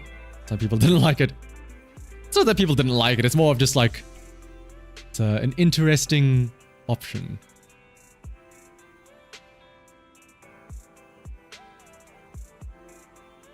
Nope, Shikase, was that the wrong one? Take the Haku route. Yeah, I'm also saving my tuning calibrator because it's like a little bit like, what is the point on using a tuning calibrator to get the what is it called? The best, or not the best, but like the best main stat, only to get like 4 of the worst possible substats that you've ever seen ever in your life. And I remember I do like Internet Network because it does also give you the rankings of your disc. I still remember I got a little bit confused for a second at first because the first time I pulled it up and I looked at one of my discs and it said 0 and I'm like, what do you mean you're giving me a 0 out of 10? How is why is my disc so poorly? And it's like, oh no, 0 because it's Zenless Zone 0. It's actually a really good disc. I'm like, oh, I see. I was about to throw hands for a second. I'm like, how is this a 0? Speaking of 0 though, starting off with 0 luck. Your agent's on bolt while you do. Oh, you're busy swapping stuff around on me. Alrighty. Ooh, 59. Everyone's getting close to the level 60 cap, it looks like. Shout out to 420 anomaly proficiency before sharpened stinger. I mean, yeah. I'm assuming that you're gonna get Vivian because Vivian Jane is also like very, very nice together. Shu Yan. Oh, with the Starlight engine. What do you... No... 29 plus 30, so 70, 85% crit rate. I don't... Okay, no. I feel like you guys have castrated me in terms of... my thoughts on Shu Yan. As much as I want to say, you could go for more crit damage. Like... Maybe it's just anecdotal. Maybe it's just me and like from what I've seen, but like 17% crit rate isn't that bad for Shu Yan, right? I managed to survive with 17%. But maybe that's just me. Lighter. I feel like, yeah, Stunner's not really much. Okay, actually, speaking of Vivian and stuff like that, I know earlier we were talking about the 2.0 expectations. Coming back to 1.7, I'm probably going to be pulling for a Vivian. Honestly, Hugo, how do I say this nicely?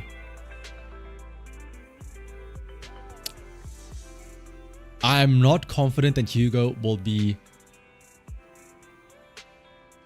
No, I'm sure Hugo will be good, but I'm not confident in the fact that much like Lighter and Harumasa, you'll notice there's a trend actually. Here's the thing. There's a trend in that all of the new male agents, they never get like the... They never get the like special... They never get special treatment. That's the way I can put it, right? Think about it. New disc sets that come out. Patch 1.2. Chaos Jazz.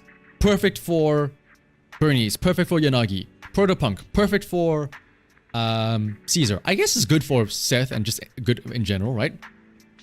Lighter? Where is his specialized disc set? Nothing. 1.4 comes out. Branch and Blade. Perfect for Miyabi. Oh, surely the other disc set is going to be to tie in with Harumasa. No, it's Astral Voice for the next agent, Astro Yao. So, for the longest time, Harumasa had to like struggle with just like a random mishmash of discs, right? Until, what is it? Until, the Soldier Anby set. I don't know what it's called. I forgot. But until the Soldier Anby set came out, and then it's like, okay, Harumasa can use it. Now, to be fair, yes, Evelyn also didn't get a set. So, and that's also another example of like, she kind of just has to go with what we have, right? Which kind of sucks in general, right?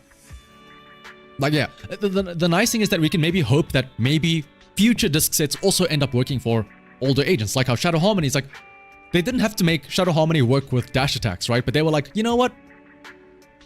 Let's give something for Hugo.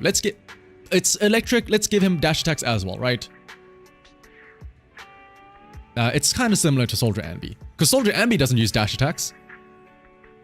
And now, Vivian, or like our new disc set now, Phaethon's Melody and yeah, the Shadow Harmony.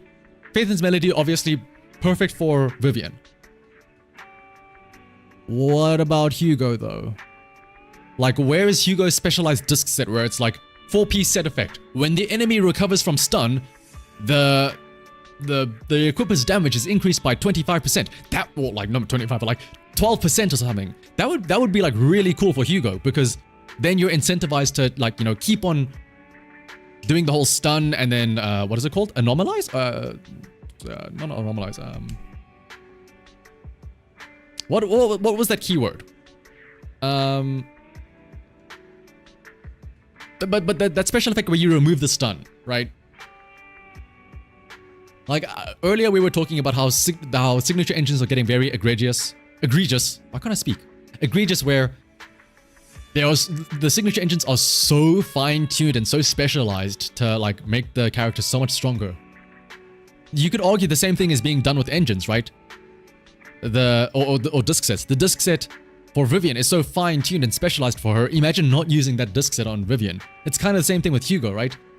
It's like you're not getting that fine-tuned specialized disc set. Like, I'm sure Hugo will be fine. I'm sure he'll be okay. But it would have been cool to see a very, you know, specialized set for him.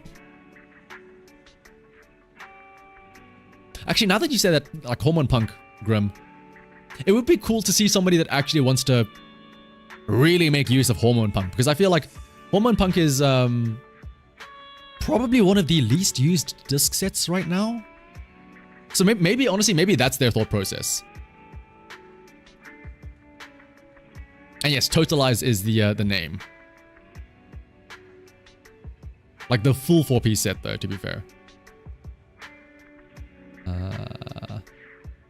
Mr. Grab everybody else's. Sorry for that little tangent, but yeah.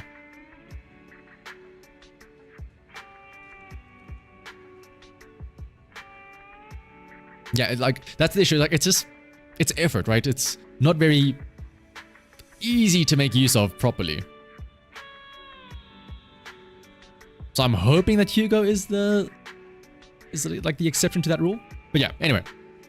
Miyabi, 68, but you get 12 from the what is it called? Branch and Blade. Oof, look at all those substat rolls. That's a lot of crit damage. Or crit rate, sorry, on that slot there.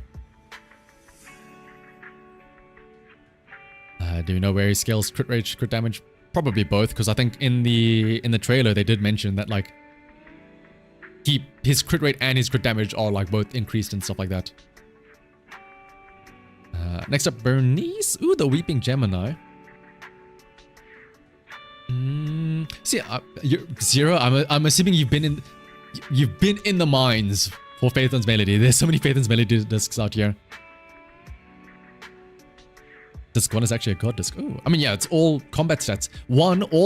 Ignoring where the rolls went, it's all good combat stats. Attack percent, crit rate, crit damage, and pen. Like anything here, there is no possible bad roll that you could have gotten here. So that's probably why. And I think also 1, 2, 3. It started out with all 4 of these sets, so you got 5 plus rolls essentially. So yeah, you got the maximum amount out of this disc. And then Andy, so plus 10, 71, 80. Yeah, that makes sense. Sheesh, look at that as well. 12% on the attack. Obviously, would have been nice in the crit rate, but I mean, you're fine on crit rate. You have 10 from Soldier, and then you also have like the 12 from Shadow Harmony, and then if you have Nicole, then yeah. Alright, next up, Joker.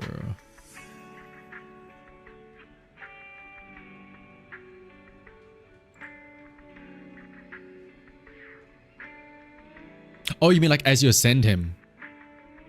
Like for his AC and E levels? Okay, Joker, I mean, you've got Mindscape 2. Who cares? You're fine. You're sorted. I will say, you can afford to use a hamster cage here. Evelyn here with the Makoto Desire, so you get plus 25. Yeah, plus 25 crit rate. That's fine, because then you go up to 85, and then you have 160 crit damage. The trigger, oh, Spectral Gaze. Oh, 94! 94 crit rate. Damn. That's... I mean, okay, I guess... Hang on, how many crit rate rolls do you have? 33. I mean, a lot of it's coming from Spectral Gaze as well, but like... Damn. Oh my goodness. 4! Look at the... This is another God Disc, is it not? Crit rate, crit damage, all attack stats. The 4 best attack stats. Crit rate, crit damage, attack percent, pen. And it has plus 5 rolls. With, what is it called? Yeah, so it started out with 4. Bro, what?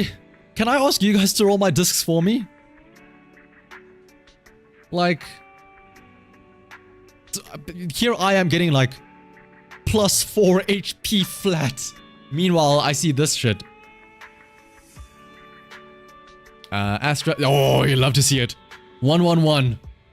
Knows not to waste their Denny's on these skills here. Oh no, how are we gonna do Lost Void though? Oh no, it's a tragedy. And yeah, you're fine on the attack as well. Qingyi... 193, is that the maximum? Oh yeah, Qingyi has like 1 less, yeah.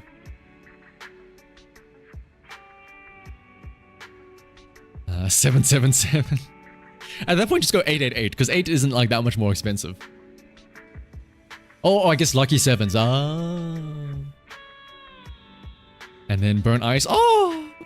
Okay, wait, hang on. No, Bernice was recently... Wait. Yeah, Bernice is recently rerun, so I'm gonna give benefit of the doubt and say... This is, you know, I'm still farming it up. I'm still waiting for the, you know, every week. Because it takes at least like, what? 4 weeks, probably, to... If you do Notorious hunts by themselves without the, like, stamina refreshing. So that's fine then. Alright, next up, Shikasi. And then you mentioned, especially to have a look at the Evelyn. Oh, okay, just the Evelyn. Nothing else. Just Evelyn. I like our Soldier 11 main, by the way, but look at my Evelyn though.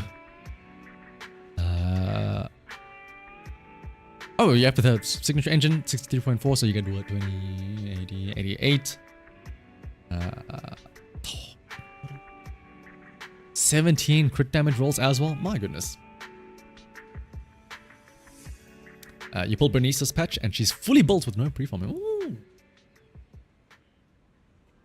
You're here helping your mom with groceries? Oh, no, no worries. Yeah, like, honestly, there's... It's very interesting that you decided to go, like, okay. Your Evelyn is perfectly fine. It's great. And it's just interesting that you chose to prioritize the discs first. I mean, you did get lucky in that these discs are great. But yeah, obviously now, the next step is to just upgrade the skill level. So, like, get it to... F your agents, everyone. F your agents, please. Like, actually, yeah. Because this, you're missing out on, like, what? 15% crit rate from just core skill alone? Because at core skill F, that's when she gets plus 25 crit rate. I think at C, she gets only like 15, maybe?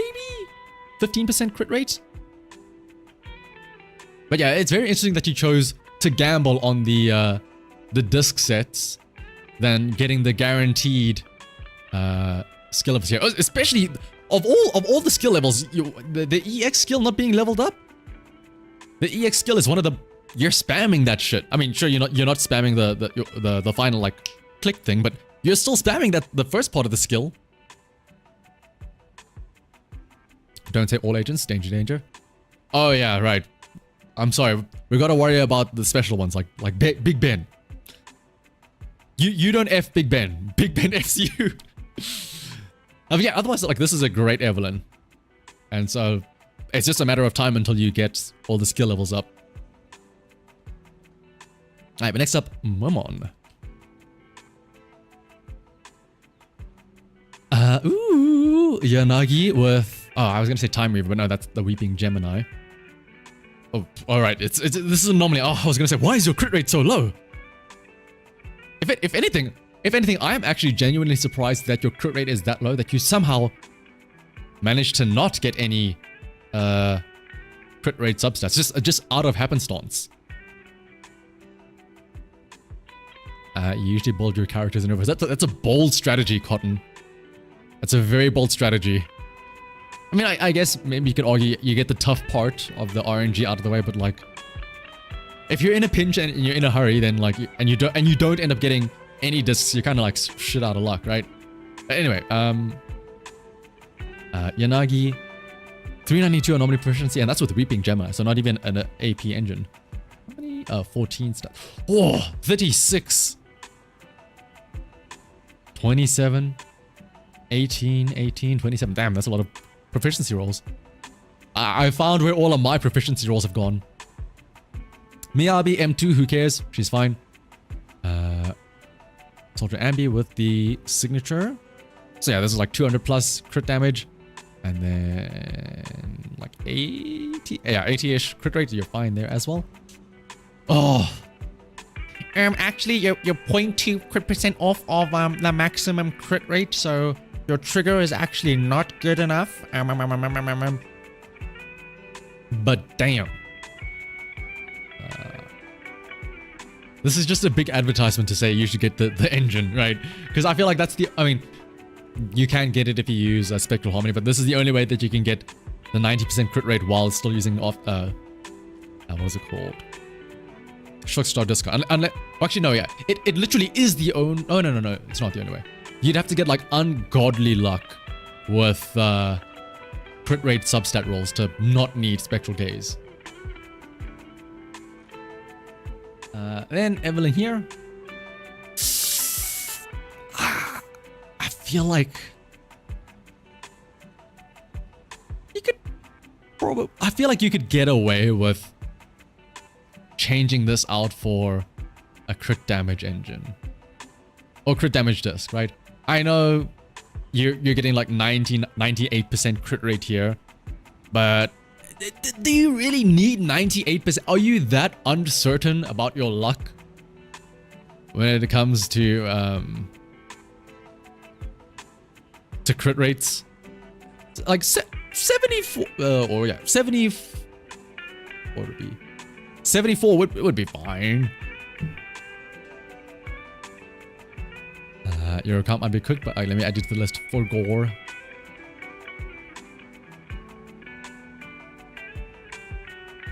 Your shock stars aren't good enough for that, using Shadow. I mean, if you don't have the engine, then you probably are better off using Shadow just for the plus 12 that it gives in combat. When y'all miss an assault. Okay, that's true, yeah. I mean, to be fair, you're not spamming banner pulls though on 75-25 though, like you are spamming attacks with Evelyn. A shout out to the level 10 parry attack here. Otherwise, yeah, Astra has her attack buff, so nothing really to worry about there. You need 23 crit rate rolls to hit 90%. 23, so like 1, 2, 3, 4. Yeah, you'd have to get like +4s in like multiple.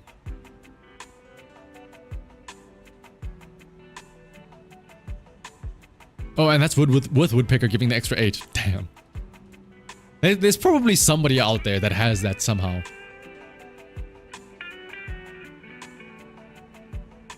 Alright, but next up, Kanaran. Please look at my Ellen, and I have removed your Miyabi since last time. People didn't like it. I don't think people didn't like it. I think it was just, there was some criticism. Ellen, I mean, you've got the engine. Again, simple solution. Like, what's the holdup? F your agents. I know it's Okay, it's understandable if at least you have them to E. E is like, okay, that's fine. You maybe you're short on Denny's because it's a big jump to go from E to F. Because it costs the same amount to go from A to E than it does to go from E to F. And like the amount of increase is the smallest amount. Like you're spending the most amount for the least reward in this last little gap here. But it's, what else are you going to use the Denny's on, right?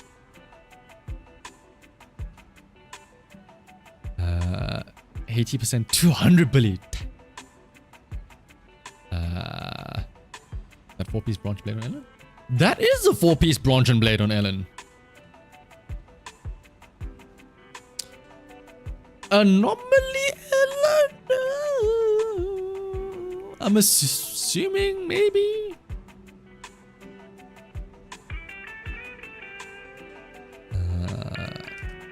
We also add you to the list, cutie, or rank cutie. But to be fair, like, I kind of understand. Like, look at these substats.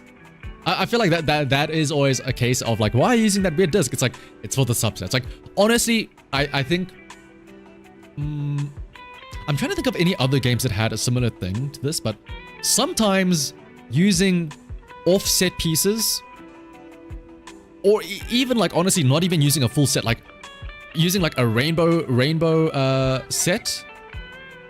Oh, Matt, don't worry, I do have you on the list. I think you're after what's it, Kanaran. But I'm trying to think of other games that have this. But like sometimes it's worth using completely no set at all if it means you have like cracked stats, especially for Ellen, because like Polar Metal is alright, but it's not like it's not like some of the newer sets that are like super specialized, right? But anyway, though, that being said, Jane, 416, but you have Shop and Stinger, so there's, whoa. Okay, I mean, of all the agents to not have your skills leveled, Jane makes sense because it's all anomaly. But like, yeah. Kitty just ran a Rainbow Soccer. Yeah, I mean, like, it's doable. Like, as the main part are the stats that you get, right? And if they're good enough, then yeah.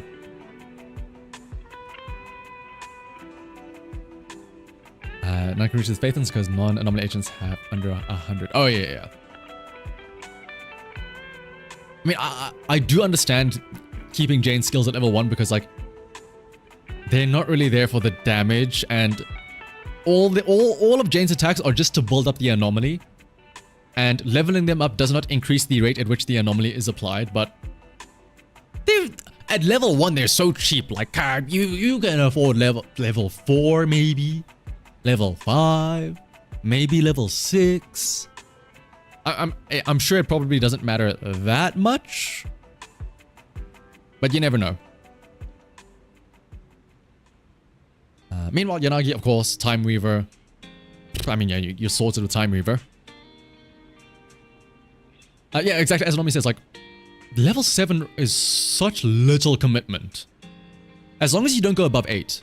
Going from 8 to 9, that's where, like, the big, the jump is, right? Where the exponent kicks in. 8 to 9 is the same cost from 1 to 7, or 1 to 8. Oh, Mindscape 2, you're fine. Evelyn here. 65.8, so you get 90% crit rate. Oh, yeah, Hot String Nocturne, so then, yeah, you're fine. Dante, let me add you to the list as well. With the Vivian preload. Okay, place your bets. Trigger, does she have her engine or not? I'm gonna say she probably does.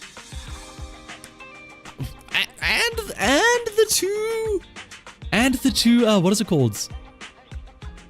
Mindscapes. Why do I feel like... wait, why do I feel like I'm missing something? How do you not have... Oh, it's because you don't have... what is it called? Woodpecker Elect. I'm like, how do you only have 80% crit rate? But yeah, it's because no Woodpecker Electro. Now you could argue switch Shockstar out for 4-piece Shockstar, 2-piece Woodpecker, but I think when you have this many subset rolls of crit rate on the Shadow Harmony, it's probably better to have it on this. And Cake Eater, let me add it that too. I feel like I feel like every single Vivian that we've seen, not just today, or trigger, every single trigger that we've seen, not just today, but in general, since her release, everyone's has her engine. Am I the only one without Trigger's engine here?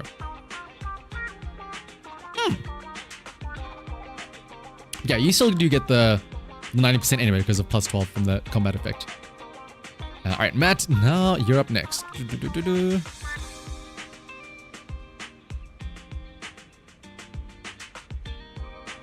It's like 75% attach rate. Wow, it's almost like the other 25 lost their 75-25, huh?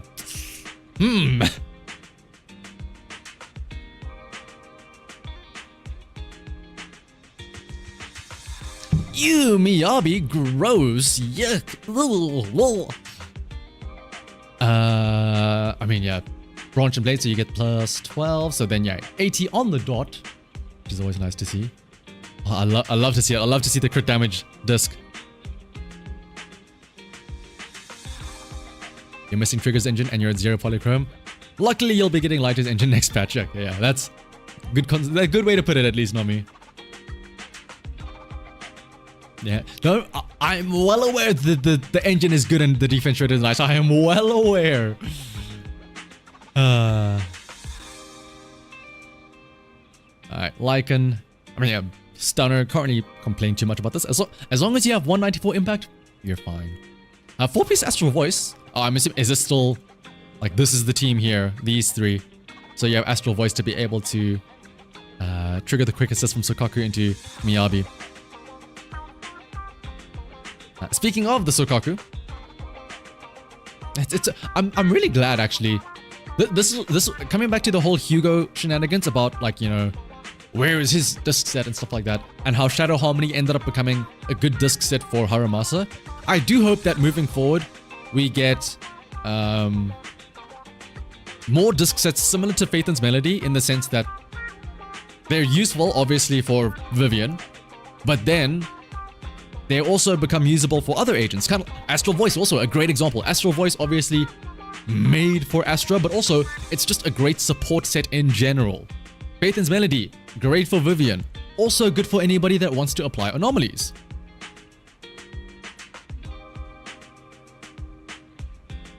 It's close to 2,500. Ooh, you're gonna get minus points for that.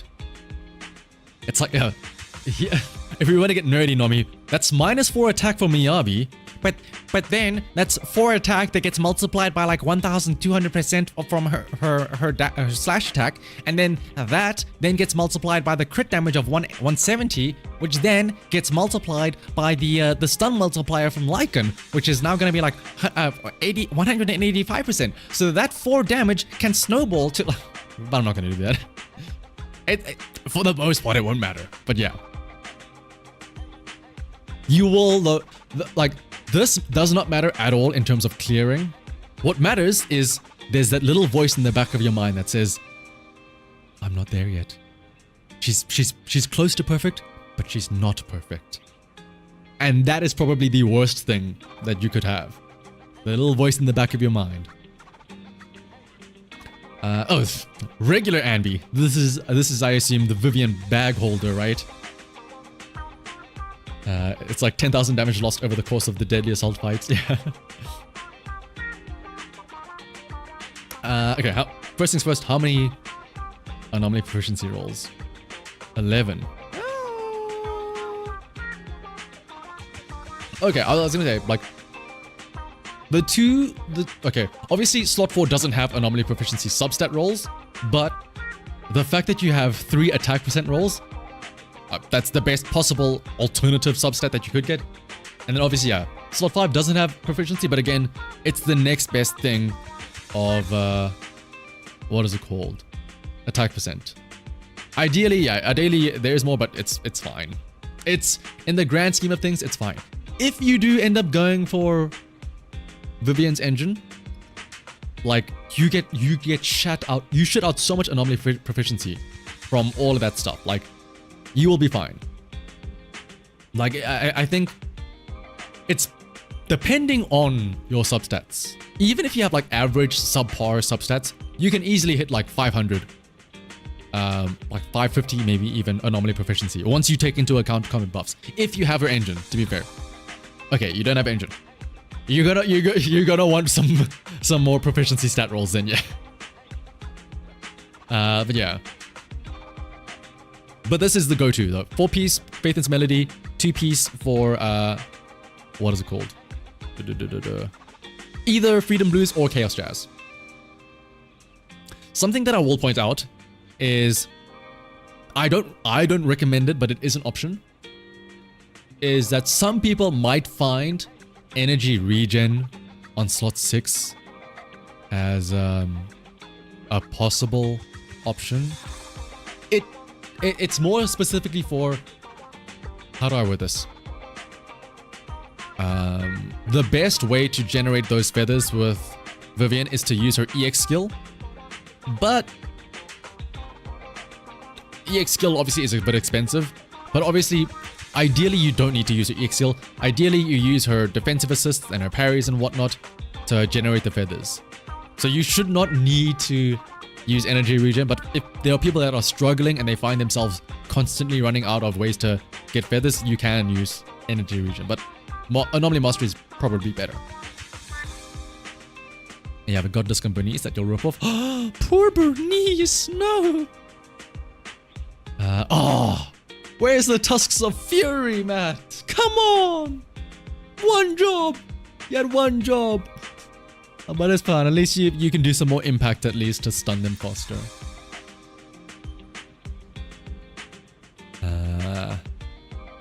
And then Yanagi, 440, damn, 440 with, oh, Electro Lip Gloss, okay, which does give anomaly proficiency, I was gonna say. Woo! Also 11 substat rolls here. You like the number 11? You don't pull for weapons?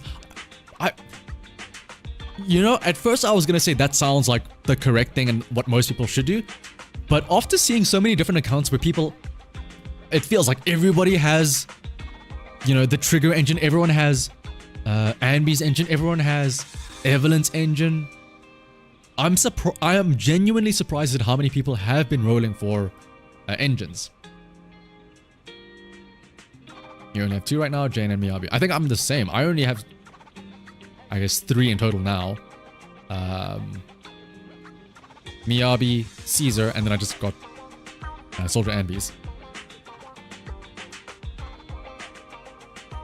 18% damage from Caesar's engine actually looks appealing as patches go by. Here's the nice thing about Caesar's engine though, which we'll have to wait and see what the other signature engines look like, but Caesar's engine is very good in terms of it being like universal. Like there's nothing super tied to Caesar of like, oh, you have to do, I don't know, you have to apply a specialized shield. It's just like, oh, what, dodge counter? Free 18%. Like, who knows, that might become a really good alternative for Seed's signature engine.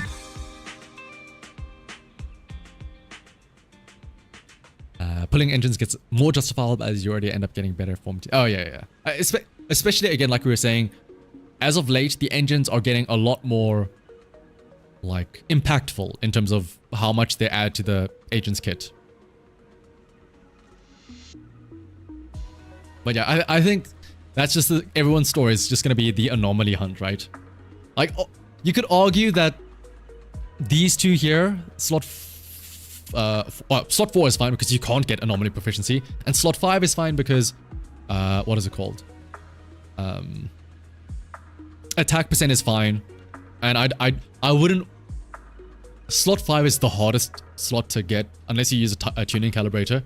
So I would say this slot is fine as well. Like, you're fine with the attack percent. Yes, you don't get the anomaly proficiency, but maybe you can get that somewhere else, right?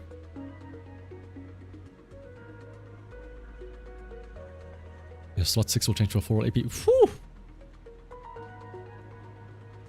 Now, the problem with Caesar's engine is that it's only for defense. That's true, yeah. Like, assuming Seed is the defense agent, but like, that's what I'm saying. Whoever the next defense agent is, I'm sure Caesar's engine will work really well on them as like the next best alternative. Oh, but that's a good point though, not wanting impact. That would be how they sort of like screw over Caesar's universability? Is that a word? How generic her engine can be for other defenders. I mean, I feel like defenders in general, their parries normally do quite a bit of days.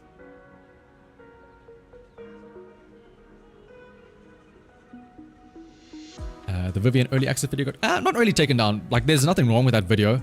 It's just it needs to, like, the dates for it got pushed back a little bit later.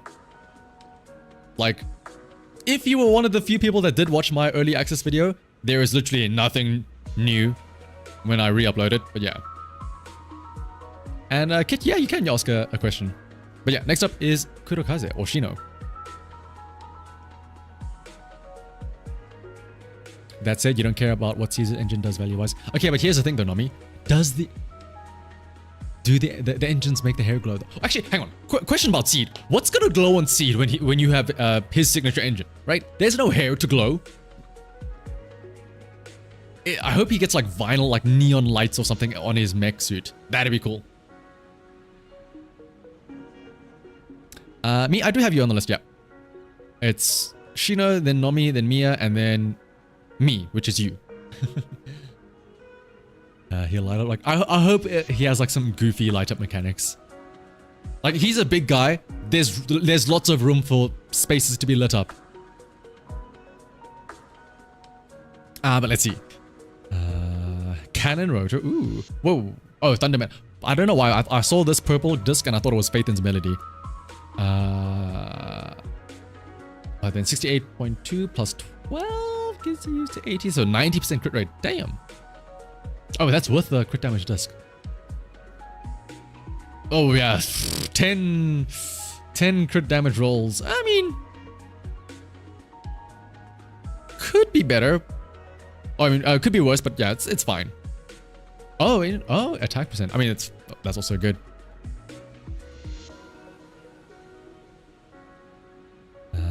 You can never get a slot 5 element damage disc with good substats. Yep, that sounds about right. Honestly, like, I know everyone always says, oh, you should get the element damage. Attack is also fine. Attack is very fine. If Sid is a defense, Yopi ends up being a DPS like... Oh, yeah, absolutely. I mean, there's really not much room for pure defense. Like, technically speaking, there isn't really a pure defensive defender, right?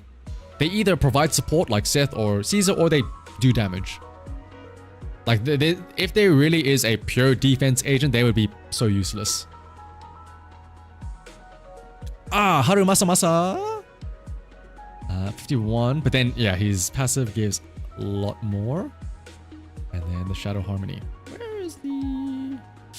Oh, you hate to see it. Look at all those HP rolls. Ooh. HP percent.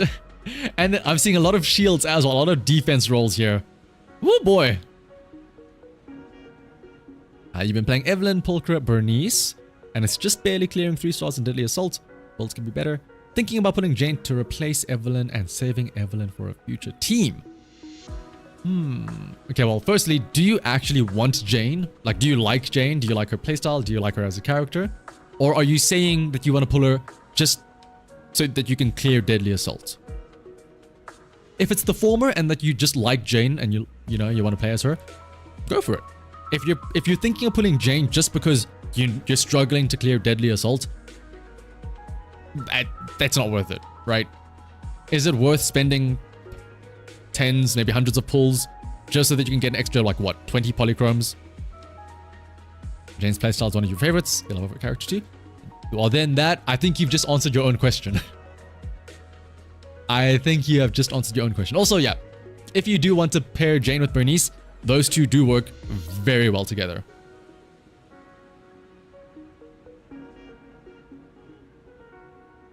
Alright, but back to Shino's character here. Oh, the rare Collida. Shout out to... Okay, so it's very rare that we see a Collida, so something to point out. I mean, yeah, this is fine. You got the signature and you got impact on slot 6.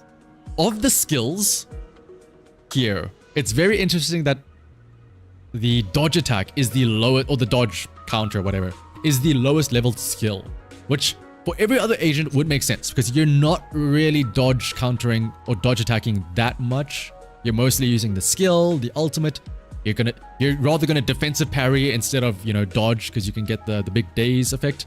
But Collider is the one agent that does actually want her dodge counter to be like the highest skill, because that's her best daze attack because of how much it does and how fast it is as well.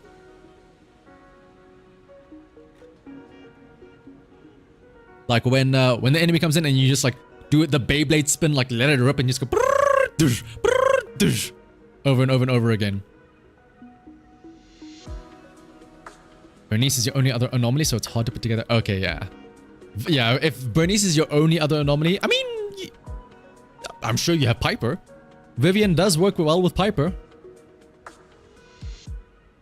But yeah, Bernice and Vivian is not exactly the greatest way to pair those two together. You ran out of fire tips? Ah, I see. I mean, yeah, that's understandable, honestly. And you also only started bullying. Let me guess. You lost to 50-50, you got Mindscape to Collider, and you're like, well, shit. Now I have to build her, don't I?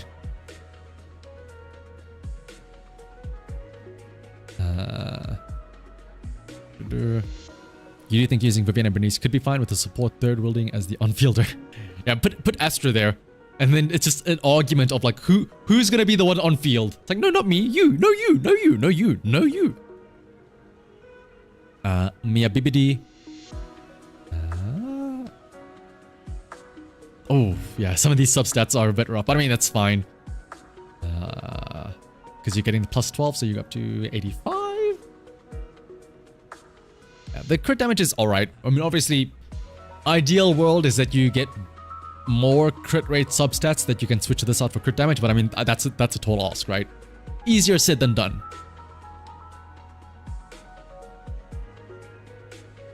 Jane, Bernice, Astra is your team for Deadly Assault. Ooh, yeah. I mean, yeah, that's... When, what is it called? When Bernice first came out, like, that was the one that everybody paired her with, right? Jane and Bernice. Those were the only two anomaly S ranks at the time. Soldier 11, we found out where all those fire chips went. Oh, but the heartstring knocked it on the Soldier 11. Damn. Poor Evelyn. Ripping from her. I'm assuming this is like switching it around for Deadly Assault shenanigans.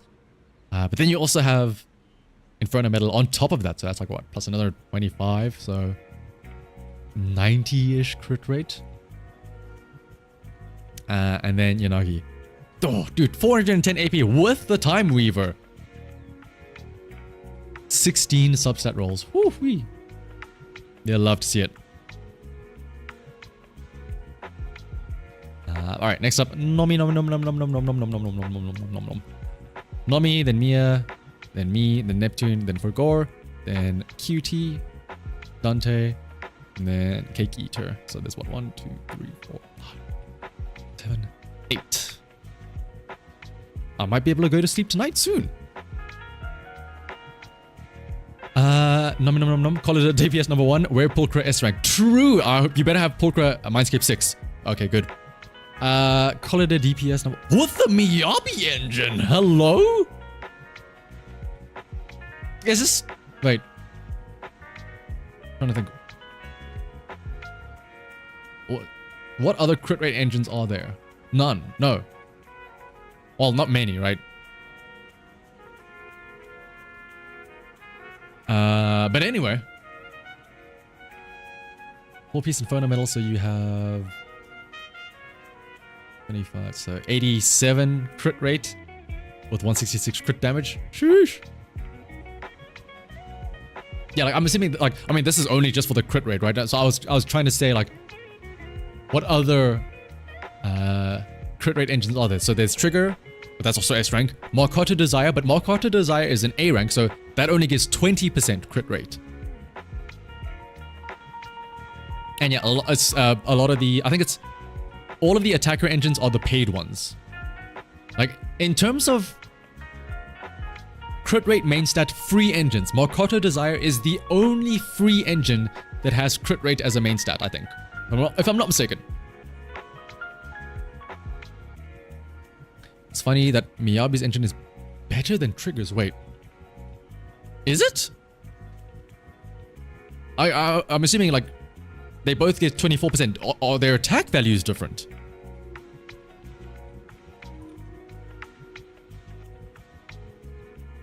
Limited engines have more space. Oh, I'm assuming it is the attack. When you say Miyabi's engine is better than Trigger's, I'm assuming you mean on Collider? Alright, next up, Lucy. Miyabi's engine has plus 30 attack over any other. Oh my goodness. The favoritism runs rampant. Shout out to Lucy here with 4-piece Astral, 2-piece Woodpecker. Is that? Oh, it's not Hamster Cage, yeah, but that's close enough. Piper! Dude, you've got the team ready for Vivian. Like, honestly, like, I mean, I don't want to say too much, but like, I am really happy and surprised at how well Vivian enables these two A ranks. Because I'm sure there are going to be a lot of people that are like, but I don't have Jane, I don't have Yanagi, I don't have like all of the other I don't have all of these S rank anomaly agents. Well, it's fine though. You've got a pair right here, or you have Bernice as well. Time Weaver. Nami, what do you have against putting the correct engines on the correct agents? What is wrong with you? Please. I will say I do like the fact that you only have to equip the signature engine once to them, and then you can get the hair glow. So like you just have to slot Time Weaver onto Yanagi once, and then you can take it off, but you still get the hair glow, which is nice. Mindscape 2 as well. Sheesh. Pulcra as well. Wait, hang on. What? Where's Caesar?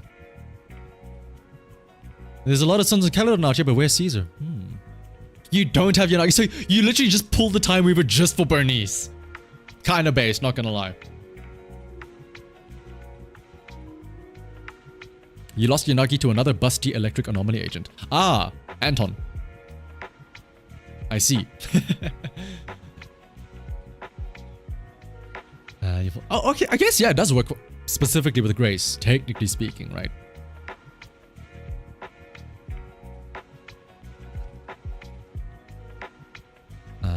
You have 2 Hailstorm Shrines? Wait, what? Hang on. I didn't even notice that you have 2 of these things? But why? Oh, let me guess. Oh, actually, I got really lucky and I got 2 in 1 temple. You're gonna say some shit like that, aren't you, Nami?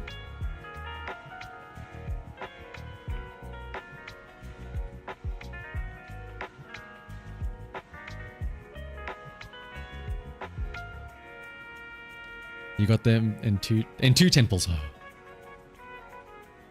That's wild though that you have 2 Miyabi engines. Alright, Shuyan. I'm gonna scream if Shuyan has like... I'm trying to think of it like... If Shuyan has like Ellen's signature engine, or like Vivian's, or like it's not Vivian, Evelyn's signature engine on her or something. What do you mean? Why? Just put the square block goes in the square hole. What are you doing here? What?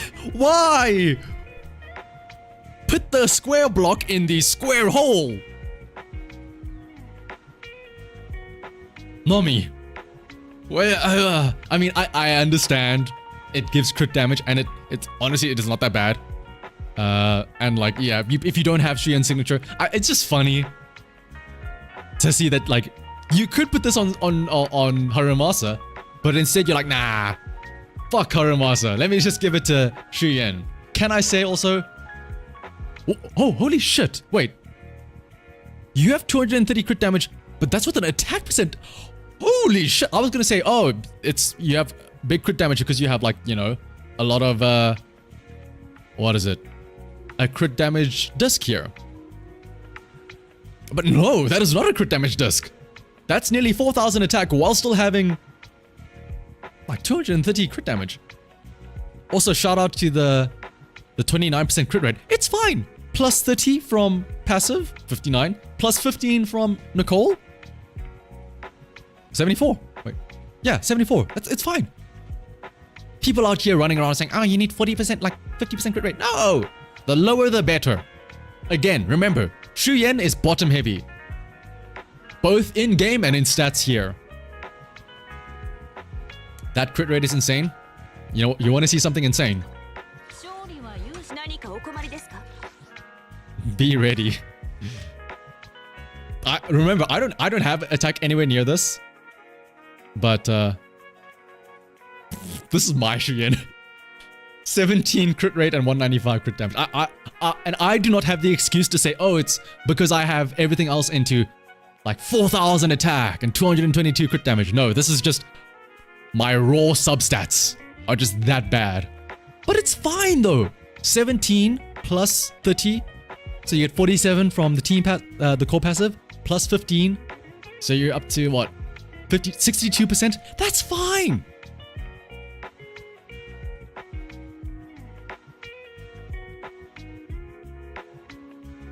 That's much less justifiable. Yeah, listen, I haven't got the nuts to get like 4,000 attack while still managing 230 crit damage, not like you, Nami, but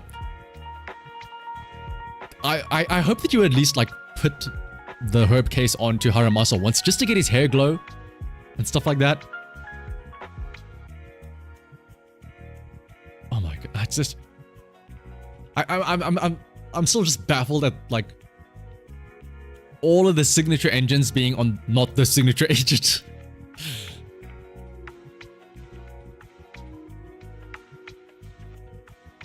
And like not just that, but like the fact that you have like two what is it called? Hailstorm shrines and stuff like that. Let me just double check. Do you have okay, Roaring Ride is the correct one and the Kaboom. Okay. Everyone else is fine. It's just those that are very weird.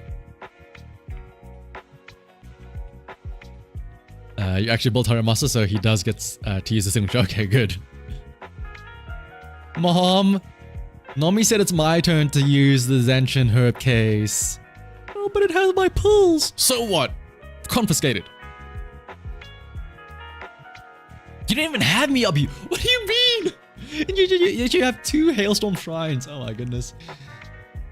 Nami, you are like the reverse of like Matt and I, where we were saying that the majority of people have looks like they pull both the agent and the engine, whereas I'm more of like, I'm just gonna pull the agent. You don't need the engine. You're like, oh, new ball. I'm gonna pull the engine. What, new agent? What? What's that? Look at this new ball I got though. That is quite a decision. You did finally want to limit Wenjin, but of course you didn't get the trigger to go with it. Ah. Alright, up next, Mia. Oh! The Red Scarf Associate. Ooh, you hate to see it. No signature engine. Well, good news. Next patch, second half, the lighter banner. Where to send your ID? Right here in the chat. Ask Mia, you should ask Nomi if Nomi has any spare lighter engines. Just like, oh yeah, I don't have lighter, I just have it here. Take it. You will be getting it. The lighter stat line is really close to your Nicole's. I don't know whether that's a compliment to your Nicole or an insult to this lighter. Let me add you to the list, Kit. Ooh. You made it encounter. No, you should be able to see more. Oh, really? Oh yeah, like normally it would say up here, I think, right? So some others did have it here. And then Blink, let me get yours as well. See? Add Blink to the list. And then Luma as well. You're pondering your orb. Alright, next up. Oh wait, is this all Sons of Caledon? Oh, it's... oh, no Pulchra. And let me add Inukami as well. Lucy with Kaboom the cannon. I mean, depending on who you are using Lucy with, Swing Jazz is alright, but yeah, like, I'm curious. I haven't like looked up what is it called. What's the website? Pridwin, whatever. Because I know obviously if you try and look up Lucy guides now, I don't know how many people are putting out like updated guides, but all of the older ones would have said, "Oh, Lucy, just go Hormone Punk Swing Jazz," right? I'm assuming Pridwin at the time also did it. I'm hoping they updated it, where now, depending on the setup, it's situational, but Astral Voice is probably better than Swing Jazz because it's a bit more consistent in terms of getting out buffs, and like, I feel like Lucy doesn't really suffer from any energy issues. And yeah, let me add you to this as well. JRLD. These are Lucy Lighter, Miyabi, and then the other three. Could you not line them up then? Would it have hurt you to put the Miyabi over here and Caesar at the end? I'm just joking.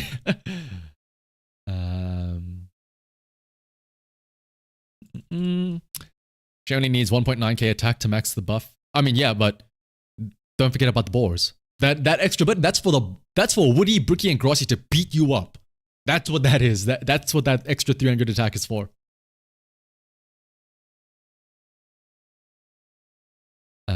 Lighter must be first in terms of Caledon Canopy split.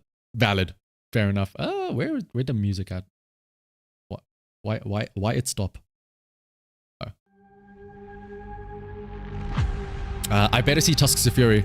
Hey, that's what I'm talking about, Mia. You passed the vibe check. Bernice.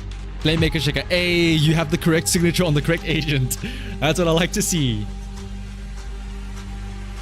399 normally proficiency as well. Whew. This is a bit loud. Let me lower it a bit.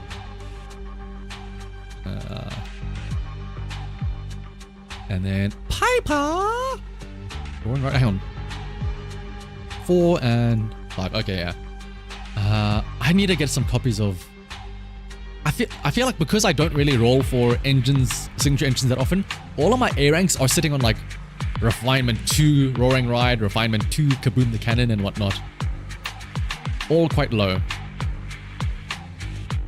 Rage, what's up? May you ask for feedback? Is it better to pull for Vivian with engine or lighter? You have all the premium nominations. I'm assuming that you don't have lighter. And, well, obviously you don't have Vivian. No one has Vivian. But my opinion always, if you're asking for engine or a new character, I would always say new character. Because would you rather Vivian be like 20-30% stronger? Or get lighter, which is like, technically speaking, 100% stronger because you had 0% of him before, right? And also lighter could enable some other teams in the future. Like, let's say you get Hugo, if you want him, or other attackers down the line. Like for example, Evelyn. Yeah, like if you want to make Evelyn stronger, then you can get lighter. Yeah, it's interesting to compare Flamemaker to Time Weaver. 35% damage plus 50 AP versus 25% disorder damage and 75 AP. Then it's some off-field energy versus the build-up. Oh yeah. But also, yeah, the whole shock thing. Time Weaver is going to become no longer that universal. Alright. I'll check Miyabi and then I'll refresh Mia. Oh, you have Mindscape 2. Fuck off. No. Yeah, get Miyabi out of here. I don't need to look at this. You have Mindscape 2. Why bother? I better see her not here anymore. Wait, what was the difference?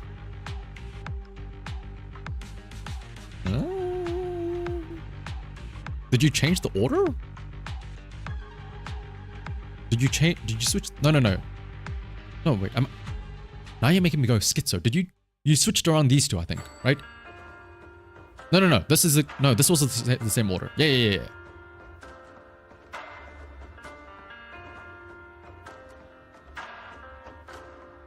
Oh, which one to pull? Oh, sorry. I thought you were phrasing it as in, do you pull Vivian and her engine? Or do you pull Vivian and lighter? Oh, if you're asking it like that. Oh, okay, that changes things. Sorry, Rage. If you're asking if you only have to choose between Vivian or lighter,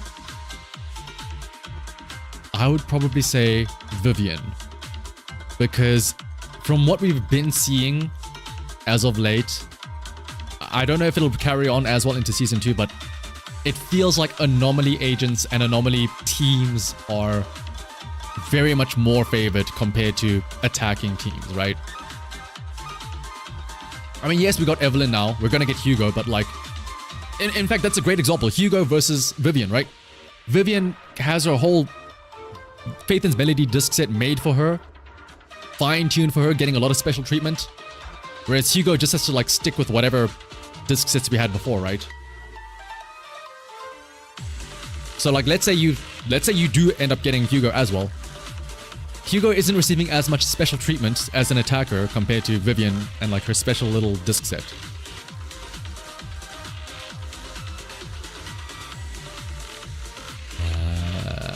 Even when it's fixed, you still wouldn't pull for Flamemaker. Overtime Weaver?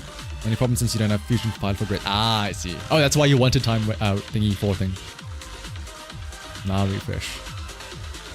Oh, okay. Lucy's still the same. Anby with the Marcotto Desire. Ooh. But then you're getting +2, so 60, 70. Okay, 70% crit rate, that's fine. And then... Oh, I have Trigger's signature engine. Look at me. Yippee, wow. The plan is to pull Vivian and skip Hugo, but maybe you'll pull Lighter. But only the agent. Yeah, that would make sense. Like, that sounds reasonable. Especially because between Hugo and Lighter, I think it would be smarter to pull...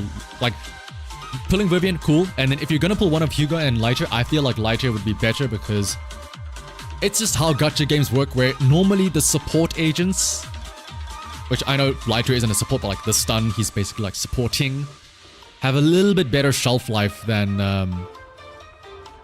like the attackers, right?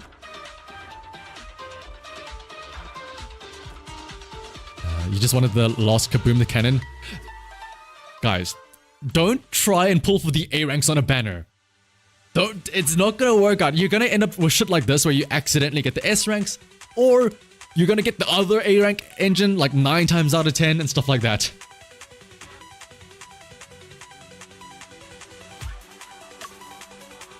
Alright, Nicole, the slice of time? Where's your... Hang on, wait. Okay, whoa, Mia, we're gonna sit down and talk. 1.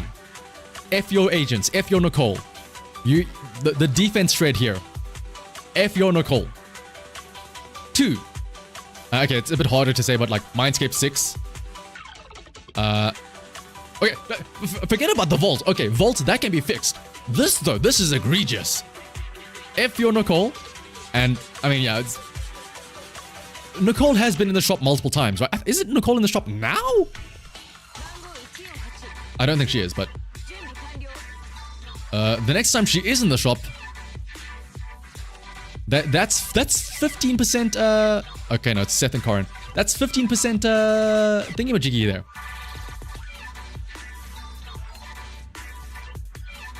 You pull in the weapon banner for Bash for Astra and you got a signature instead. Okay, well, unless you got the nuts like Grim to just get it like that, then yeah. Pulchra, ooh, 1 away. 1 off. Also, wait, hang on, Swing Jazz. Really? Swing? Okay, what is this music? Why is this? Let's put this one on. Swing Jazz on Pulchra is interesting. Are you... I guess, yeah. If you're running low on energy issues, which I guess Pulchra can get low on energy issues, so you can just go in and re-trigger the Hunter's Gate and whatnot. But I feel like... Depending on your team, you can probably just use Pulchra with Sambi and Trigger. Okay. I was gonna say you could arguably switch out the Swing Jazz for Astral Voice to get the extra attack buff, right? Oh, okay. Well, hang on, no. If you're getting lots of stuns, then you're getting lots of chain attacks, which means that you're getting a lot of the Swing Jazz buffs. My bad. I wasn't familiar with your game. You're fine, especially with Mindscape 6 Pulchra as well. Like if you're getting like that's the trade-off, right? Astral Voice, especially because you have 2 quick assist agents where both of these can quick assist, and especially because every time you parry from or evasive assist from Soldier Ambi to Polka, it triggers a quick assist as well. So yeah. Dante, this is anchor.network, and yeah, you can post your. Did you post your? I don't think you did. You didn't mention replacing Haro Master with Sammy, but yeah, you can post your user ID again. Like, I know we're all saying Astral Voice, like probably Astral Voice on Polka, because I don't think you want to take Astral Voice on either of these two. But honestly, if what Mia is saying is true and like you're spamming chain attacks non-stop to a point where you actually have good uptime on swing, like hang on, let me actually look at the buff of it.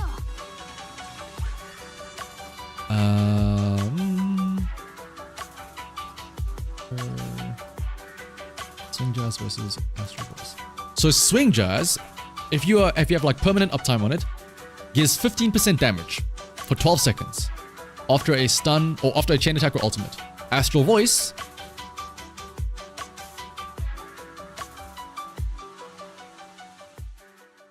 does 24% at max stacks.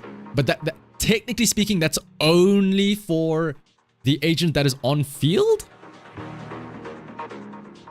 So you could argue, like I understand what everyone's saying, you know, Astral, like that's what I was saying as well, Astral Voice, Astral Voice, Astral Voice. But because of the fact that it's Trigger and Polka, and yeah, let me add you guys to the list. And yes, it's only a 12% damage increase. Polka and Trigger are also benefiting from it. And they're also doing aftershock attacks. And like, maybe you could argue, to be fair, Trigger and Polka aren't really there for DPS, but remember, Soldier Ambi is also buffing their aftershock attack. So it's very likely that these two are actually outputting some non-negligible damage, right?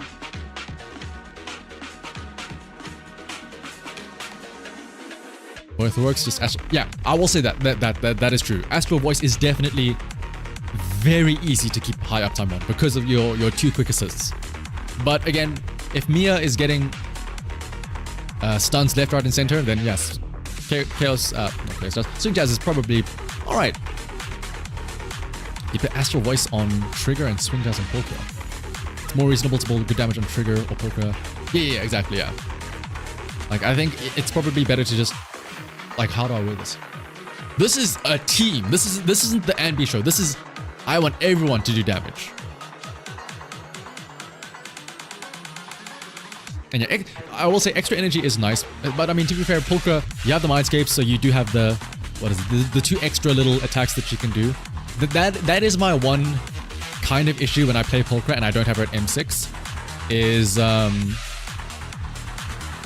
sometimes you're just waiting, like, please attack me, because those 5 little aftershock attacks are done so quickly. Like, it's oh, you snap and then they're gone, especially if you use a Soldier Ambi. So then you're just stuck there like, please attack me so I can do my evasive assist and refresh the buff, right? Half the time skill issue, other time switching. Yeah, the early switching is also, that's one of the things that I'm annoyed about with Polka, is that if you accidentally switch into her too early, it just wipes away the rest of the charges. It's like, bruh. Especially it's annoying as well when you have the Mindscapes, because it gives you 2 extra attacks. So it's even harder to, you know, time the switching. Because, what is it called? Like, how do I word this? On one hand, you might want to evasive assist back to Polka again because you want to refresh the buff, but if you refresh the buff before you use the final hit, because the final hit of her aftershock is the strongest one, so it's like, you need to run it down to the bottom.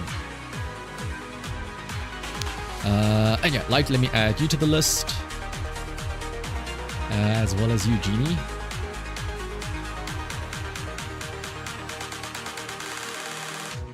Impact Nicole. That is interesting. You should experiment with effing your Nicole as well, Mia.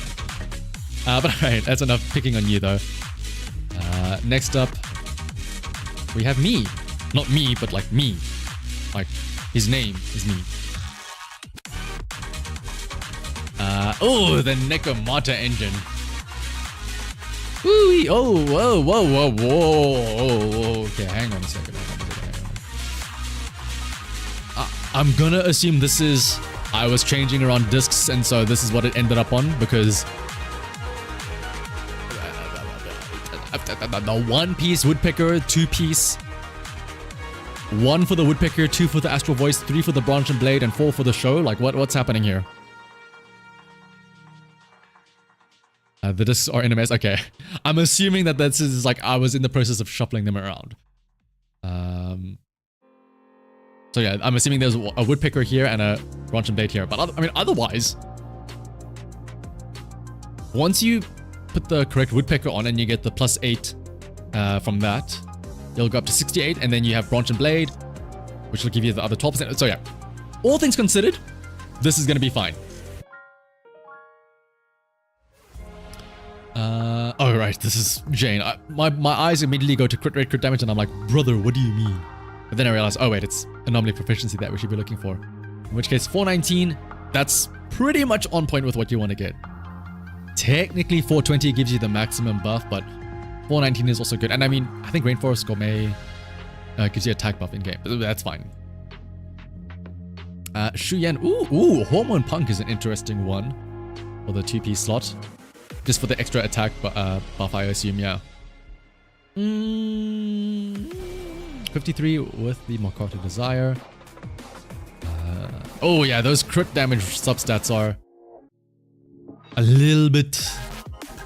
leading a little bit to be left behind, right? 7 crit damage, yeah. But I mean, it's oh, I'm looking at this. There are so many defense substats here. Oh boy. Hurts to see. But I mean, it's fine, all things considered. Astra. Oh yeah, you're fine. You have enough attack here to get the maximum buff. And then Burn Ice with the Weeping Gemini. 11 substat rolls into proficiency. Yeah, this is also fine. And what's up, Death Reaper?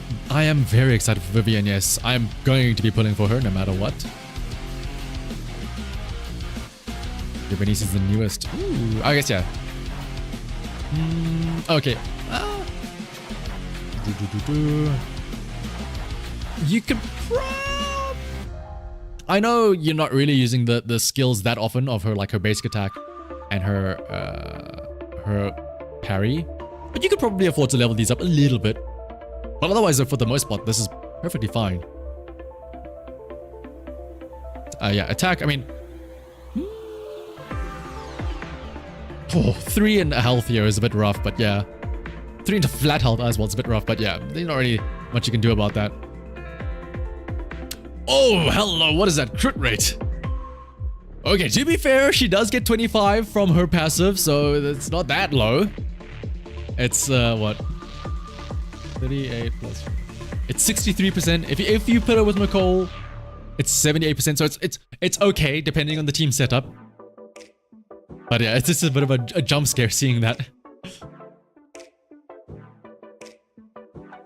Is Jane Doe going to be a good driver for Vivian? Like, do you need to pull both for her? How do I word this? Okay. Is Jane Doe good with Vivian? Yes. Do you need to pull both for a good team? No. Vivian works well with most other anomaly agents. She works well with Jane, of course. She works well with Yanagi. She doesn't. The one that she doesn't really work well with is Bernice, because they are both like off-fielders, really. But good news, Vivian also works really well with Piper. I say a free, an A rank, which you probably have. Yeah, like Grim was saying, Piper, Vivian, like Piper is just budget Jane.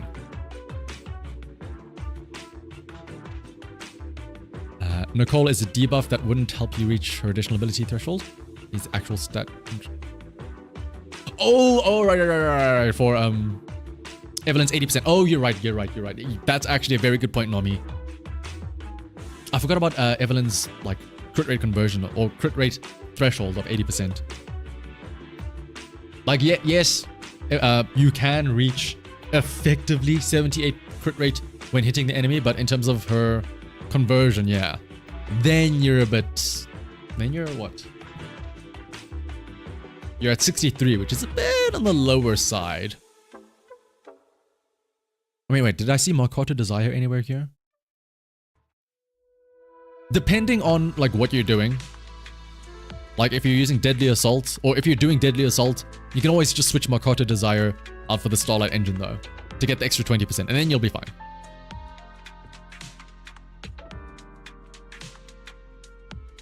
I think, wait, was it, does she need 80, or does it like, it's a sliding scale, right? Where's my Evelyn?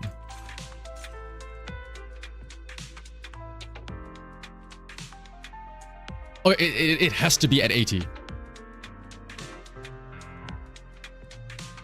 You use her on Makoto. Okay, then yeah, then you're fine. Like, I can't think of many Shiyu defenses where we've had to really use, like, say, a Shiyan and a Evelyn at the same time on two opposite sides. But yeah.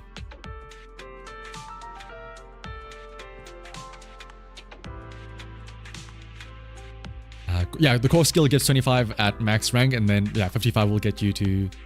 55 plus the 25 will get you to the 80%, which then increases the multipliers to 130%. But otherwise, yeah, that's fine. Next up is Neptune. You skip the whole of 1.6 for Vivian and Hugo. After seeing 20, that's how they get you. That's the more reasonable take, Chico. The other take that some people have is, oh, I pulled for everyone, and then I saw Vivian and Hugo, so I pulled for them more, but I had to swipe my credit card for more pulls, but now I see 2.0, so I'm gonna have to swipe my credit card again.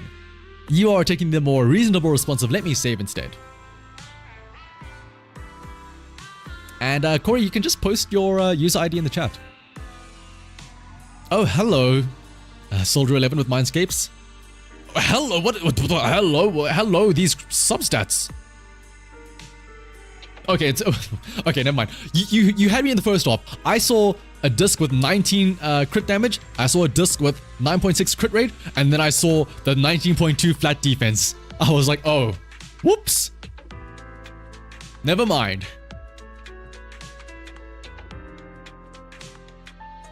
It was great until it wasn't. But let's see, 31. But then you also get the, I think it's 28 from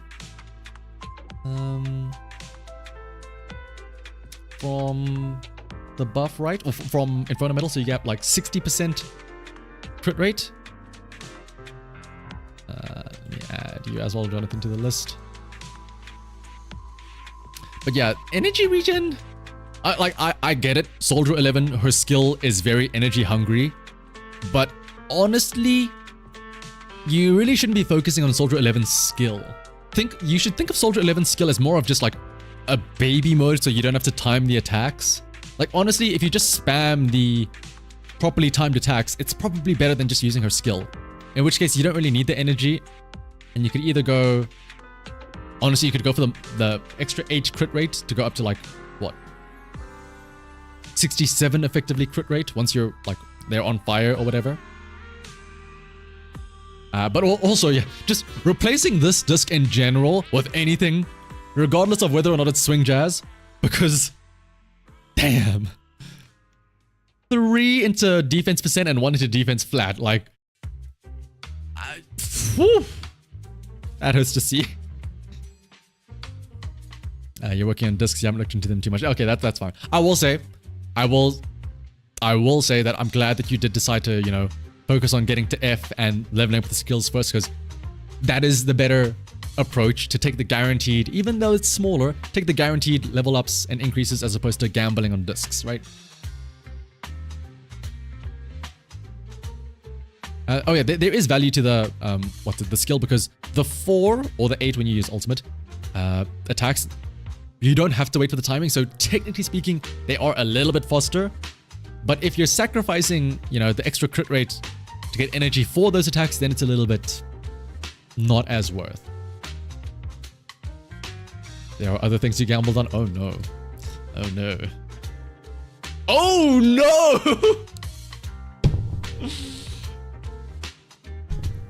I see. This kind of explains why you have 2 copies of Soldier 11. Or 2 Mindscapes.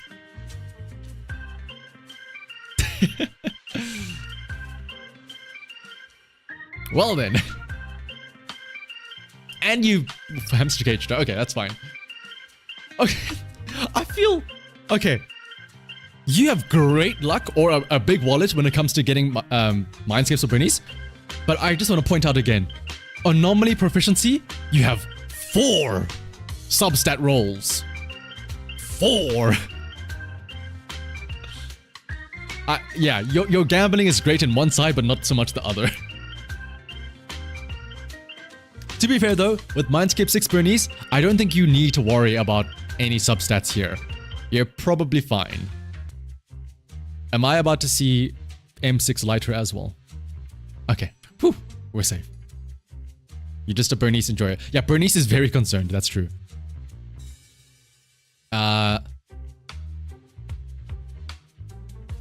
Goldfish spending you might add? Goldfish? Oh, okay, then you must have gotten really lucky.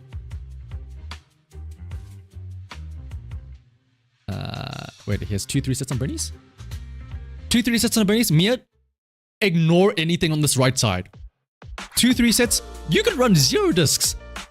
Mindscape 6 Bernice, it doesn't matter. It does not matter, honestly. Maybe that's the key. If you have bad luck with discs, just roll better Mindscapes. Just simple as that.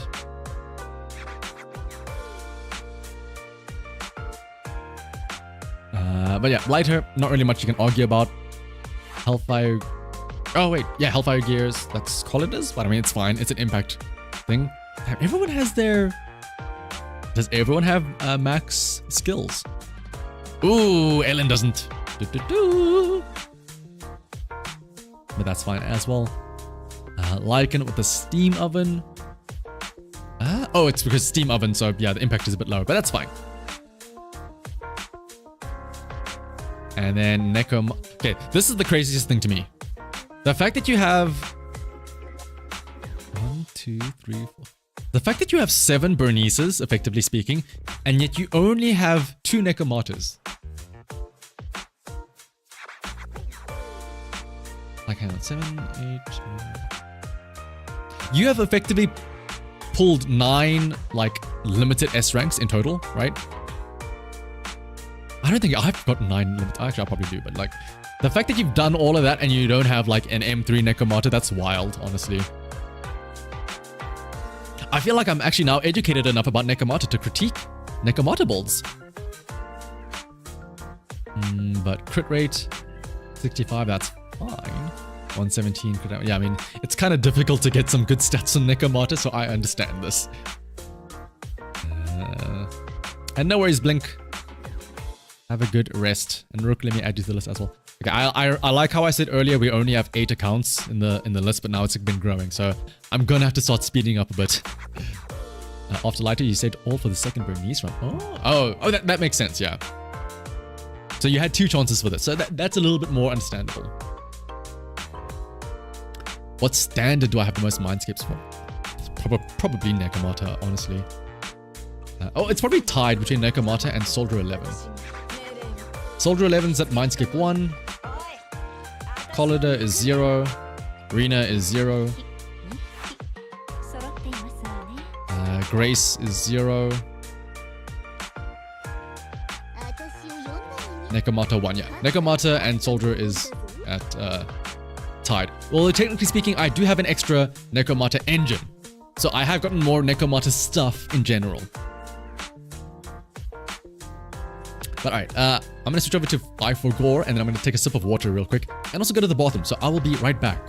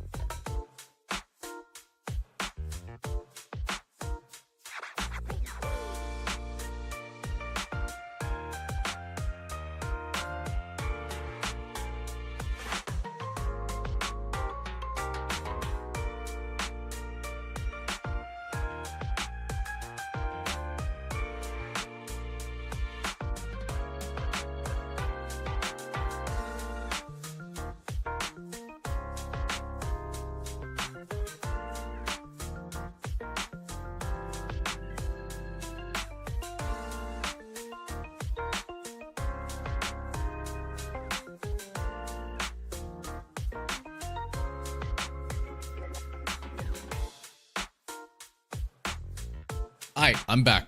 Oh, and what a way to start with Time Weaver, Mindscape 1 Yanagi as well. Woo.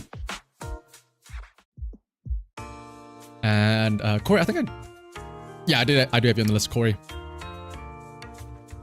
You'd have 12 S ranks from the limited banners, but a true 50% win rate, which is only 8 limited agents. I do need to, at some point, I do need to pull up that one, what is it, zzzrng.mo or whatever, where you can like check, like how lucky you are and what and stuff like that. Also, what's up, Socks Caliber? You got a stream? Oh, welcome. But yeah, I mean, you have Time Weaver, you have Mindscape 1 Yanagi, yeah. It's probably one of the better signature engines for anomaly agents. Let's put it like that for now. M1 Nagi and the engine within 40 pulls. Give me your luck, please, Ifagor. Alright, next up, Soldier Ambi. No signature, unfortunately, but that's fine though. Unfortunately, there's only a 6-month memory. Oh, wait, what? So I can't brag about me getting, like, Shuyen, and then immediately on the very next 10 pull, after like, my pity reset, I got another Shuyen? Man! You don't pull signatures that much? Good. My brother in arms. Speaking of... Okay. I mean, it is a stun engine, the Restrain, but yeah. Oh, that is a very low crit rate, though. Why do I feel like that is very low? Even like, ignoring the fact that this isn't the signature engine, right? How is it... Like, you have crit here on the main stat. I guess it's just substats, right? You get very low substats.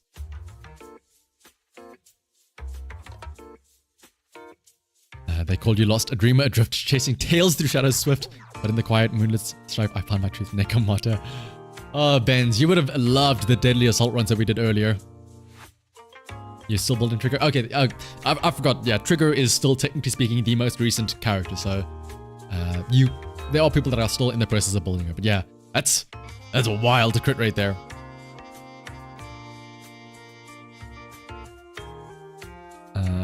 Nicole? If you're Nicole, people, of all agents to F, Nicole is probably one of the most important ones. That defense trade, woo! Like, what is it from? I know it's not the biggest gap, but it's still... It's an extra 2% defense trade. You're too broke, just like Nicole. Just like Nicole. Also, I'm assuming you're shuffling around discs. The random missing slot 5. Yeah, they forgore. The name fits. Next up, Miyabi. Ooh, 68 on the dot. So yeah, plus 12 from Branch and Blade. You're fine. 3284. Is that enough to reach the? What is the number again? Somebody here probably knows. 35% of the initial attack, so...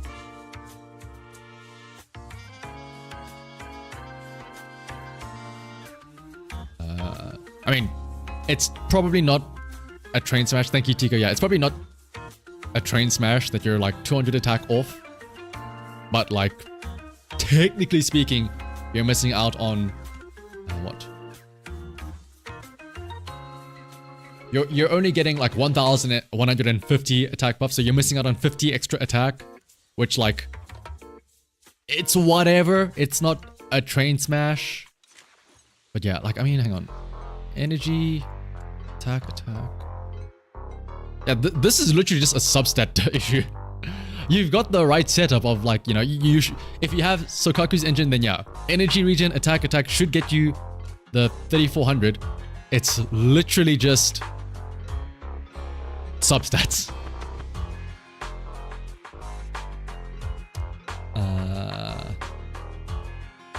Is this the calculator talked about in Lizzie 50? No, this is not OK Muzzy's calculator. This is Anchor.network. Alright, next up is Ren Cutie. I just want to show off my Bernice.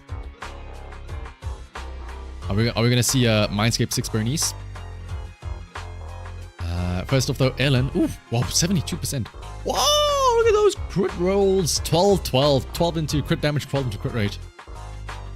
Oh, okay. I'm making a prediction. Mindscape 3, Soldier 11. That's because they went for Mindscape 6 Bernice and they lost a 50-50 multiple times to Soldier 11. Branch and Blade though, for the extra attack. Yeah, I mean, yeah, 60 crit rate is fine, especially when you have the Mindscapes. Miyabi, you have Mindscape 2, who cares? You're fine, Ren Cutie. Or Rain Cutie. Did I mistype the name? No, it's not.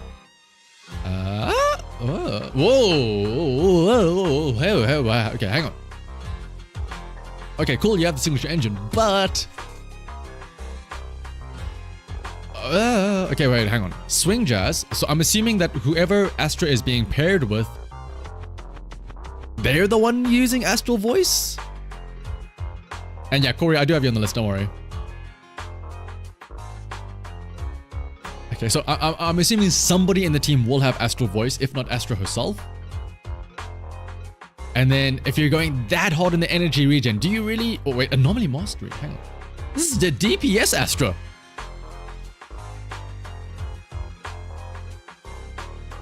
Ether damage and Anomaly Mastery.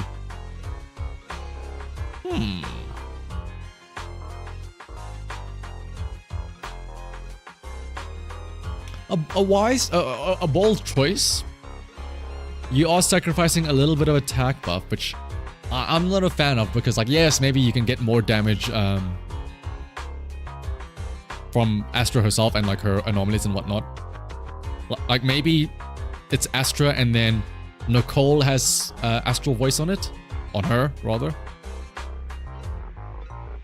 But I feel like... So, oh, hang on, 3119. Yeah, you're missing on like 100 attack on the buff, which is quite a lot, all things considered. Alright, Bernice though. Ooh!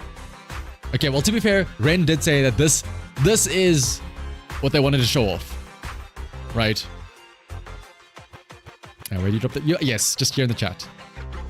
Which, to be fair, 16 rolls into anomaly proficiency, and on the one slot that can't roll proficiency at all, slot 4, attack percent and penetration as well. Okay, that's valid. TP Solomon, I mean, extra attack, sure. Again, though, to be fair, I think this is a case of the substats are so good that you kind of have to, right? Attack, like 2 attack substat rolls, penetration, and anomaly proficiency. And then here as well, 2 anomaly proficiency substat rolls. Like, I think it's probably worth it. Neptune, thank you for the super chat. Oh my goodness. Now that I see your profile picture a bit closer, Neptune, I just realized, like, Nep as in, like, well, Neptune as in, like, Nep.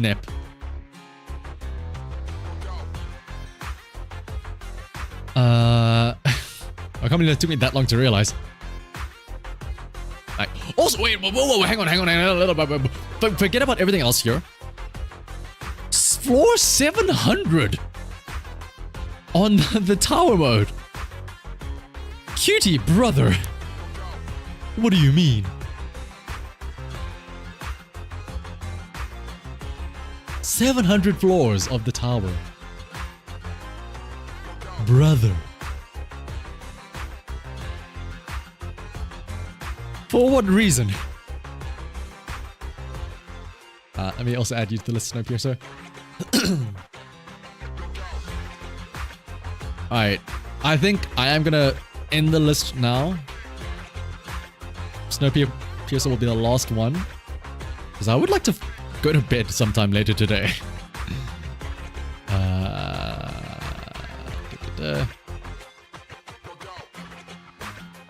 And then Jane, 400. What the 488? What the hello? What are these anomaly rolls? 488, and this is before sharpened stinger buffs, which then gives like an extra 100 or something?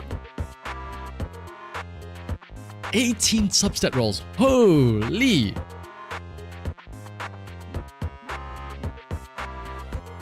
$90, 100, blah, same thing. So what, 480, 478. Still though, my goodness. That's crazy. To be fair, I think the attack is also because it's an attack slot 5, which, I mean, again, doesn't really matter too much. You could argue that this is attack versus, what is it? Physical damage bonus, but still though. 488. My goodness. I like how Ren was like, I just want to show off my Bernice. Meanwhile, I mean, to be fair, Bernice is being shown off well here, but like, then you also have the Jane as well, and also the floor 700. What's Jane's AP number she's supposed to be at? Not 488, it's like 420 at max. This is just like overkill. Oh, I mean, it's good. It's not like it's a bad thing. It's just like, holy shit, that's a lot of damage. Alright, next up is Dante. Ooh.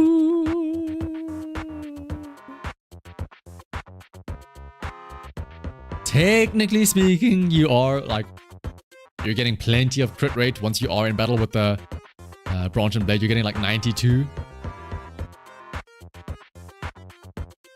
Sting is plus damage and build-up rate, so okay, no, yeah, that makes sense. Yeah. You can't do. I'm getting to yours. Like it's in the list. Like I said, I've got the list already. There's 1, 2, 3, 4, 5, 6, 7, 8, 9, 10, 11, 12, 13, 14, 15. There's 15 people in the queue already.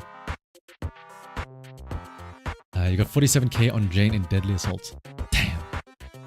I wouldn't be by herself. I wouldn't be surprised, but yeah. Alright, let's see.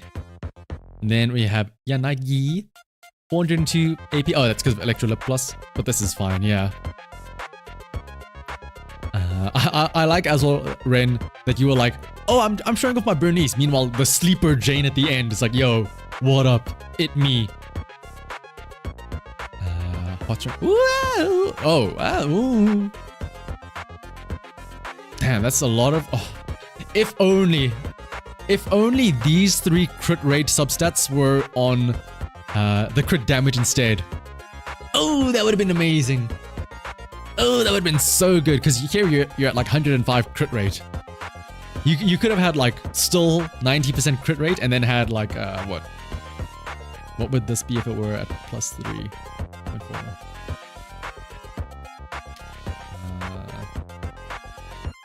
You could have had like 180 crit rate, or crit damage rather.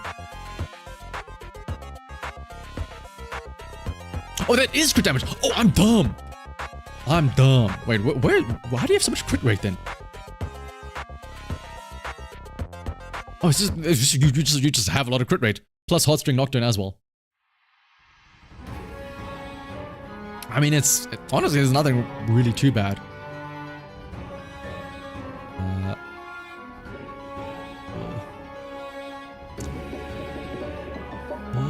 This is the only one that doesn't have crit damage on this, right? Yeah, there's only the slot 2, which I mean, it's alright because it has crit rate and attack percent at least. Alright, but next up.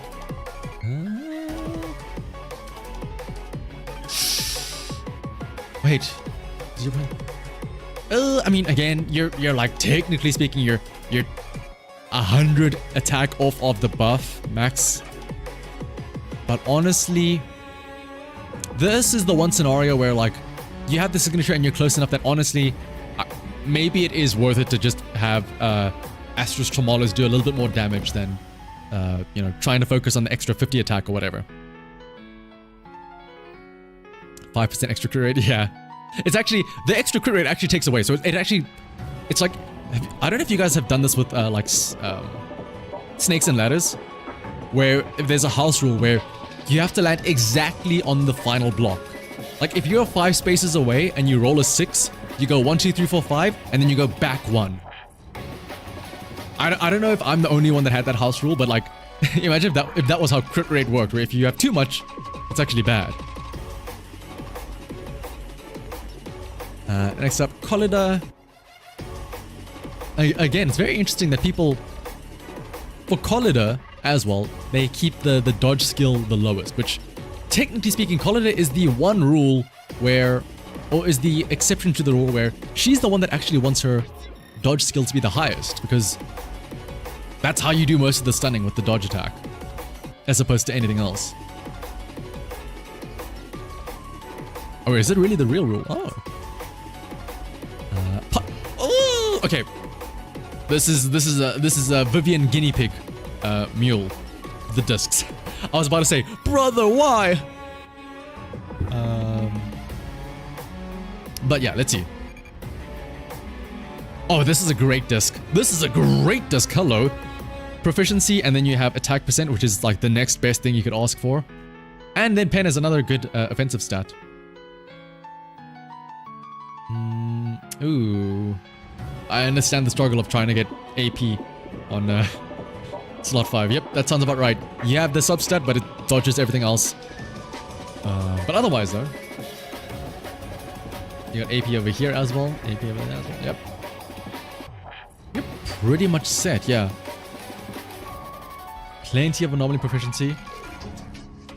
I mean, arguably it could be more, but I mean, it's fine. You also have you have 16 attack percent rolls as well. That's, yeah, you're fine. Alright, next up, Cake Eater. I am going to try and start speeding up a little bit.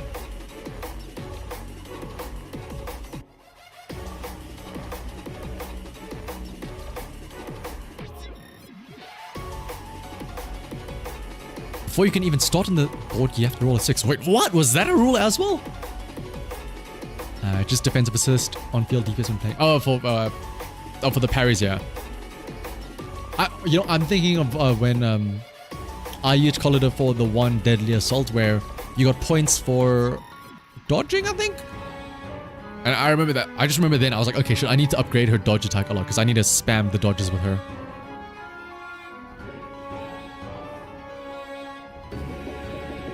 Oh, Cake. Speaking of Cake, Caesar. Oh, Tusks of Fury and Mindscape 2. Hello. Is there anything more beautiful in this? 7 Innocence. Oh, I was gonna say, 20. You're using the crit rate disc. You have what is it called? But you're getting the 10 plus 12, so you're at like 99 crit rate. Surely you can afford to switch out the crit rate disc for crit damage. But then I saw, no. That's plus 4 crit damage substat rolls. Never mind. Continue as you were.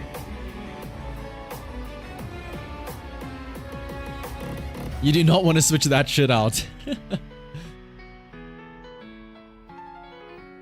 But 15 crit damage rolls, 14 crit rate rolls total. That's crazy. I'm always curious, like, how did, like, on one end you can say these people are really lucky. On the other end, I'm like, how long did it take to get a disc like that? How many failed discs were there in trying to get those?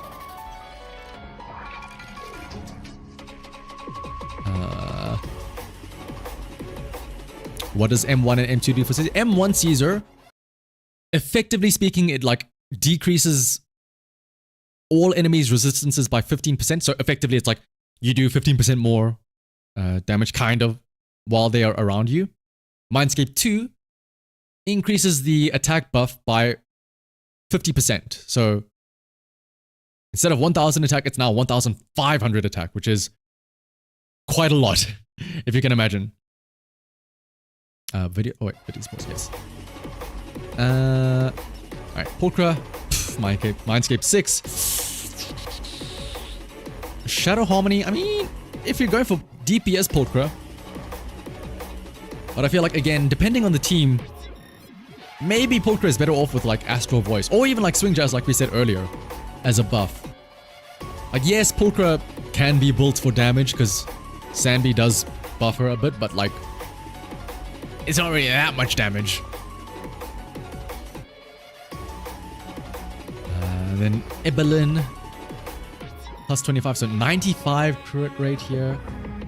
Look at those discs again.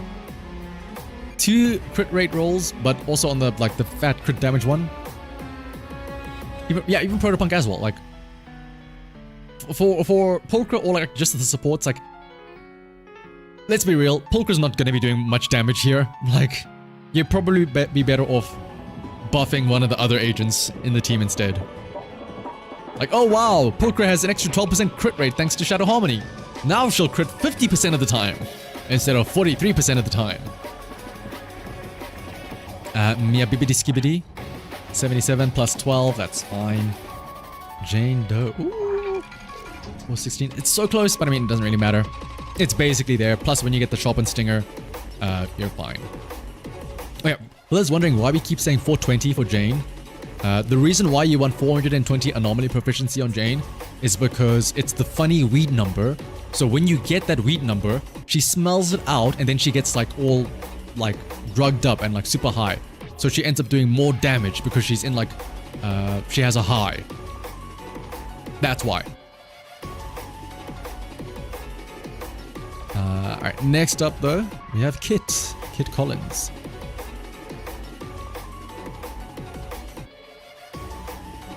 Hello, Anmi, with your Mindscape 2. Hello. I mean, do I really have to argue anything here? Mindscape 2 Anmi with the signature engine. You're fine. 56 plus 10 plus 12. Effectively speaking, 78% crit rate and then like 260 crit damage. You're fine. Trigger. Another spectral gaze. My goodness. How does everybody have spectral gaze? You're missing out on 5 crit rate actually.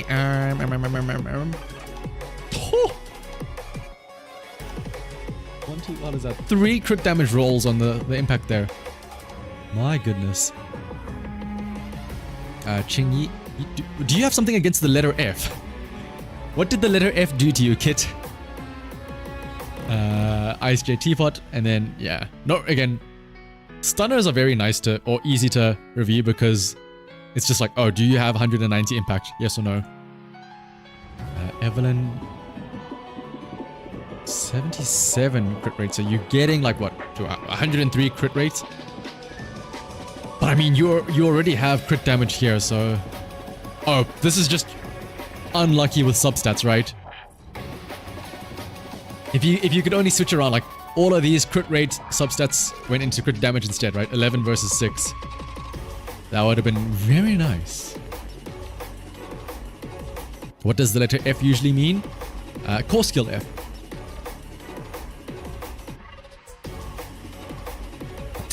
What? Come on. I mean, to be fair, though, Pulchra's like it's sort of whatever. Again, though, similar thing.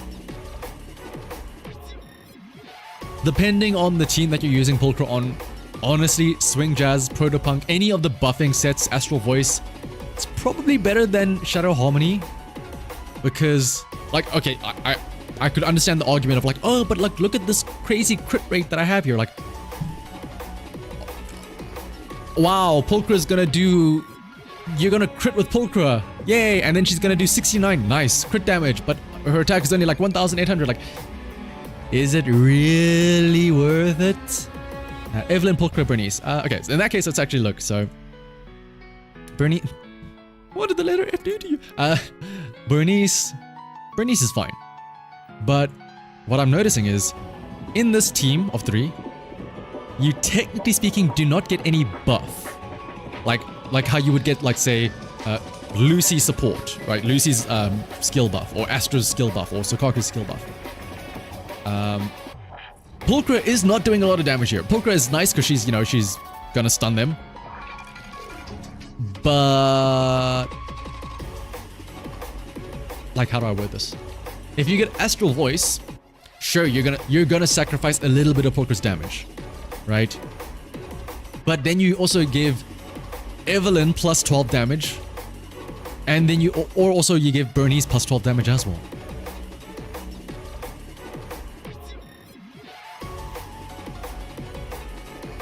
Pulchra gets plus 10 combat attacks, so that's 180 with... I mean, it's still... Compare that to like Evelyn here.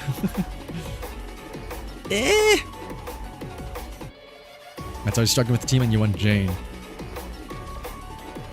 Oh, like Jane, Bernice, Evelyn.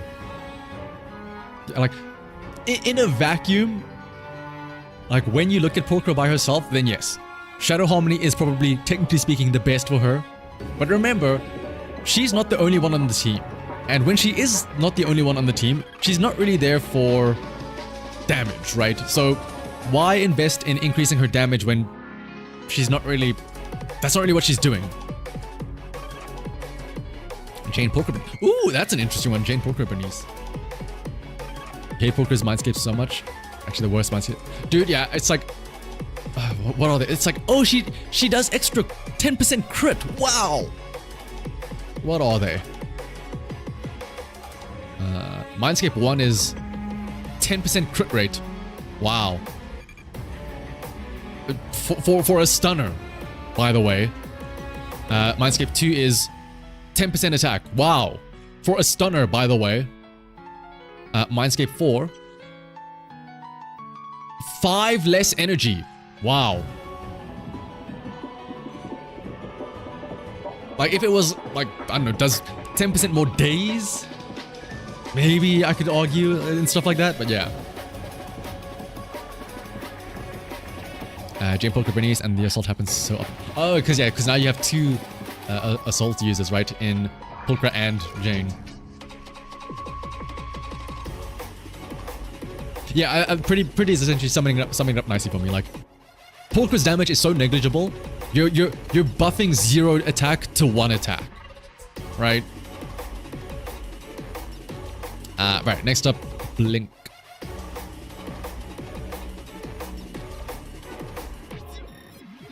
Oh, Mindscape 2, Miyabi, you're fine. You are absolutely fine. Also, shout out to the tagline, Anburger. Speaking of Anburger, 65, and then you have plus 12 from Shadow... Oh, Branch and Blade. Oh no, Shadow Harmony, yeah. Plus 10. 87 crit rate with 7 Innocence as well, so yeah, you're fine here as well. What should you run Disc 4 then for Pulchra? Honestly, it probably just, in terms of main stat, just flat attack. Or honestly, if you're gonna do it with Jane Pulchra Bernice, Anomaly. Because if Pulchra is gonna be contributing to the what is it called? Anomaly build-up, then she needs Anomaly stats as well. Astra Yao. Oh, this is perfect. You've got the full attack buff and the signature. Oh! Mindscape 2 Shu Yen! God damn! With 200 crit damage. Crit rate seems a bit high though. I'm just saying. Crit rate seems a little bit high. What was Mindscape 2 anyway again? I forget.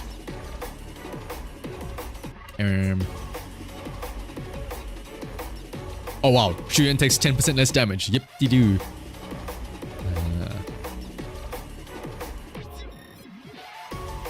Oh, but...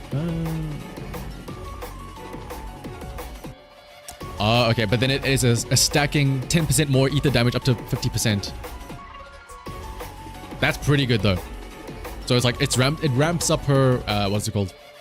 Her basic attack string. 2 Xian, but no weapon. That's, yeah, that is kind of funny though.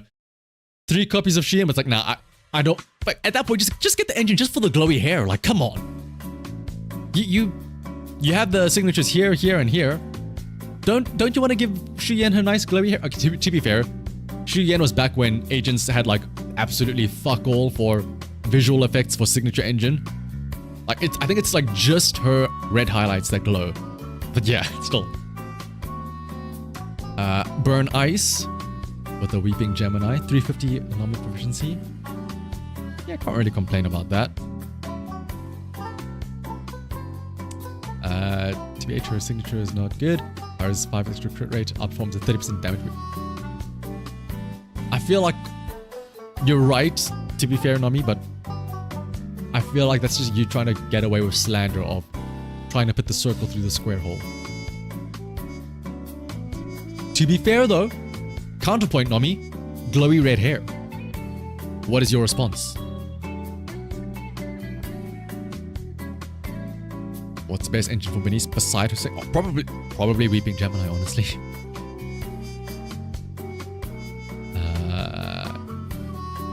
Jane, oh, 420. Oh, yeah, reaching the 420. Oh, electoral plus is giving 75, yeah. And then 14 anomaly proficiency rolls. 1 I'm so sad that like they only figured out how to make glowy hair good later on in the game. Alright, next up is Luma. Alright, let's see the Harumasa. Look at that rainbow of colors. Speaking of Harumasa, 243 crit damage. How? Literally, actually, how? Plus 193 from substats and shenanigans. 4! Wait. 4 what? 3? 3 as well here. How long did this take?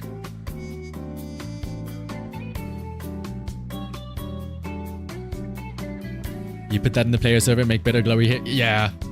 I'm glad that they have been doing it, like, where to point, it's not just the hair. Like, for example, like Vivian, oh, not Vivian, Evelyn has the, like, little moss flying around her and stuff like that. Soldier Ambi has her scarf glowing. So they're getting better at it, but yeah. You've been working on him for the past months. It shows. My goodness. 243 crit damage. I do hope for your sake, Luma. Since Harumasa was given out for free, a lot of people are thinking that he might be like the equivalent of Dr. Ratio from Star Rail. And the quote-unquote issue with Dr. Ratio was that because he was given out for free and like it's like, we don't, you know, he's like a quote-unquote freebie character. I don't think he's ever had a rerun. For your sake, I'm hoping that that doesn't happen with Harumasa, so that you can hopefully end up getting those final 2 mindscapes eventually.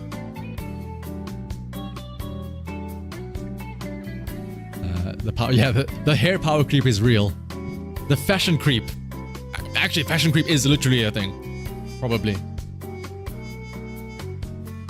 Speaking of, Seth, your boy, the 4-piece Freedom Blues. Oh yeah, so that you can apply, what is it, I don't call it a debuff, but make the electric anomaly apply sooner for Harumasa Masa.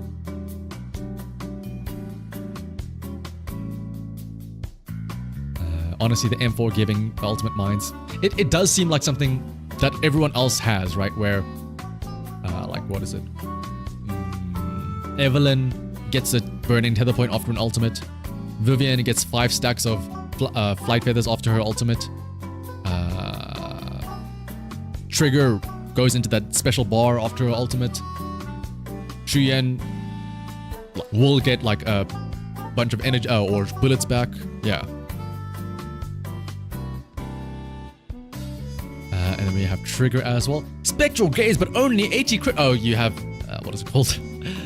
You have 4-piece Spectral. Oh, 4-piece Shadow Harmony. I mean, honestly, it's probably substats, but you could probably get away with 4-piece Shockstar and then 2-piece Woodpecker, right? You'd still get the 90% crit rate.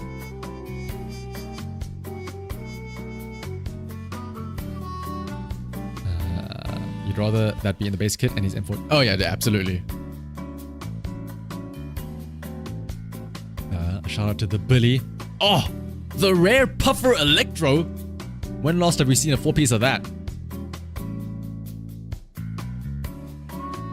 Should you get M1 Jane or M1 Vivian? I'm trying to remember now. What was Jane's? Let me actually have a quick look and see what was Jane's M1. Oh, that's the wrong one. Whoopsie.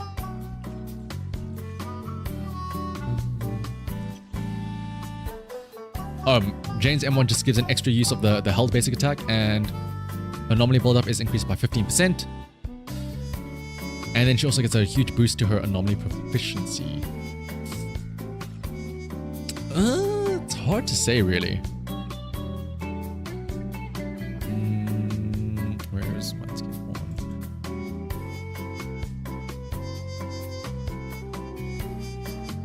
1? I mean, you could arguably say that... How do I word this?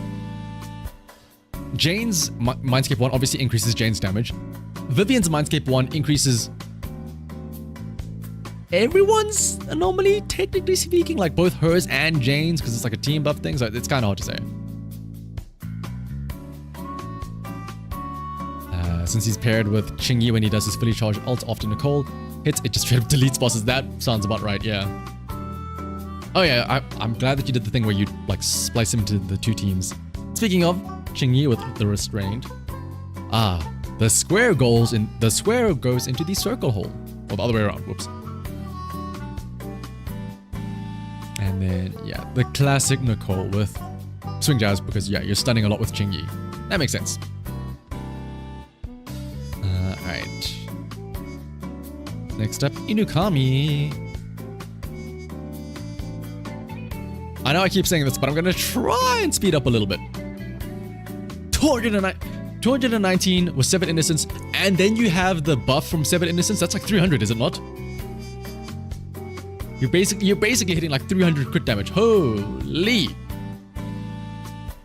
And then you still have 55 plus 55 plus 12 plus 10. 77 crit rate. Damn. What's up, Travis? Speaking of, there's Qingyi. I mean, again, stunners are nice and easy. Do you have impact on slot 6? If not, then cool. To be fair, that's pretty decent crit rate as well. Or a stunner. That's not too bad. Oh! That crit rate seems a little bit too high for my liking. But otherwise, 222 crit damage. What are these substats like? With only 10... Okay, I would say with only 10 substats, but a lot of it's coming from the Riot Suppressor, right? 41.8 plus... The greedy side of me, the incredibly greedy side of me wants to say, assuming you pair Shu Yan with Nicole, because I mean, why wouldn't you? The very greedy part of me wants to say, you could switch out this Woodpecker for Branch and Blade. You could get away with that. Sacrifice 8 crit rates, you'd go down to 78 crit rate, which is still okay. But then you get an extra 16% crit damage. Ooh. I mean, you could argue that like you do have to make sure that you get like 1 or 2 substat rolls on crit rate. But still though, it's fine. The temptation is like... Just think of it like this. Think of it like this, Inukami. Surely you crit all the time. Like... It's... Why do you need such high crit rate? It's either 1 or 0. You crit or you don't, right? It's that easy.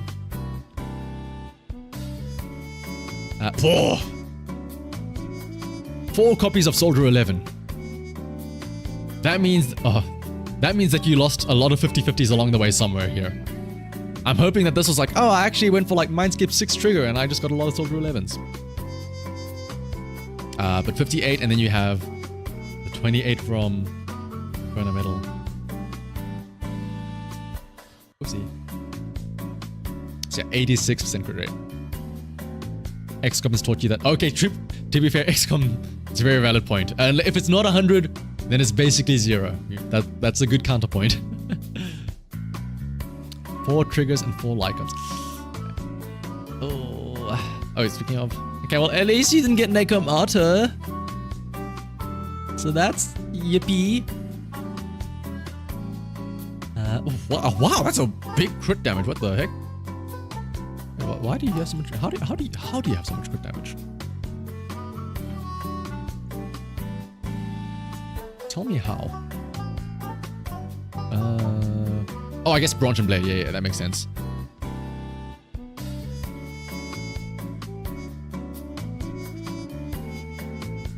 You love Nekomata though. I was gonna say like this actually seems like a very good Nekomata build. Do you want my Nekomatas? I will give you my spares. Please, take them from me. Okay, I will say, honestly, now that I did the Deadly Assault with Nekomata, I'm kind of warming up to her. Don't get me wrong, I hate her at times when like she gets blocked by the giant mech's arm, or she just jumps in place and doesn't actually hit the enemy. But when she works, she's fun. She's like a real cat. Very annoying 90% of the time, but you just can't help but love her at the end. And then, yeah, Trigger, of course. Wait, whoa! 90% with Shadow Harmony as well. Okay, to be fair, a lot of these are... A lot of these crit rate subsets are coming from Shadow Harmony. I was gonna say, you could arguably switch out these for, 4-piece Shockstar and then 2-piece Woodpecker. But that's dependent on if you have the discs and the subsets to get the 90% still. She was the star of your last Deadly Assault. You mean like the one that just reset today, or like last week? But honestly, I can believe that, yeah. How did you get the setup? I mean, it's really just the website doing a lot of the heavy lifting that makes it look good, Travis. I just slapped my little VTuber model on here in the corner and called it a day. Next up, JRLD. Whoa, why is it... Oh. You already know what I'm about to say. You could switch out that crit rate disc for a crit damage one, surely, right? You don't need that much crit rate. Especially when you consider that this crit rate disc isn't really giving you much in terms of substats. I mean, honestly, that crit rate is too high. 58.6 plus 30 from her passive plus 15 from Nicole. That's 103. That is literally too high. You probably should switch out that crit rate disc for what is it called? Crit damage. And then, like, if you get lucky, maybe that crit damage disc has a couple of crit rate substats on it, in which case, then you're fine.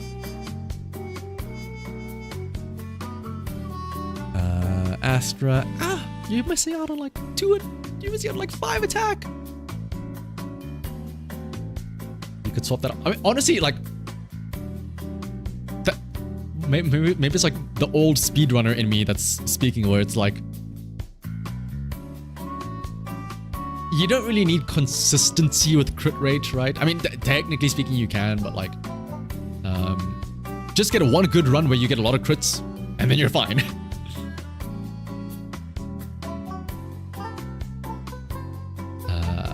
Soldier 11. Oh, where is your crit damage here? Oh, I see. I mean, the attack is very good, though, to be fair. But 3 crit damage rolls, that's rough to see. Only 2 of the discs have crit damage at all as a substat, actually. That's a bit rough.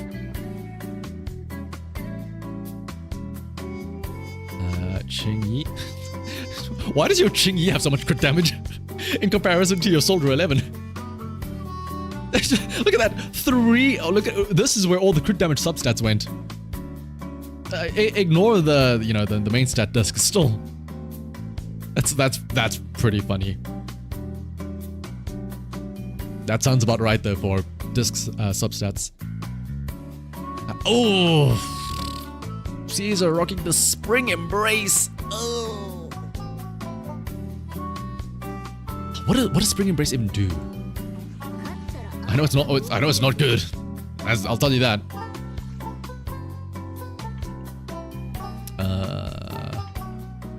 At that point, just throw on, one of the stun engines just for the impact, right?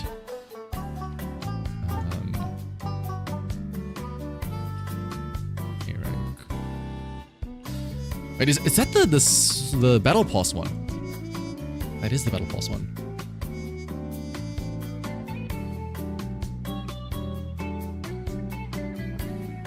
What does the Battle Pass thing do? Am I even able to look at it? I don't have, I'm not able to go and find it so quickly, but like, yeah.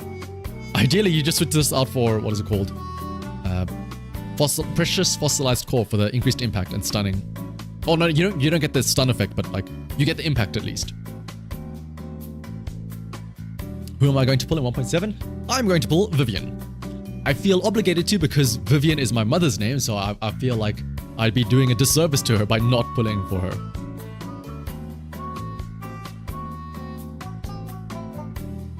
And then Haramasa Masa. Oh, Haramasa means look away. I mean, he does get extra crit rate, but reduces damage taken and increases. I mean, I guess the energy regen is nice, or the spring. Yeah, I mean, honestly, this is just a substat. I get it. We've all been there. Substats are a bit of a bitch, right? Why does your Qingyi have almost better stats than your Haramasa? Oh, that's okay. The Shuyen is great. The Shuyen is perfect. You know, switch that out for crit damage and you're fine. Everyone else though, woo.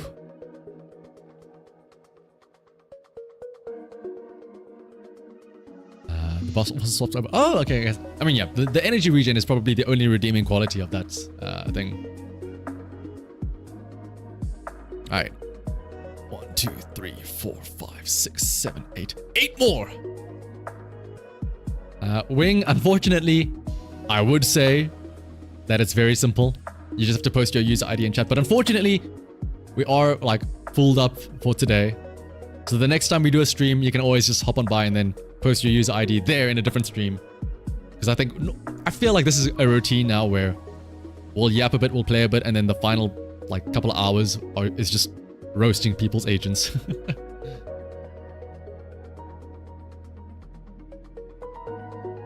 Alright, next up is Western Wizards. Oh! I feel like we always see like Sons of Caledon enjoyers and stuff like that. We haven't seen a Victoria housekeeping enjoyer. This is a first, and I like this. Lycan, of course, with the restrained. I mean, yeah. Again, stunners, pretty easy, full impact. Here's my question: is this M1 Rena with her signature and stuff like that? M2 Rena with the signature. Hello. With Freedom Blues, interesting. So, no. I like playing a little guessing game here. I'm wondering, who would you pair this Rena with? I want to say this is maybe like a Harumasa team, right? Maybe. Because then, like, you can build up the Anomaly Foster so that Haramasa can take advantage of that.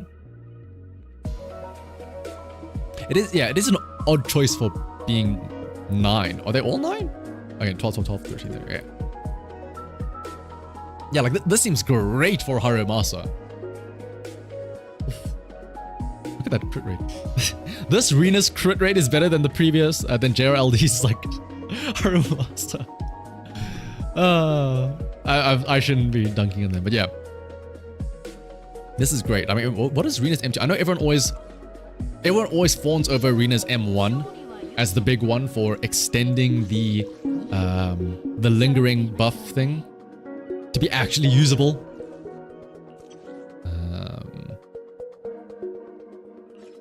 What is M2? Upon entering combat or switching in? Oh, it's Rena's damage increases by 15% for 12 seconds. Which, I mean, it's okay. Rena can do her own little bit of damage. Alright, let's see. Next up, Ellen. 69%. Nice crit rate. And yeah, like 180 crit damage as well. Not really much to complain about there. But now, the star of the show, the biggest one, the one we've all been waiting for. Corrin! Oh wait, that's actually Corrin might actually be the star of the show. She's actually looks a bit better than the Ellen here. 80 crit rate, 170 crit damage. Level 13 skill, so that's what, level 9? Yeah, everything's level 9. Steel cushion to rip and tear. Look at the, oh. 3 of these discs have 3 crit damage substats. Holy. And then you also have pen here. Crit rate as well. That's crazy. Pat Corrin, good job. Dude, Western Wizards is ready for the Corrin update. Like, this must be so fun to use Corrin in the Lost Void with all the special buffs and all that stuff. I cannot wait till when they hopefully like add some of those features into Corrin's actual like on-field kit and stuff like that.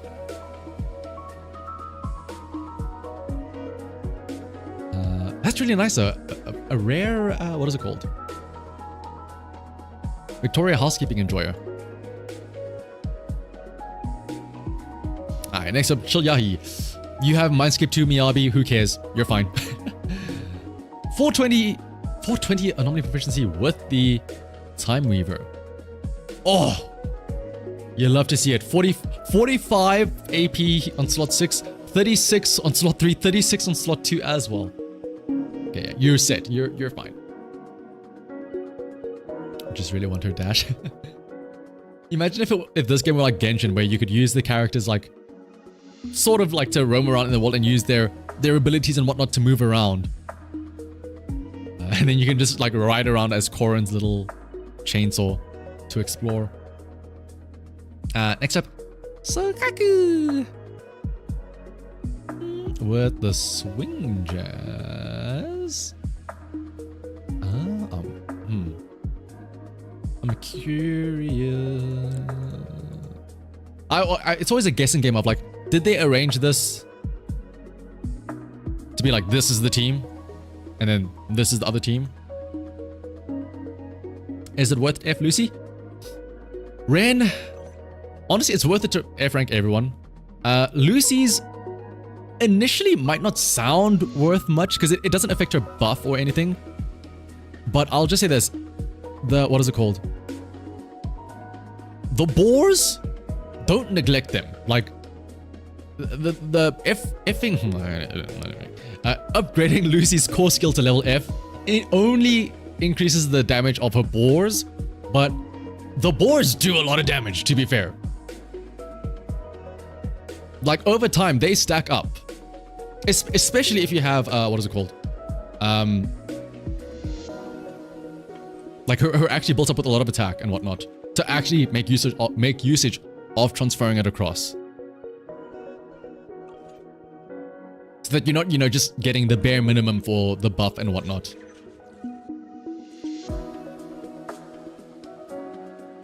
And also, I think also importantly, having Mindscape 6 as well is a big thing.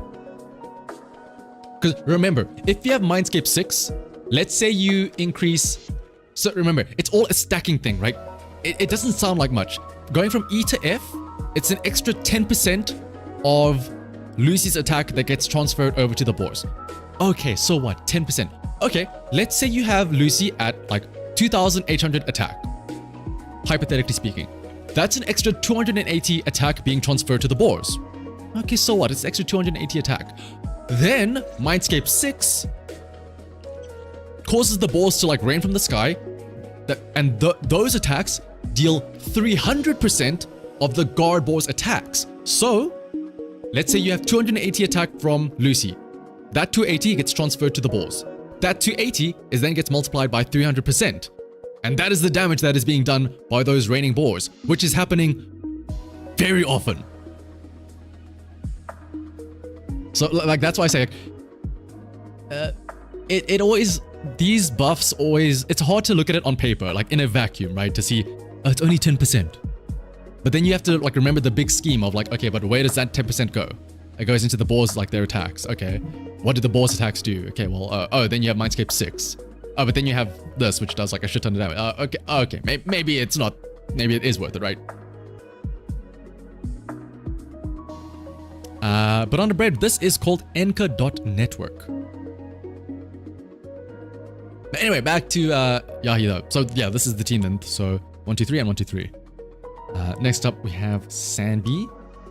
Oh, hurts to see without the engine, but that's fine. This should be the norm, technically speaking. The only A rank UF is Lucy. What about Nicole though? Yeah, plus 12 plus 10. So 80 crit rate with 180 crit damage. That's fine, yeah. Anyone else a little EV? Yeah, me. Oh, okay. Just barely make. Oh, that makes sense. Mindscape 1 Arena and the signature as well. You really like swing jazz, don't you? I'm assuming Astro will then have the Astral Voice. Yep, there it is. With more than enough attack to fill out the buff.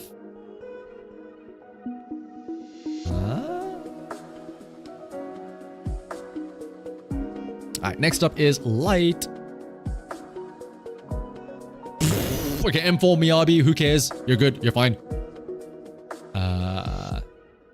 Personally, you have Nicole and E, extra 2% didn't feel worth. I think it's more of a case of if you have everybody or most of the agents that you're concerned about upgraded, it's like, what else is there to upgrade, right? You could spend another couple of days in the disc mines to try and upgrade somebody by 2%, or you could just guarantee a 2% increase by upgrading Nicole, right? Also, again, to be fair, 2% increase, that might end up mattering more and more as we go on into like later like levels, depending on how they work out monsters, right? What if instead of HP inflation, it becomes like defense inflation, in which case 2% of 100 defense sounds like nothing, but maybe there's a boss that has like 2,000 defense and suddenly 2% is worth a lot more. You're still here? Good, Light. I'm glad to say that I can just say, fuck you and your Mindscape for Miyabi. I'm just kidding, of course. But Astra, yeah, this is... Oh, look at those attack stats. 12. And then obviously... Oh, but yeah, this is with the Kaboom the cannon as well, not even the signature.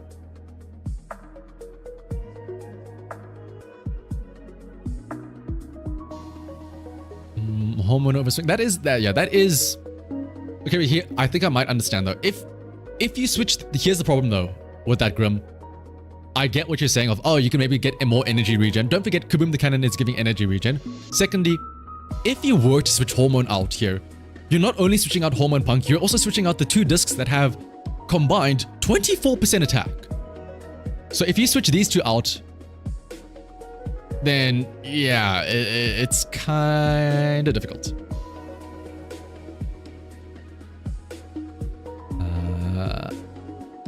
You made me up insane, even with stuff. Okay, well, let's go back and check this out. Okay.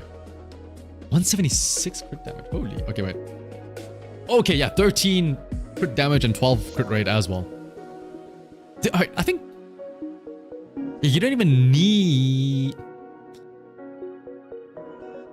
I mean, technically speaking, yeah, you don't need that much crit rate as well, because don't one of these give like an extra 10% or 12% crit rate or something like that? Technically speaking, arguably, you could switch out this Woodpecker Electro for something else. But yeah, I don't know. You're fine with that as well. Qingyi. I mean, yeah. Again, stunners are easy. You have the impact engine, you're fine. Ooh, where's your crit damage here though? Ooh. Yeah, where are your crit damage substats? They all went to Miyabi, I see. You have only 2 discs that have them. I mean, it's fine. Are you really using Ellen when you have Miyabi, to be fair? Hey, there's a better crit damage. 146. Where'd the music go?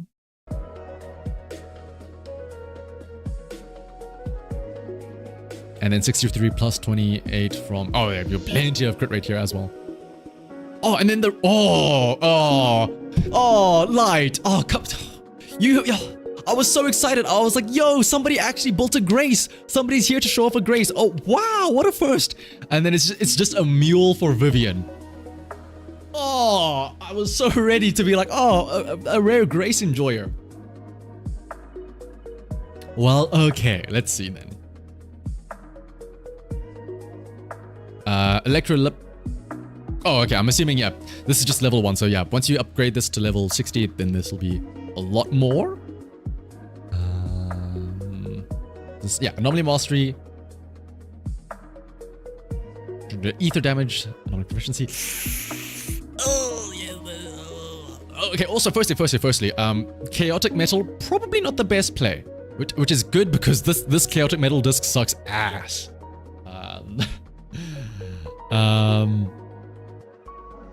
But ooh, okay, this disc is fine. Oh yeah, these 3 discs are fine because you have a pretty decent amount of anomaly proficiency on them. This one as well. Unfortunate that it went into health, but honestly, Chaotic Metal could be switched out for what is it called? Either Freedom Blues or Chaos Jazz for the 30 anomaly proficiency. The 30 proficiency will be better than the 10. What is it called? Then the extra 10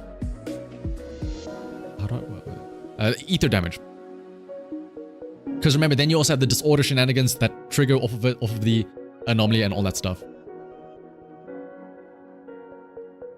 And a Dark Monday, yeah, this is just holding it for Vivian, yeah. Don't worry, I was also disappointed. Alright. Will there be a double disc event for the end of this patch? There was a double disc event a couple of weeks ago. But there will always be a double disc and a double drop event every patch. So you can, I'm sure there will be one as well there is going to be one as well next patch. So there will be another opportunity for that. With the double engine, you'll have over 400. Oh, well, yeah, if you upgrade this, as it is right now, but depending on... Oh, if you get her signature engine as well, you could easily get 500. Honestly. Because obviously from like the main stat itself, and then the special buff that gives like a shit ton more. How many days for Vivian? 23rd, so Wednesday next week. Oh, so what's up, Akane? Alright, next up, Genie. Ellen, but where? If your agents, come on. At least get her to E. They should do a 10x disc event for 1 month during the anniversary patch. Yeah, 10x, and it's all, but they all end up being shit and like flat HP substats galore. Miyabi. Okay. Crit rate. Okay. Oh, okay. Yeah. You can say it with me, everyone. You could switch out that crit rate disc for crit damage. Because you got a lot of crit rate on your other subsets. It's a bit unfortunate that you got shafted with crit damage. But let's say you switch this out for crit damage. You get plus 48 crit damage on this disc. You get 148, right? Maybe you get... Yes, you will lose 24, so you'll go down to 87.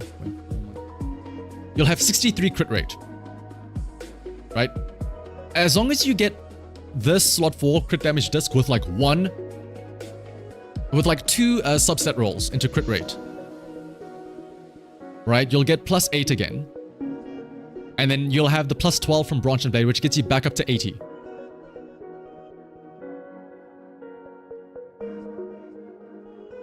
There's a hidden 90 crit damage though. Yeah, but there could be more though. There could be more.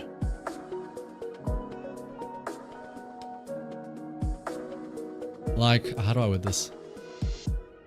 I feel like fights in Zenless Zone 0 ideally are short enough where maybe it's just me thinking about it like this, but a 3-minute fight, deadly assault, whatever, it's probably worth it to just go balls to the wall on crit damage than worry about consistency in crit rate. Because of how often you're attacking, like, I don't think you need to worry about making sure that you have a high crit rate, right? Like a 70%, well, 70% that gets boosted up to 80% crit rate versus 100% crit rate. Is it really that dire that you're thinking I need to crit every single time, right?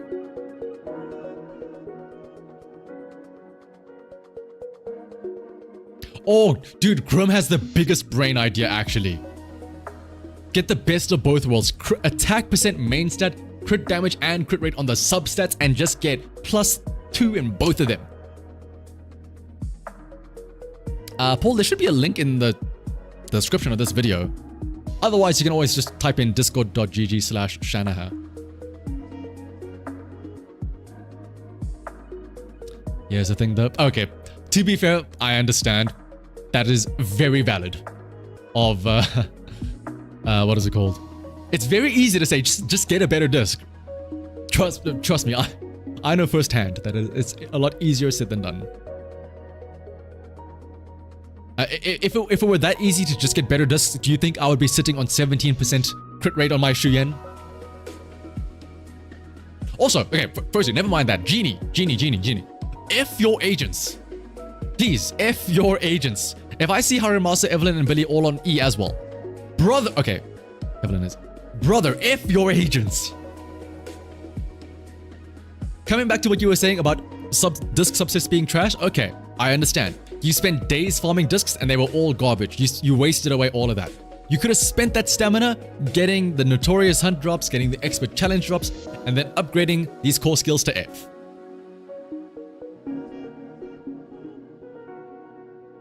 Is it just you who always try to get most characters with at least 3,000 attack minimum? I feel like 3,000. 3,000 is honestly kind of shooting quite high. Unless you do that by putting attack percent on slot 5, in which case I can see that being doable. Do I do Honkai Star Rail account reviews? Unfortunately, no, because I would be absolutely clueless when it comes to Star Rail. Alright, but let's see. Next up, we have Harimasa Masa. Yeah, now that I'm looking at your disc setups, Genie, yeah, I'm starting to see more and more the hell that you are in with these substats. But that's honestly, that's more of a reason as to why I'm saying, yes, I understand your discs are not the greatest, but I think it'd be better off focusing on upgrading the things that are guaranteed to increase as opposed to taking pot shots at a disc set that's going to give you like horrible subsets.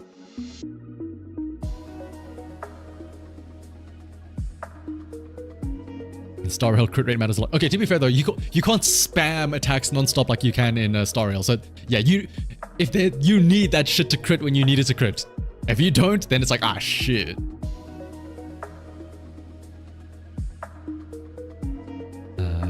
Speaking of Hot String Nocturne with Evelyn, ooh, 95% crit rate here. Okay, Evelyn got. I see Evelyn is the one that you treat nicely. Core skill F, pretty good subsets all around. There is a salvageable one in here. And gold, yeah, as Grim said there. And then lastly, the Starlight Knight, Billy. I mean, yeah, this is honestly fine for Starlight Knight, or for Billy. Unfortunately, Paul, we are done for today. Well, not done for today, but the list is full for today. We have 1, 2, 3, 4 left. We got Jonathan Jiras, Corey, Rook, and then Snowpiercer.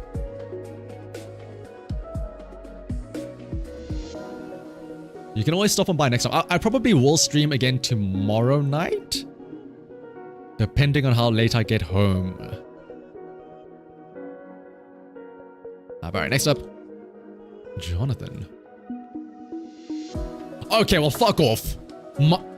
What's the matter? You didn't want to go? You didn't want to get too powerful? You didn't want to go all the way to Mindscape 6 Miyabi? I don't want to make the game too easy. That'd just be crazy. My goodness, though. Damn. Landscape 5 Miyabi. That feels rough, though, to get like so close to 6 and then just like fall short, though. Okay, here's what I'm noticing, though. Astra with the skin. How many mindscapes do the rest have? That would be a power play move. They have Mindscape 6, they just didn't unlock it. Okay. They're not that crazy. They only have Miyabi at crazy Mindscapes. They do have the signature, though. So yeah, then they're fine here with the attack and energy regen on slot 6 as well. I want to go back and see. I mean, does it matter what any of these are? It's Mindscape 5. Okay, Caesar, please at least have Tusks of Fury. Okay, you. Jonathan, you're all right. I take back what I said about Miyabi. You know what's good. Soldier Anby. Why do I feel like that's... Holy... Okay, yeah. There's not a lot of crit rate substats, but the crit damage substats are out here in full. 19.2, 14.4. You could rub M4 Miyabi without distance and she'd still clear. Probably. I would rub a Mindscape for Miyabi, and I'm sure she'll, like, from the motivation of like, oh, she did a good job, she'll be like, oh, I feel good now. Let me go and solo everything.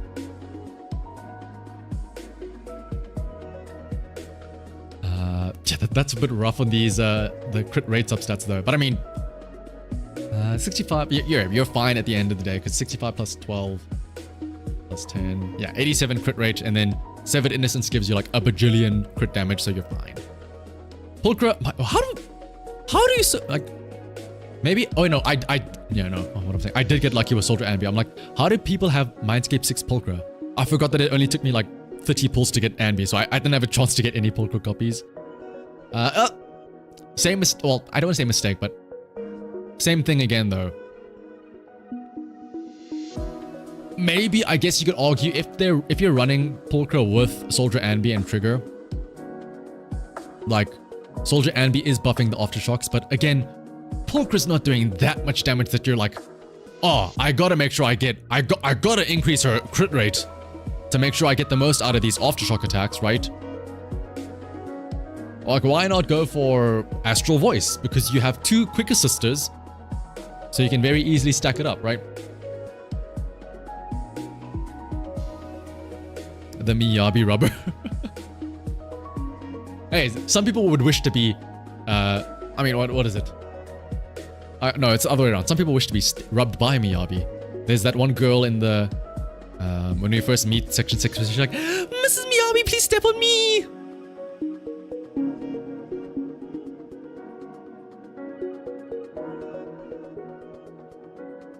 Actually, speaking of rubbing, weird segue. The other day I was doing one of Trigger's, like little quest thingy majiggies where you speak to them. And she was like, oh, I'm learning how to do massages. And I'm like, oh, actually, no. So yeah, Trigger was like, oh, I want to learn how to do massages. So she went to like the massage parlor, and obviously it was hinting at like, oh, I can massage you too, Proxy. But in my head, all I could think of was like, oh, I want to see Trigger massaging Seed, but like the mech. And she because she's blind, she just doesn't realize that, like, wow, Seed, like, maybe Seed or like Trigger doesn't really like know or understand that Seed is like a giant mech. So she's like, Seed, you have really hard muscles. Like, what are these knots in your back? Wow. I'm having trouble getting these knots out of your body. And then just a visual image of like Trigger massaging a robot. Speaking of Trigger though. Spectral gaze. Hang on. Plus 74 plus 6 plus 8. Okay, so you know, you are getting... You're almost there at the... What is it called? At the 90%, but I mean, that's fine. I think, again, this is just a substat issue, unfortunately. Alright, but next up... Corey. Last three of the day. Oh, Jane Al Ratina with 446 anomaly proficiency. Before, oh, with Rainforest Gourmet, yeah. You weren't expecting Trigger Seed Fanatic today. Or fanfic today. Damn, everyone's making typos today. What if Seed is a cute girl in armor? That's what I'm wondering. Like, that sounds like a trope they would do. You know, 'cause, I mean, to be fair, again, let me preface this. I know we've been seeing everybody that has signatures and all that stuff. There is nothing wrong with not getting signatures. The agents are perfectly fine and perfectly usable without them. For example, you could, like, sure, you don't have Jane's signature, but you can just go nuts to the wall and say, let me just roll 15 anomaly proficiency substats here, like you have. In which case, you're fine. They would do that and I'm genuinely scared. My best compromise, if they do a gimmick like that, where they, you know, oh, it's actually a joke character inside Seed. I hope that it's a Bangbu. That's my next, like, that is the compromise. If they're gonna do that, if they're gonna do that cliche, make it be a Bangbu.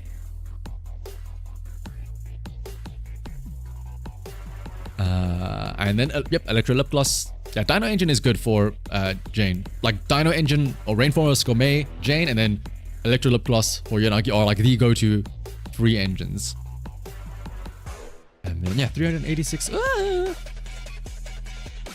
Okay, well, to be fair, your attack is very high. Oh, okay, yeah.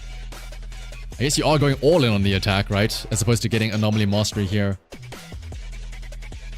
If you had an Anomaly Mastery disc here with AP, this could be a possible switch out, right? Because yeah, like, don't get me wrong, the AP is very nice, but that's mainly because Electro Lip Gloss is boosting it a lot. Some more AP subsets would be nice though.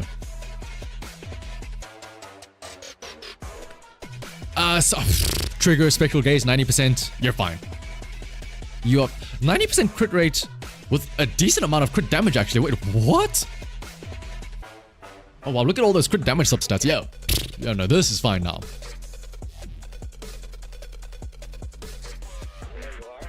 Isn't the Ether Idol supposedly a girl who can turn into a robot? Funny story about that, Luma. We were talking about that earlier. I think it's the other way around. I think it's a robot who can turn into a girl. Because I think in the character sheets, the robot is like the shy and like embarrassed, like you seeing her naked, like without her clothes on. So I think the robot girl is the original base form, and like there's an arrow pointing from that to the skin girl. So I think that is how she like she skinwalks as that.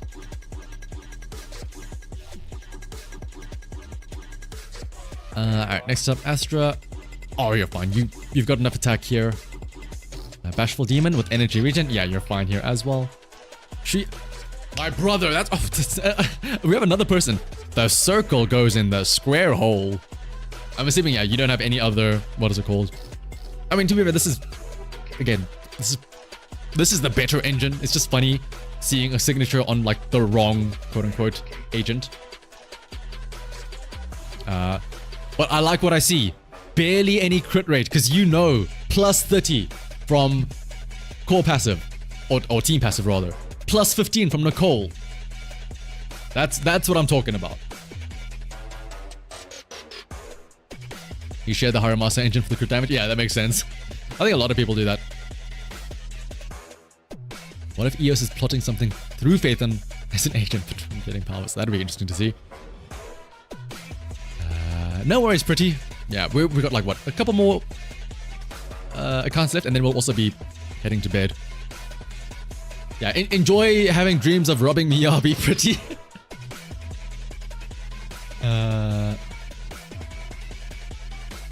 You don't think Haramasa's engine actually... Yeah, I think it's just the crit rate, right? Because it's all about electric stuff that he has, which Shuyan obviously does not benefit from. But I mean, if you don't have like Shuyan's engine herself, then it's like, well, what else are you going to use, right? You just want a fat beat stick of an engine that gives good stats.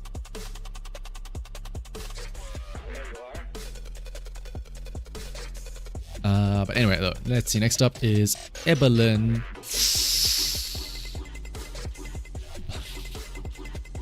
So I know that you're switching around the herb case between Shuyen and Haramasa. Hear me out. What if you also switch it around with Evelyn here? Like, oh wait, no, hang on, 81, because then you lose the 81. So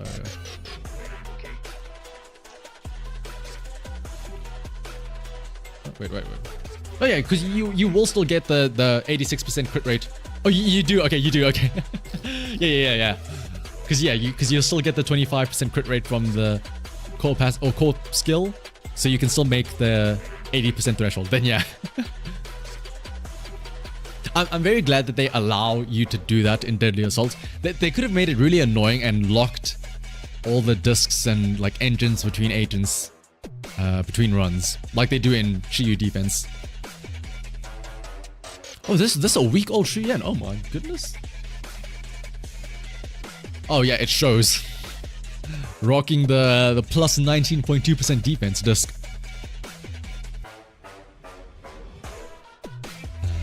But for a week-old Shuyen, that's not bad. Alright, next up though is a Rook. Or a Castle. Oh. Wait, did I get it correctly? Oh, no. This is the correct one that he pasted. Oh, I guess he had... Maybe he mistyped it. Do you mind just retyping it again, Rook? And then we'll try it again now in a second. In the meantime, we'll check up on Snowpiercer. Oh, there we go. Oh, no. Oh, yeah, there was a...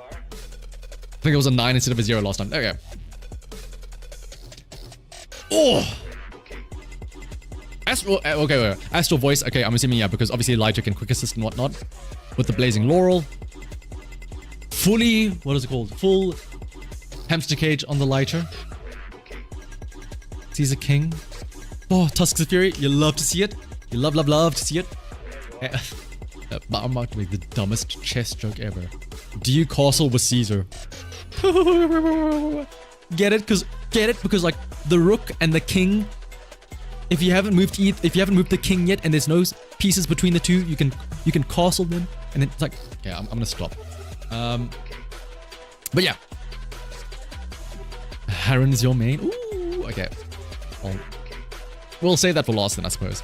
Well, no, is this in teams? Either way, okay. Next up, Soldier 11. Ah, the classic. Putting the square in the circle hole. Alright, let's see. Yo, you're hitting like the just exactly 100% crit rate when you have Inferno Metal. And then, oh no. Oh, what's wrong with Caesar? Why didn't you give her the hamster cages? 100.2. Actually, yeah, you need to... is it possible to... oh, wait, yeah, each crit rate is... Wait, how much does each crit rate give? 2.4. Is it possible to get flat 100? Because each crit rate subset is 2.4, right? So... Is it possible to get flat 100? I don't know. Either way.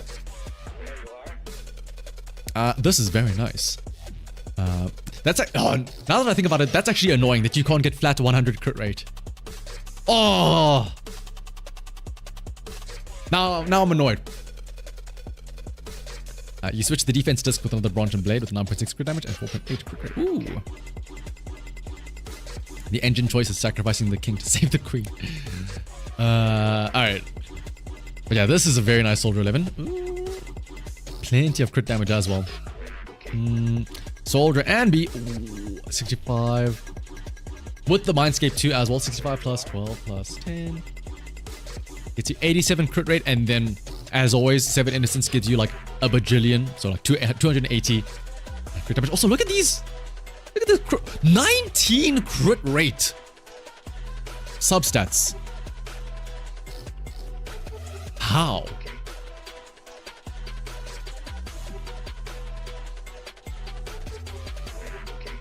Also, I know, like, oh yeah, because she gets 12 from mind skips as well.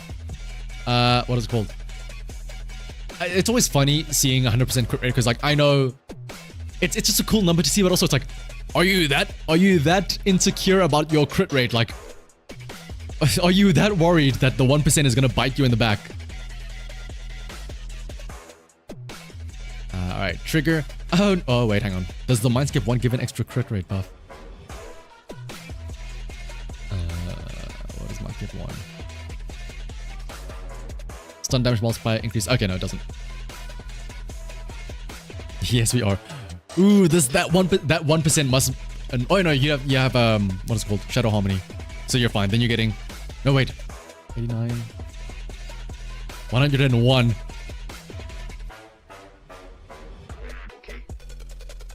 I would argue and say, oh, you could maybe. Oh wait, you have Branch and Blade as well.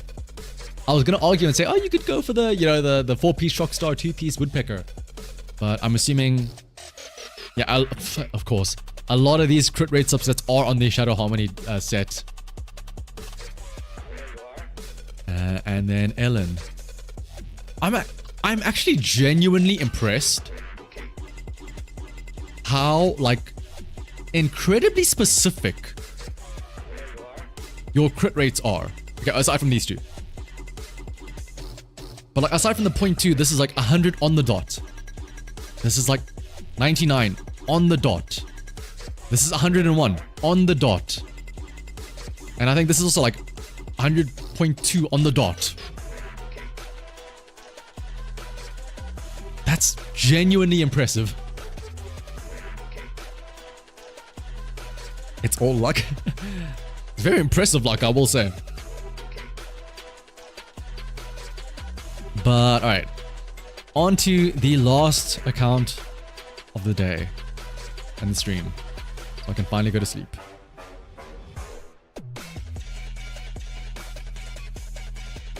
And then that is going to be Snowpiercer.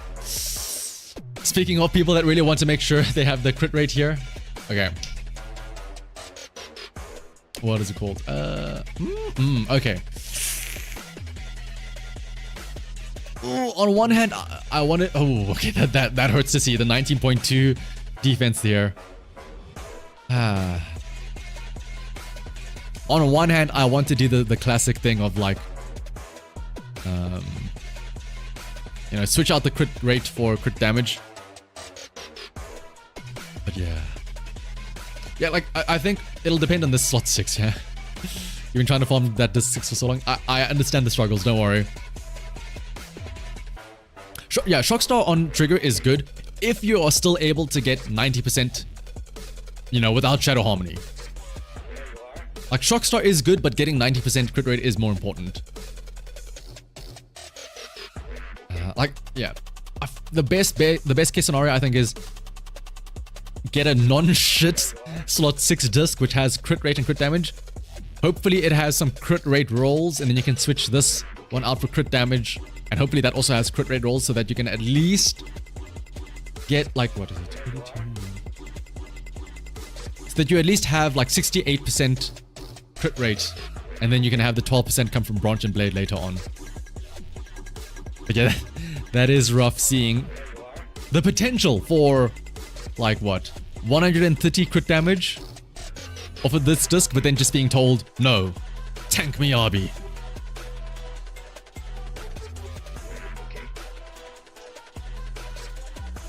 Meanwhile, Yanagi though, mind skip 1 with the Rainforest Gourmet, 350. Snowpiercer, I just want to say, I apologize. I am sorry. I see your struggle. I understand. These anomaly rolls. 1. A single anomaly proficiency. Only one disc has anomaly proficiency, and it did not roll anything into it. Oh boy. And Koi's, yeah, like, I think a lot of people get self-conscious about their builds and like, oh, I'm worried that mine isn't good enough. Like, trust me, we have seen some wild shit in these account reviews. You are probably like for the most part, like a lot of people are probably a lot better than what they think. But damn yeah, those AP rolls. Woo. Even Jane as well, only 4. Oh, I'm so sorry, Snowpiercer. Oh, look at that nice, beefy, multiple 11 HP percent rolls, 13,000 HP. She probably has more HP than Caesar. Okay, no, she doesn't. That would have been funny though. Oh. Does Rainforest Gourmet doesn't give... No, Rainforest Gourmet just gives attack, right?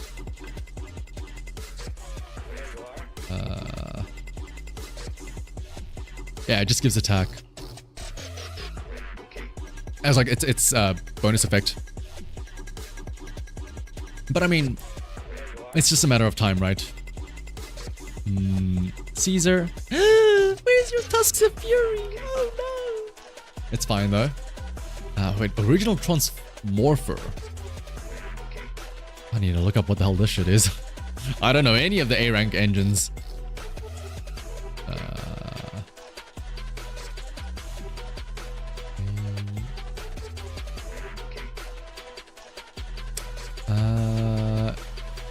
Increases max HP.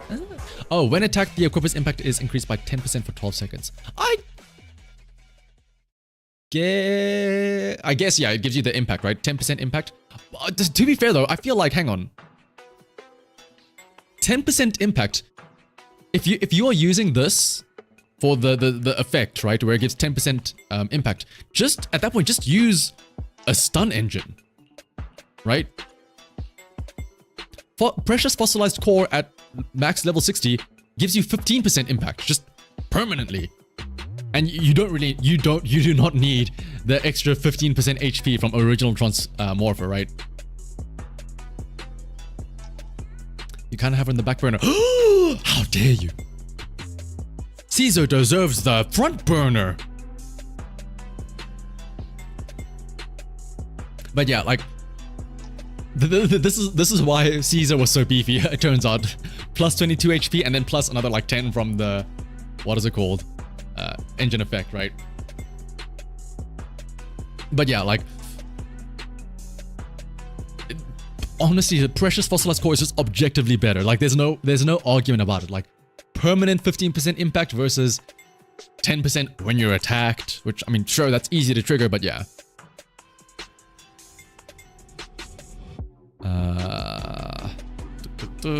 Otherwise, yeah, for the most part, everything else is fine. Your Caesar wasn't used as Steady Assault, but you didn't use Astra either, so it's fine. Oh. Ambi with Severed Innocence. Oh, yeah. Snowpiercer. I don't mean this bad. I'm just like, I'm glad to know there's a brother in arms that I have out there that has equally shit luck when it comes to substat rolls. Like, I'm looking at your crit rate rolls and your crit damage rolls, and I'm like, where are they? Where are you? And I'm so sorry. Like, it's crazy to think that all it takes is a couple of substat rolls, and this could go from 60, 152 to like 80, 210 or something like that, right? All just because of luck. Not because of like somebody being better or worse, it's just luck, right?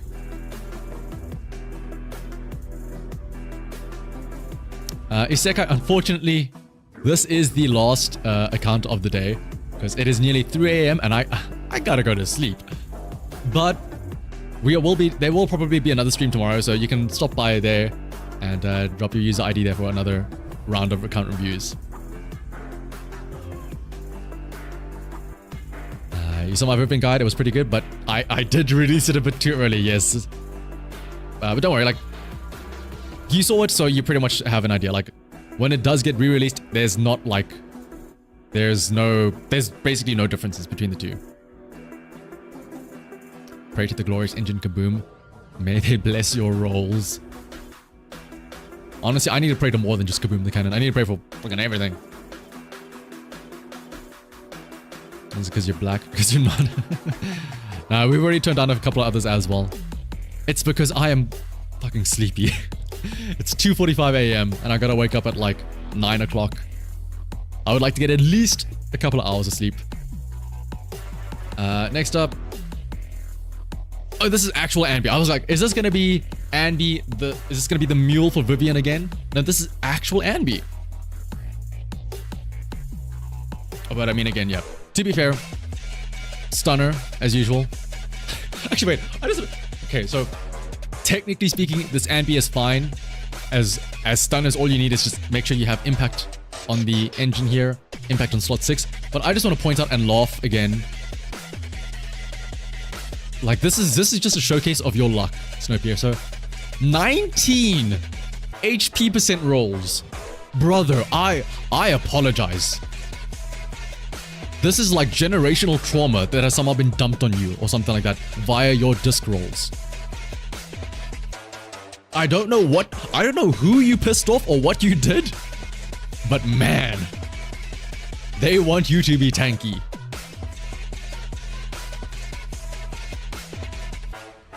Like, I'm genuinely curious. Hang on. If you were to take this away, like if you were to take away this original Transmorpher, I feel like Anby might have more HP.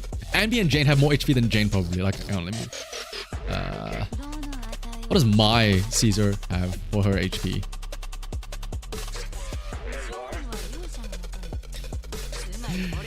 Your Jane nearly has as much HP as my Caesar.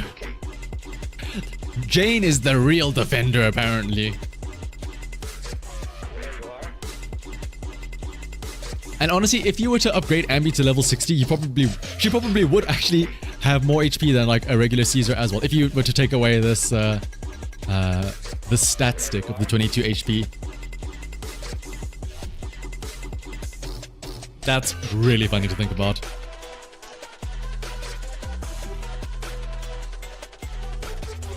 But hang on, let me. What the? It is, like I said, it's like getting close to 3 a.m. Let me just double check before I end. Where am I? I'm lost. I'm trying to. Have I done all my dailies already? Just double check that and then we'll call it there. Look how they massacred my Ratina. Why is the game taking so long to load? Okay, there we go.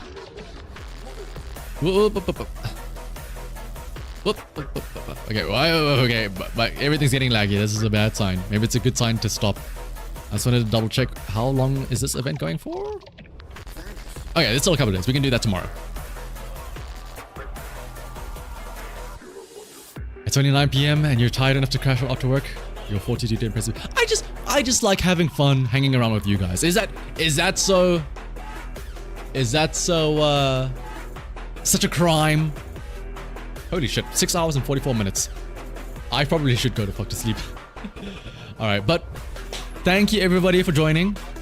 There will probably be a stream tomorrow again where we'll carry on with some of this stuff and do some other stuff.